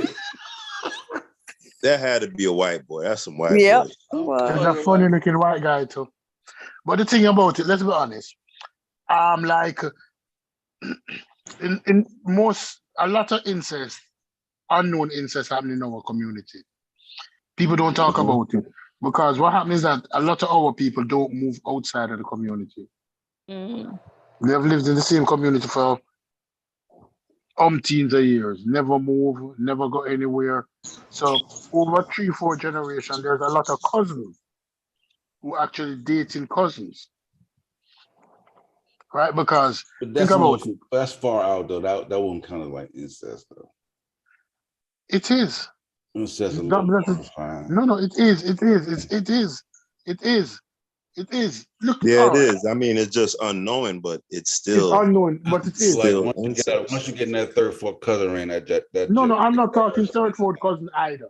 I'm not talking third, fourth cousin. Hey, so you are okay. I'm talking about. I'm being scientific. Okay. Being scientific. All right. All right. Let's Hell no. Let me use statistics for you now. Hey, this science, baby. We could do this. We do the science. Yeah. Let me use statistics for you. Let me use statistics for you. Ready? No. Ready. I'm going to use Kevin Samuel's statistics. Sosa macking on his cousins talking about his science. This nigga crazy. Askel, listen to this. Listen to this, Askel. This nigga You wild. know that 33% of men, almost 30% of men under the age of 30 are virgins.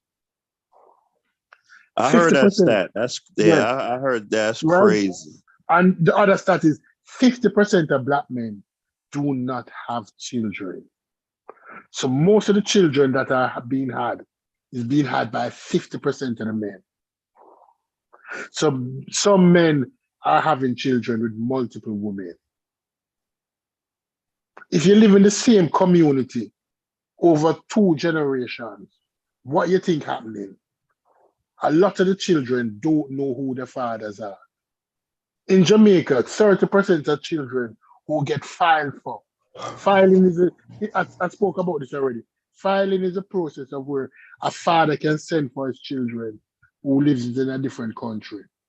30% of the children who are filed for. When the DNA test is done, those men are not the biological fathers. Right? There was a song in a song from Trinidad. In my hometown, there lives a family. Where they thought that the brother and the sister were dating together, and the mother come to the son and said, "Don't worry yourself, man. Your daddy is your daddy. Your daddy is not your daddy, but your daddy don't know." In our community, a lot of children do not get the fathers that are their biological fathers. So these children have different last names, and they're meeting up with their cousins or their sisters. Mm-hmm. Not the sisters, stupid. That would show up genetically. Now you wild. Who doing DNA test? No. But, I mean, no, he's saying like, that in terms of like developmental problems and stuff like that. Like a gene pool. No, not necessarily. Sometimes it do, sometimes it doesn't. Sometimes, but not necessarily. I'm looking at the laws. It's more likely to show up if you have same mom and dad. It's like the laws is like the same, mostly 25%, some 12.5%. Like your first cousin got 12, share about 12.5% of the same DNA as you. Yeah. Once you start getting down to third and fourth cousin, is less. Like third cousin is less than 1%.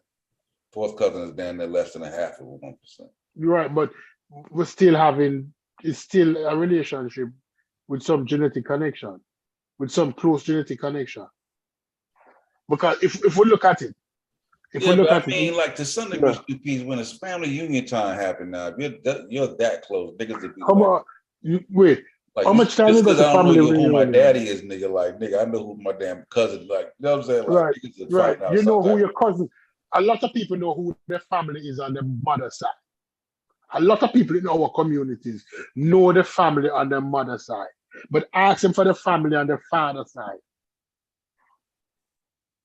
And the same daddy who, but still, no. Like once you marry that person. No, I'm not talking marriage, but the other thing I'm saying, and remember, these men is the same men having babies. 50% of men not having babies. So the same men have multiple babies. But all right, when I used to touch the road, when I used to go out a lot in Jamaica, and I realized that I used to go all over Jamaica. And it's almost like you leave like, let's say you leave like North Philly and go all the way to South Philly. And you see the same dudes in South Philly at the clubs. You leave South Philly and go West Philly. You see the same dudes. It's the same dudes traveling all over the place. The same dudes. The stay-at-home dudes stay at home. The road dudes do road. You understand what I'm saying, Haskell? Mm-hmm. Yeah, I mean, it happens to people, but I think that... it's the same dudes having baby. I mean, I heard Tiffany speak on that at one time too, as far as like, I think she said like a grandmother, because I know this was prevalent in the South, in the American South, like back in the day where a lot of men would have secret families. Of course. You know, on the other side of town. I wasn't referring to my grandmother. I was saying that was a thing, you know. Yeah, of course. Yeah. People got married for different reasons then. And to think that people should be getting married for the same reasons in 2022 is ludicrous. Okay, first of all. But back then, you know, because people stay together and they're not happy. So what ends up happening is people dip out on the relationship. Yeah, back then with the technology lacking like it was, somebody could just move to right down the street and right. So that's what they did. He you know, usually it was the man that would be dipping because the mom would be at home taking care of the kids and he would have other families. But you know, right, and they wouldn't know each other, and that was something regular in Jamaica. Men had families in different districts.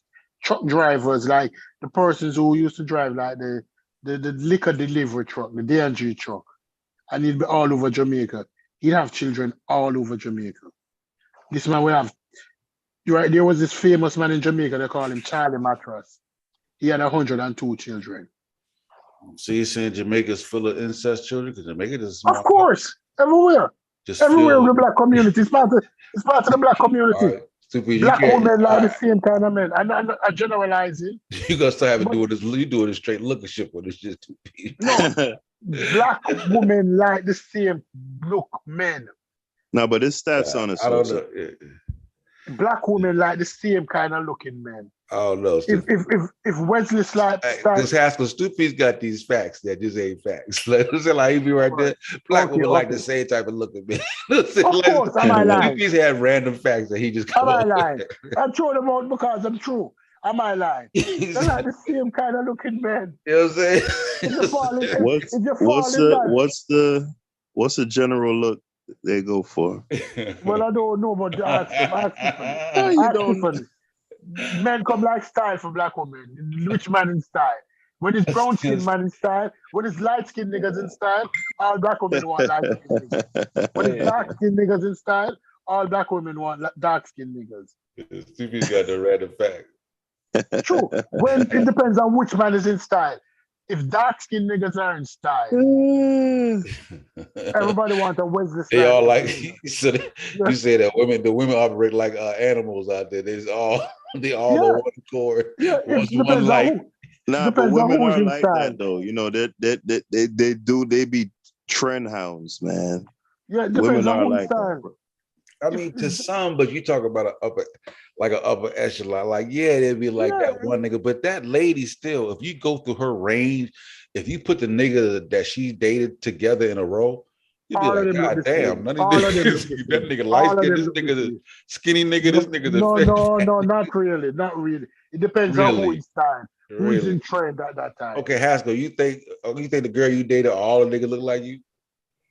I mean, they be having types though. I mean, not most in terms of dark skin, light skin, they might. You know what I'm saying? Black dudes have type too. Nah, they be having a types though.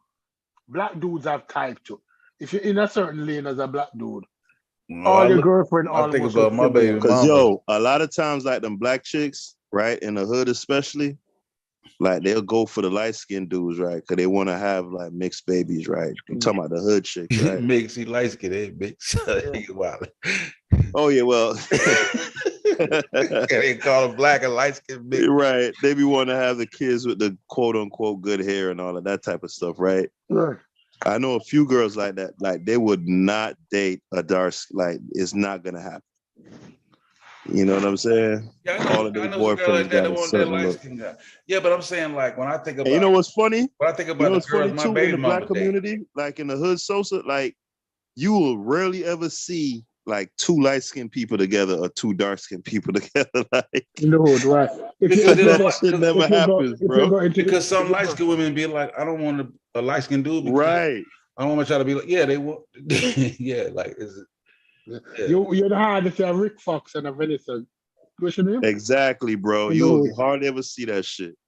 Yeah, I think they wanted that. They like to mix the.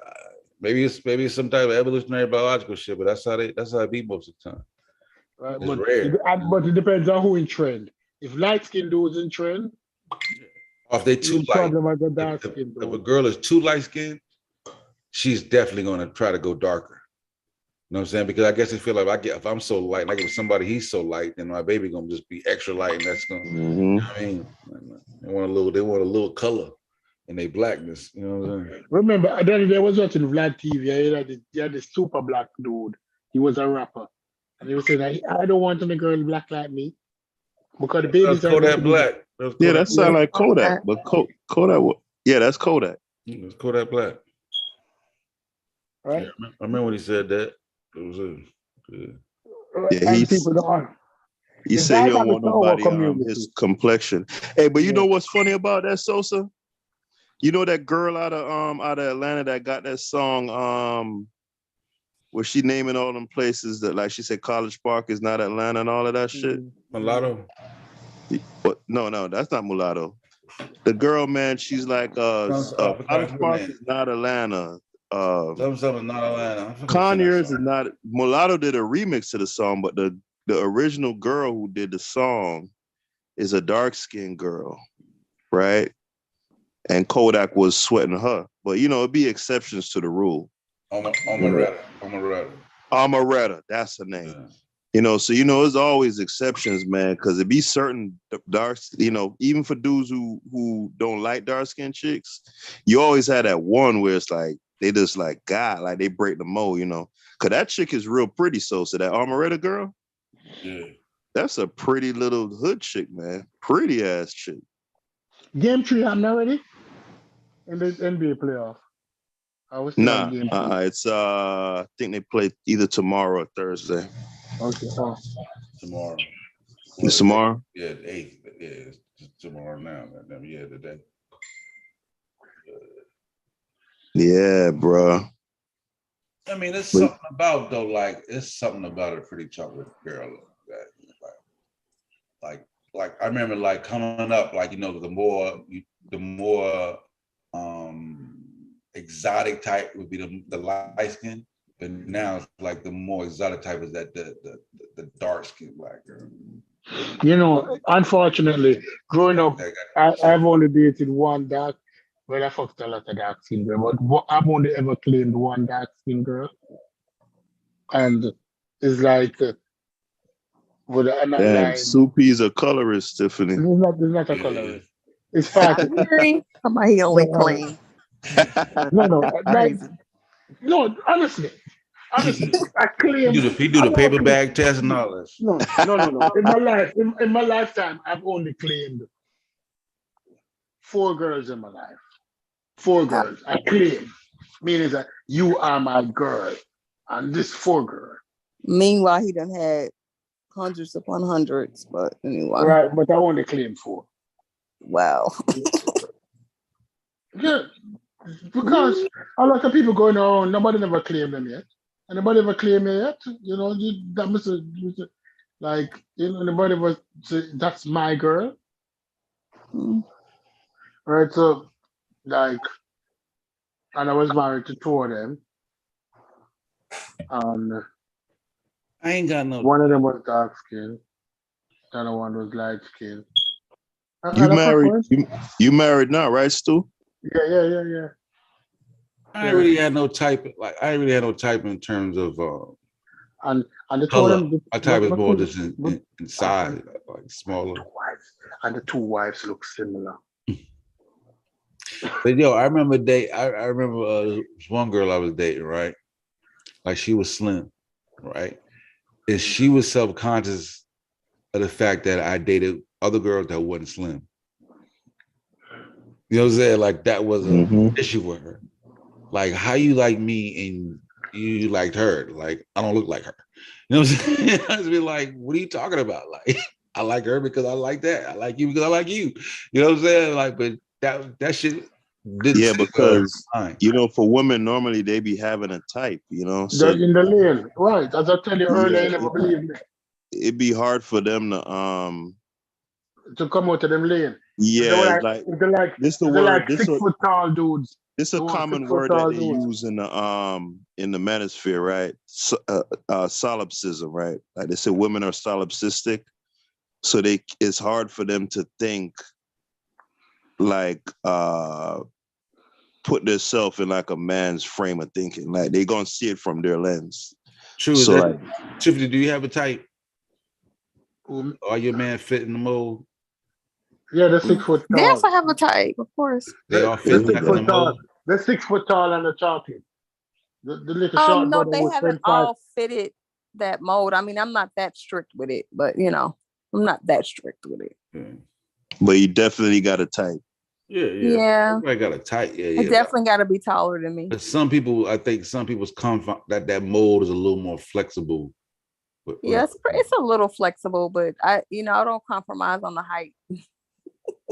Yeah. Some like some And height you know sometimes what? is a deal breaker. Height is kind of like you know what too is the thing is that women have that luxury though, because even the average woman compared to the most desirable man, the woman is going to have way more options. Right. So they have that luxury to where they could sift through, and men don't have that. Yeah, that's evolution, baby. You know what I'm saying? Like, yeah, Right, so- they supposed to like to, you know what I mean? So we don't get all these runts. You understand me? The Africans saying that when the lion gets It's her job to pick through the best, to get your best mate. You know what I'm saying? For survivability. Like, yo, this nigga ain't gonna make it. Like, nah, I can't pick you, Pip. You know what I'm saying? but you ain't good for the future of humanity, my nigga. Like, I gotta go. But yo, Sosa, I be seeing dudes who do be having definite types, and I can't understand it, because the thing I love most about women is that it's so much variety and they so different, right? So like, I look at Reggie Bush, like all the chicks he's dated, they all got that Armenian look. You know what I'm talking about? That Kim Kardashian, the dark hair, the what they call quote unquote olive skin, like literally they all look like facsimiles of each other, which I think like that's weird, bro. Cause yo, Kanye girl look just like him. Yeah, that shit is weird, bro. That's crazy. Like look, I could see a chick that's like 5'11", right? Tall, statuesque, and like, damn, she bad. And I could see a chick that's 5'3". Me too. And like, damn, you know what I'm saying? Like, I'm 5'3", by the way. We're talking about that. Is Lizzo sexy? Is Lizzo sexy? You 5'3" too? Yep. You a little bitty thing. Yeah, I'm a teeny baby. Tiffany. Is Lizzo sexy? Yeah, they date these 6'4" men. You wildin'. Yeah, but Tiffany's I be getting them, y'all. I be getting them. Ain't that some shit? Motherfucker be 5 foot tall talking about they want a nigga 6 foot. What the hell? But they be coming. That shit don't make no goddamn sense. What the hell you doing with these tall ass niggas, man? It works. Cause hey, Tiff, if you 5'3", even with heels on, right? Yep. Let's say, and I know you're not wearing those 6-inch heels, right? But let's say, let's say just for the sake of argument, you're wearing 6 foot heels, right? A nigga that's 5'10" is taller than you in heels. That's true. You know what I'm saying? They be don't want him though. It be black, but you know what? It be mainly the black women that like they're like real sticklers with that height shit, man. They be wanting these 6'5" ass niggas. I'll be like, what the fuck? It might be all you see Nia Long, Nia Long and her man. They look so cute together. Cause I don't really be seeing. Oh, that's the. It do look weird. It do look weird though. Haskell, when you see see like two little people married, like a 5'3" and a 5'5", you're like, that's weird. Right. Hey. Like Mexicans, they kind of have to do that. Yeah, because they're all of them little. All of them. Hey, Sosa. Yeah. Sosa, would you not down and Stoopies too? Would you knock down a midget? A midget? Haskell, you talk to the wrong person. Like midgets freak me out. Like I don't like them. All right, so that's a no for you. I don't like to be around me. Like I'll leave the room if a midget comes. I think you cap though. I think if you just see a bad midget, a little arms, little arms and hands. I'm out. Back home, you had this bad midget. She was like light skin. Of course, you light skin, right? Of course, stupid. You already know. Let me finish. She used to all through Kingston on the back of a ninja bike. You know those Kawasaki Ninjas. She's and her little legs couldn't, but she was the cutest little thing Little legs. on the back. Little But bitty she had this legs. big ass and these little legs, and she was the cutest thing on the back of the Ninja. I got the opportunity to talk to her once and was there talking to her, but I couldn't close the deal. And the dudes, and guess what? And the dudes that I'm like 5. I'm 5'9" on a good day. Right? But the dudes that this short girl used to be talking to used to be like 6 and gangster dudes, real original shotters. She was getting dudes. So yes, I'm like 6 feet, right? Like I would sleep with a girl taller than me, but I wouldn't date her. Why? Yeah, because I'd knock down, I bang a midget out too, by the way, just so everybody knows. But okay. I would no mercy. You don't want to be seen in public. No mercy on a little tiny little legs. Yeah, but you know what it is, Sosa? It's just a novel. It's just the novelty of it. You know what circus act, right? Yeah, because I'd bust. What's the name too? What's the old girl name, man? That played for Australia, man. The basketball chick. I don't watch. The tall girl. Yeah, what's her damn name again, man? The one who was calling the Nigerian team Monkey? Yeah.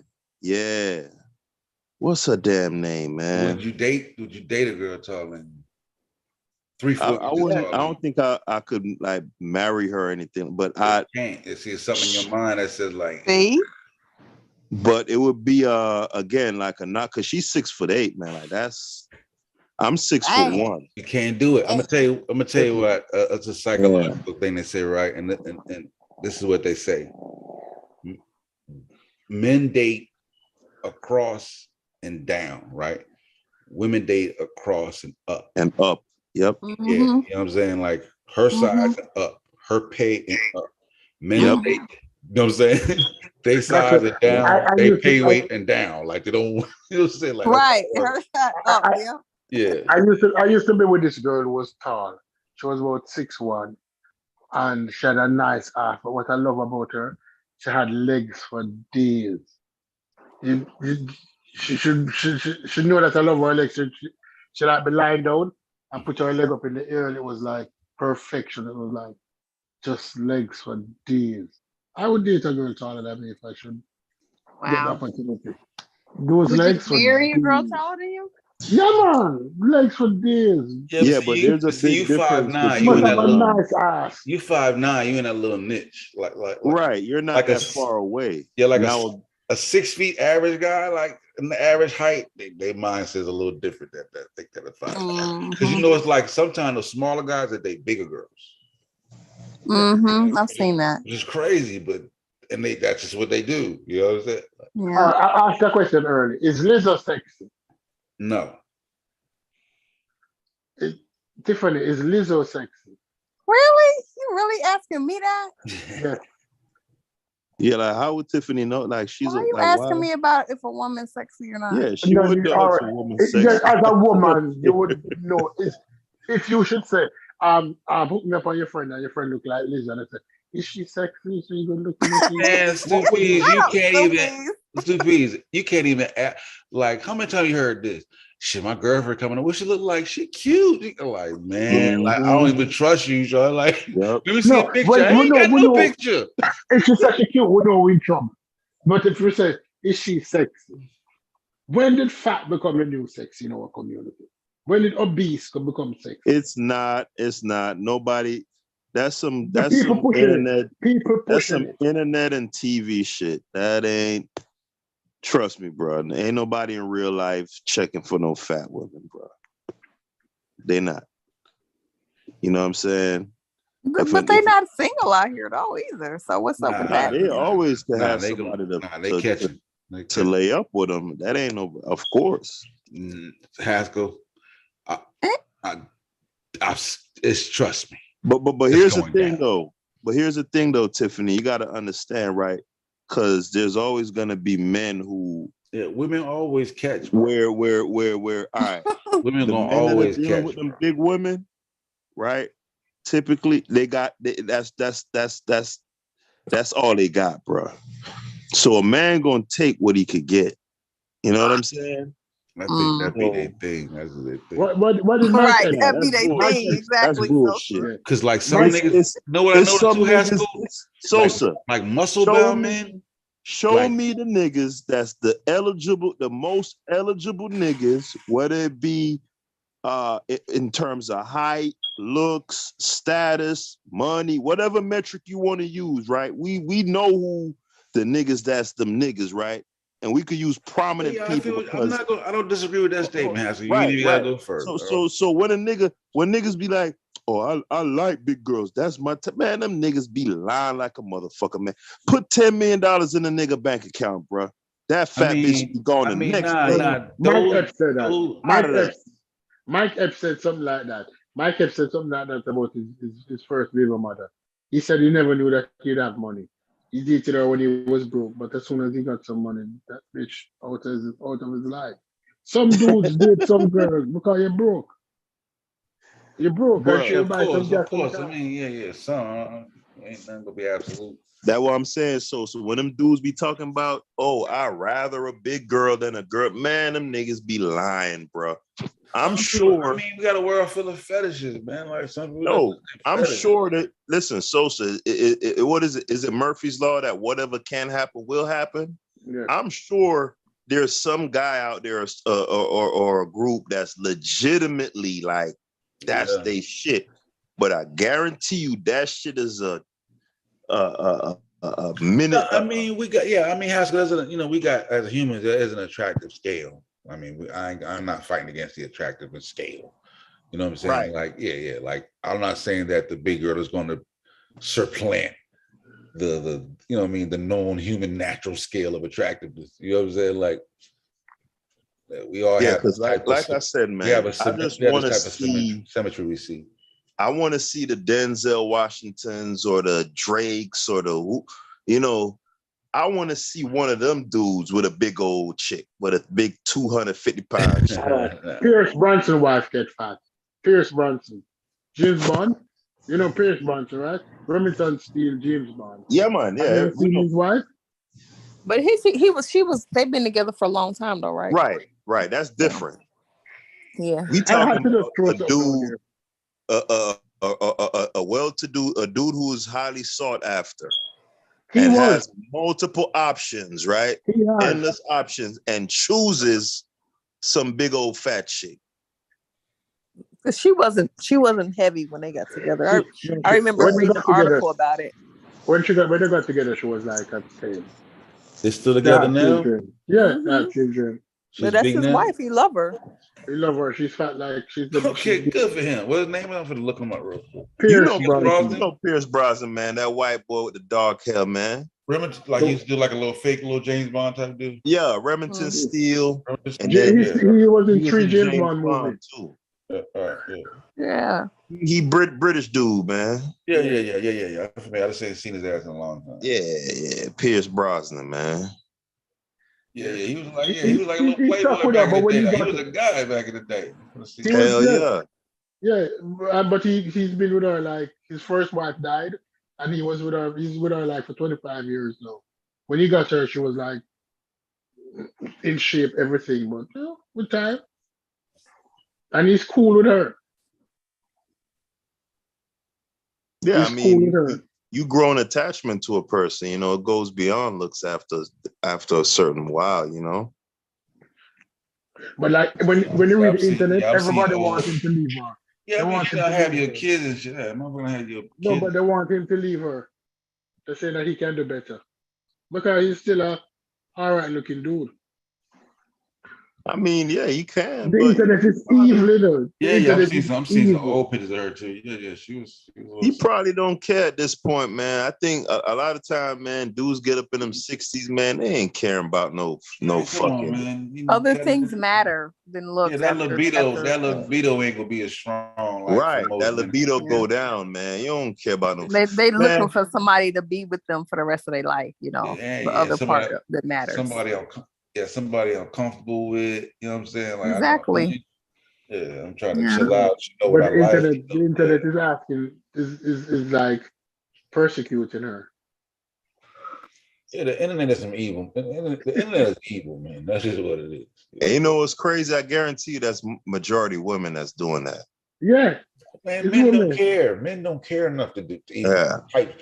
Like, you know, like most of the time, that's what's in the internet is evil. Most of the time, the people that comment are people that have negative things to say. When you see something positive, you don't even feel the need to comment. You just see it, you're like, oh. Right. It's the people that are vindictive be like, leave that fat bitch. You know what I'm saying? Like to get the typing. You know what I'm saying? It's your negative that you know what I'm saying, that negative influence that made people be constantly attacking somebody in the chat through words and letters and shit. Like, come on, man. I mean, people crazy. I mean, what you gonna do as a 65-year-old man? Right? Jump back out of the dating pool. And yeah, what you about to do? Just go bang. I mean, he's in a position where he could do it. But just go bang out a he can still pull a 25-year-old. He can still pull a hot 25. Oh, no, that's what I'm saying. Yeah, he could. That's what I'm saying. He could do it if he wanted to, but like, for what, bro? Like, exactly for what? When you get 65, you start thinking like this. Tiffany, wait, hold on. Tiffany said yes, fat a while ago. Yeah, I said for what? Why would he do that? That's just crazy. I mean, if you want a younger woman, he could even get somebody in their 40s. He don't need to get a 25-year-old. That's just ridiculous. When you're 65, you're gonna be like, I'm not a 25-year-old. I'm not. Nah, you can't. 9 out of 10, you ain't gonna be able to. You know what I'm saying? You can't stomach 25. That's just too dumb. No, not only that, but you can't perform you can't beat that down. Like, you know, only reason she's with you is for money. The only reason. And that mentality has to, we know what it's like to be 20. Yeah, the mentality is just like, most definitely, yeah. You want to go out a bunch, you want to go different, like you're too active, right. You're too busy and shit. Like, right. That nigga not only that, 40 and 50. Even if you're not busy, Sosa, let's say you retired, you still don't want to be doing all that, right? Yeah, so look, man, when you was 25, bro, you hitting the club like God, especially if you're in a position where you got a little freedom, you got a little money. Mm-hmm. Man, you hitting the club like 3, 4, 5 times a week. Yeah. You then when you wake up, you going over here, you over there. And you hard nights out where you drinking heavy. Wake up, right? Oh, shake it off and go back. Right, right. That nigga, if he was a breaker, he'd be thinking probably like 45, 50. Yeah, I can find me a nice 50-year-old. Yeah, exactly. That nigga ain't dropping down no 20. You feel me? Like, nah, 20 is too crazy. The 20s is too crazy, you know. That's crazy. If you 60s, right? Because I'm just 40, bro, and most of the time, bitch, I don't be feeling like I really be going nowhere, dog. I'm gonna be real with you, nigga. Like, right, exactly. Nigga be comfy than a bitch to the crib, bro. Like, man, I got all my shit here. You know what I'm saying? I'm vibing. Like, fuck is you talking about? What we running all over the place for? Right, exactly. Like fun is spending 4 hours just talking on YouTube at this age. Right. Right. You thinking like, man, listen, let's just hit, I'm thinking like, look, let's hit this farmer's market. You know what I'm saying? Go snatch us up some fresh fish or something. You know what I'm saying? And we come back and whip that shit up, grab, you know what I'm saying? Grab something to drink. Shit. Hell yeah, man. Man, like shit. Like, bro, finna go see goddamn Young Thug perform at the goddamn like. Yeah, man. Hey, Sosa, they be wanting to drive like 20 miles to go somewhere to stand around all night and drink. Like, what the fuck? Like, when I look back at it now, even with my mindset now, even if I had the energy of a 23-year-old, like that shit that we was doing, that shit wasn't. Oh, that's what I'm saying. It'd be dumb. It ain't nothing exciting, my nigga. Like, I'm gonna go somewhere. You know how dumb you are at 25? All you doing is listening to music, standing around, and drinking. You know what I'm saying? Dude, that was hell. You know what I'm saying? But you think you doing? Hey, you remember that? You remember that shit, Sosa? You go from that place, right? Then you drive to another place and go stand around there, drink and listen to music. You know what I'm saying? Then you go out to eat at 5 o'clock in the morning. Right. You know? Then you end up at the Waffle House 5 in the morning, fucked up. Man, wait till the sun come up, all that. You're not doing that in your 40s. Like, nah, you will die. You will die. You know what I'm saying? Like, for real. You know what I'm saying? Nah, even if you was physically capable, because I'm still in real good shape. Like, for me, it's more mental. Like, I just don't care. Like, it doesn't. Right, you did it. You've experienced it, right? Like, man, we exhausted. So true.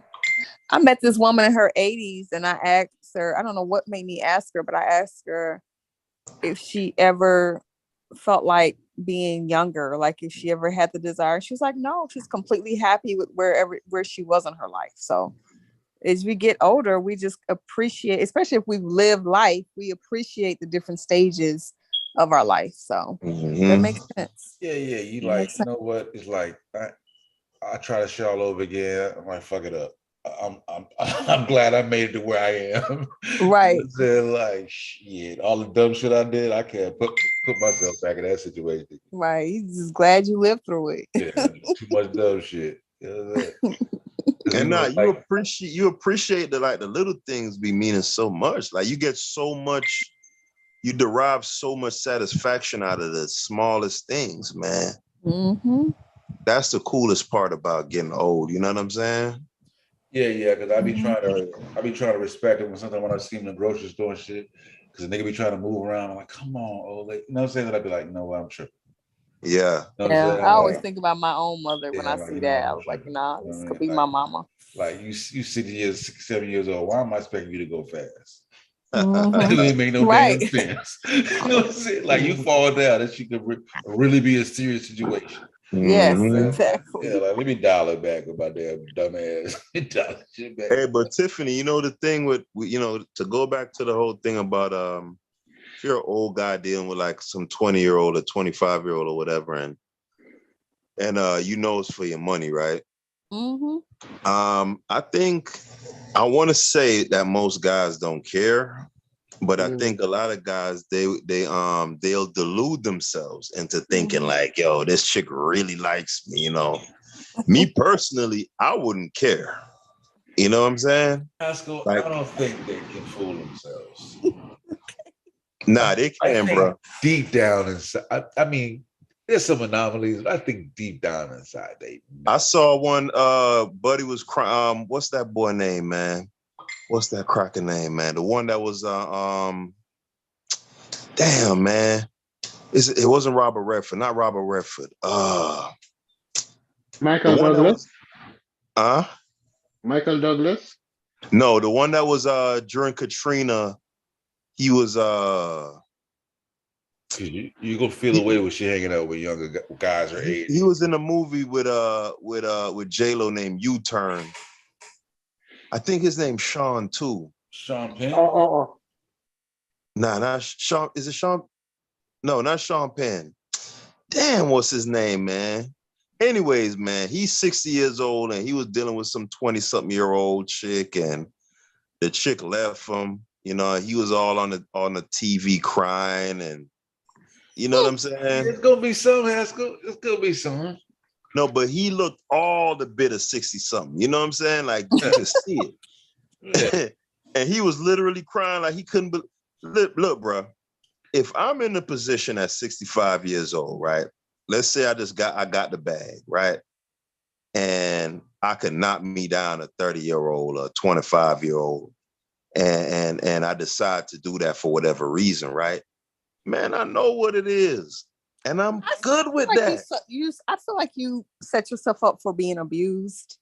Because not to bring up the Johnny Depp and Amber Heard thing, but when it came out in court, it was Sean Penn. It was Sean Penn. Yeah, it was Sean Penn. Yep, she used, and I guess she's an exception, but she used to talk about his age all the time, talk about him being an old this and an old that, you know, because she was younger than him. Nigga all wrinkly. What's the most damaging shit you can say to an old nigga when you fight?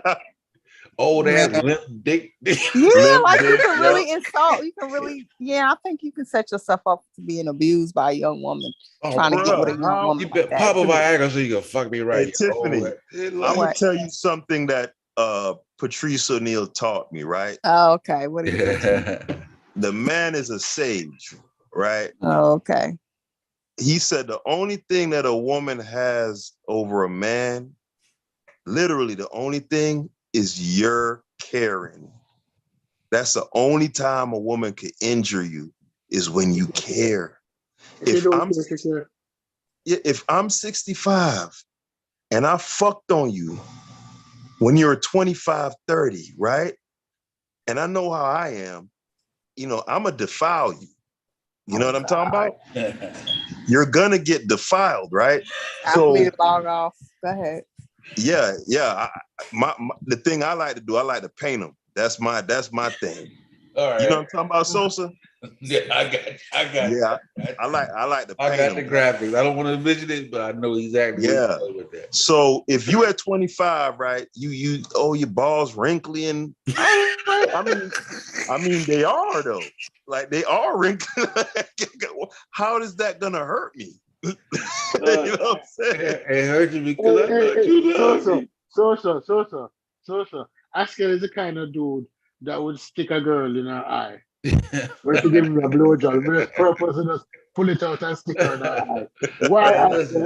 Why would you pull it out and stick her in her eye? Listen, the only time you fool, the only time in that situation he be fooled is if the girl got the money. Do that to a girl. Listen, until I came to America, I didn't know anything about that. But the first time I did it, I got addicted to it, and I know you've done it before. No, I use the purpose to stick them in the eye. No, not that. I'm talking about. Oh God, that's too much. Weird. I did not want to know. That's I don't deal with the with the inflicting pain and all that. Now I don't sadomasochist and shit. Yeah, I don't deal with the inflicting pain. So my thing is the painting their face. That's my thing. I got you. Yeah. So what I do is more evil than what you do. No, but hold on, listen. You're believing them. But listen, if you show me a 20-year-old, 25-year-old girl with a bag and a 65-year-old dude and he ain't the breadwinner, that girl is in love with that nigga. You know what I'm saying? Yeah. Until you see that dynamic, and you will never see that shit. You'll never in your life see no shit like that. If you do, that's the coldest nigga you ever. That nigga will be that nigga cold, nigga. Like he would be praised amongst other men. Like, God damn. Niggas would be confused, like, how the fuck you do that shit? Hey, so all right. So it's a perfect example, right? Look at Diddy, right? He was messing with the Lauren Harvey chick. Yeah. Right? At one point in time, now he messing with Young Miami, right? If I was Diddy age, I think Diddy just turned 50 at 51, right? I'm messing with Lori Harvey at 24, right? Her pretty ass. That motherfucker is facially, that's a gorgeous woman, right? And I paint her, right? Sicker. Huh? That's so sicker. Yeah, if I paint her face, right? And then down the line, she like, oh, he can't get it up. And man, I painted you. What you talking about? You won. That's like, I won, nigga. I painted you. I painted you, bro. Yo, I think Diddy, and here's what I think about people like someone like Diddy. I think they go for them relationship because they know it ain't going nowhere. Like, it's, you know what I mean, short. They know it's short. Yeah, it's just fun. Yeah, it's something like it. You know what I mean? Like, I know this ain't, like, I'm not setting myself up in a position where, because in my mind, I know I'm not going all the way. Right. That's what I'm saying. So when Tiffany says, like, you could get how am I get abused when I don't care? Yeah, but the difference is when the other ones, when the 60-year-old one, like, they seem to be more locked in than somebody sitting. I guess because they're more at the end than somebody like Diddy feel like I still got a good little more run in me. You know what I mean? Listen, like Johnny Depp wanted to make that shit work. You mean Sean Penn? And Johnny Depp, he wanted that. Is he that much more older than Amber Heard? About 20 years. I think Amber Heard married her when she was like 18. How old was Johnny Depp? No. She was 26 or 27 at the time. And he was married? We saw Johnny Depp. And he's how much older he is, Stu Peas, than Amber Heard? I think he's 20 years older. But really? He was still prime Johnny Depp. He was Pirates of the Caribbean Johnny Depp. No, but I'm saying he's 30 years older than her? 20. 20. Okay, I didn't know that. Yeah. He was prime Johnny Depp. Yeah. And Johnny Depp has been taking coke every day. Johnny Depp 58. Let me see when he married Amber Heard. See, and that's the thing. When you've always been that dude, because he's been that guy. Yeah, even without money, right? Because white women look at him as a sex symbol, even independent of the money, right? Right. When you reach 60, it'd be hard for you to switch over and realize, yo, I'm not that guy no more. Like, no, but when Michael Douglas married, when Michael Douglas was 50 and when he married Catherine Zeta-Jones, and Catherine Zeta-Jones, when she married Michael Douglas, was a solid 9. Remember Catherine Zeta? When she married Michael Douglas, she was up there. Mm-hmm. Yeah, okay. Amber's 36 now, so he's like 22 years older than her. I thought he was even more older than her. 22 years older than her, right? But 22. Okay. Oh, look how old Leonardo DiCaprio is. How old is Leo? He got to be 50 at least. Probably so. Yeah, Leo got how old he is. And then look at the girls he did. The girls who live. Oh yeah. I mean, he a playboy. He know he ain't going nowhere though. He don't. Like, he's not. He's 47. Like he know it ain't going nowhere. He's 47, and the girls he dates are like nobody over 24. He does not. He know what he doing. Like, he ain't got. Hey, but like Sosa said though, when you 47, you still got a lot of juice left. Yeah. It's different when you 67. Yeah. You get you get to the end zone. You know, at the end zone. Yeah, that's a huge difference. Yeah. You know, because I seen Quincy Jones, he still be messing with them 20 and 30 years old. Quincy Jones used to date Ivana Trump when he was an old ass dude.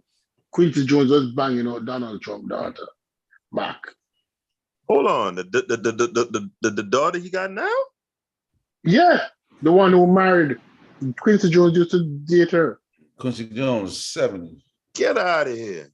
Of course, type in Quincy Jones and Ivan and Donald Trump's daughter. Ivana Trump. Yeah.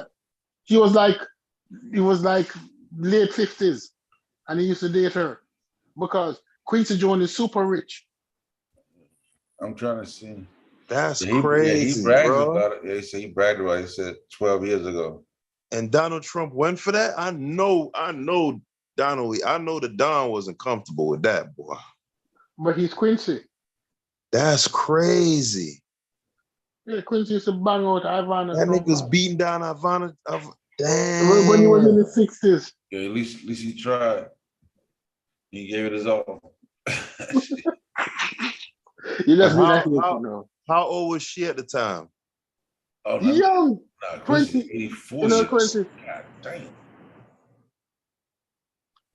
In her 20s.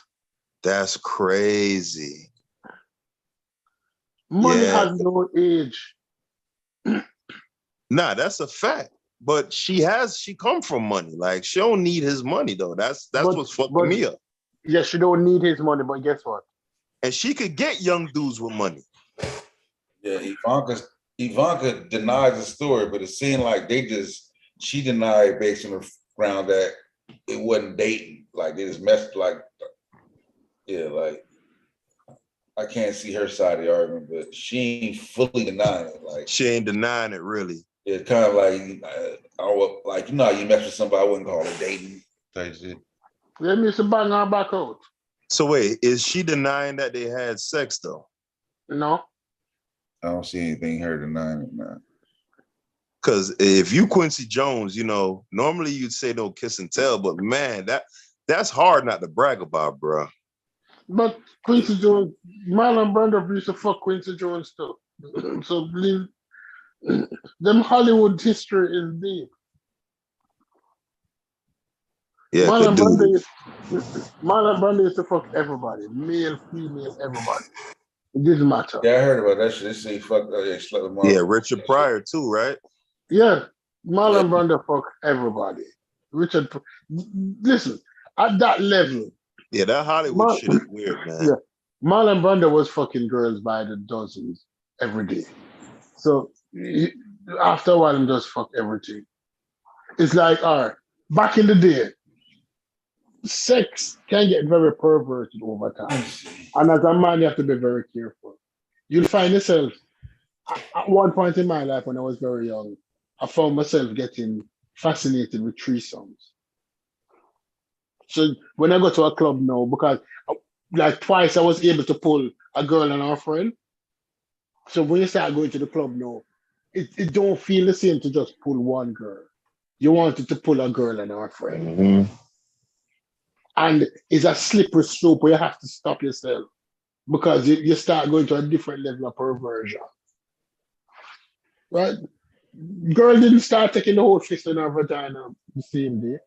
It started with small perversion. So that dude, you have to be very careful. So listen, I'm not getting that perverted.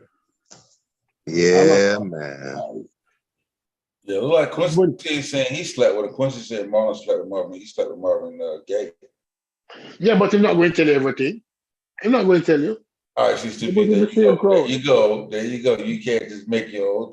All right. All right. Yeah. It's like Frank Sinatra. You ever see the relationship between Frank Sinatra I can't take no, look. I apologize for that. I won't say that. But you ever see the relationship between Frank Sinatra and Sammy Davis Jr.?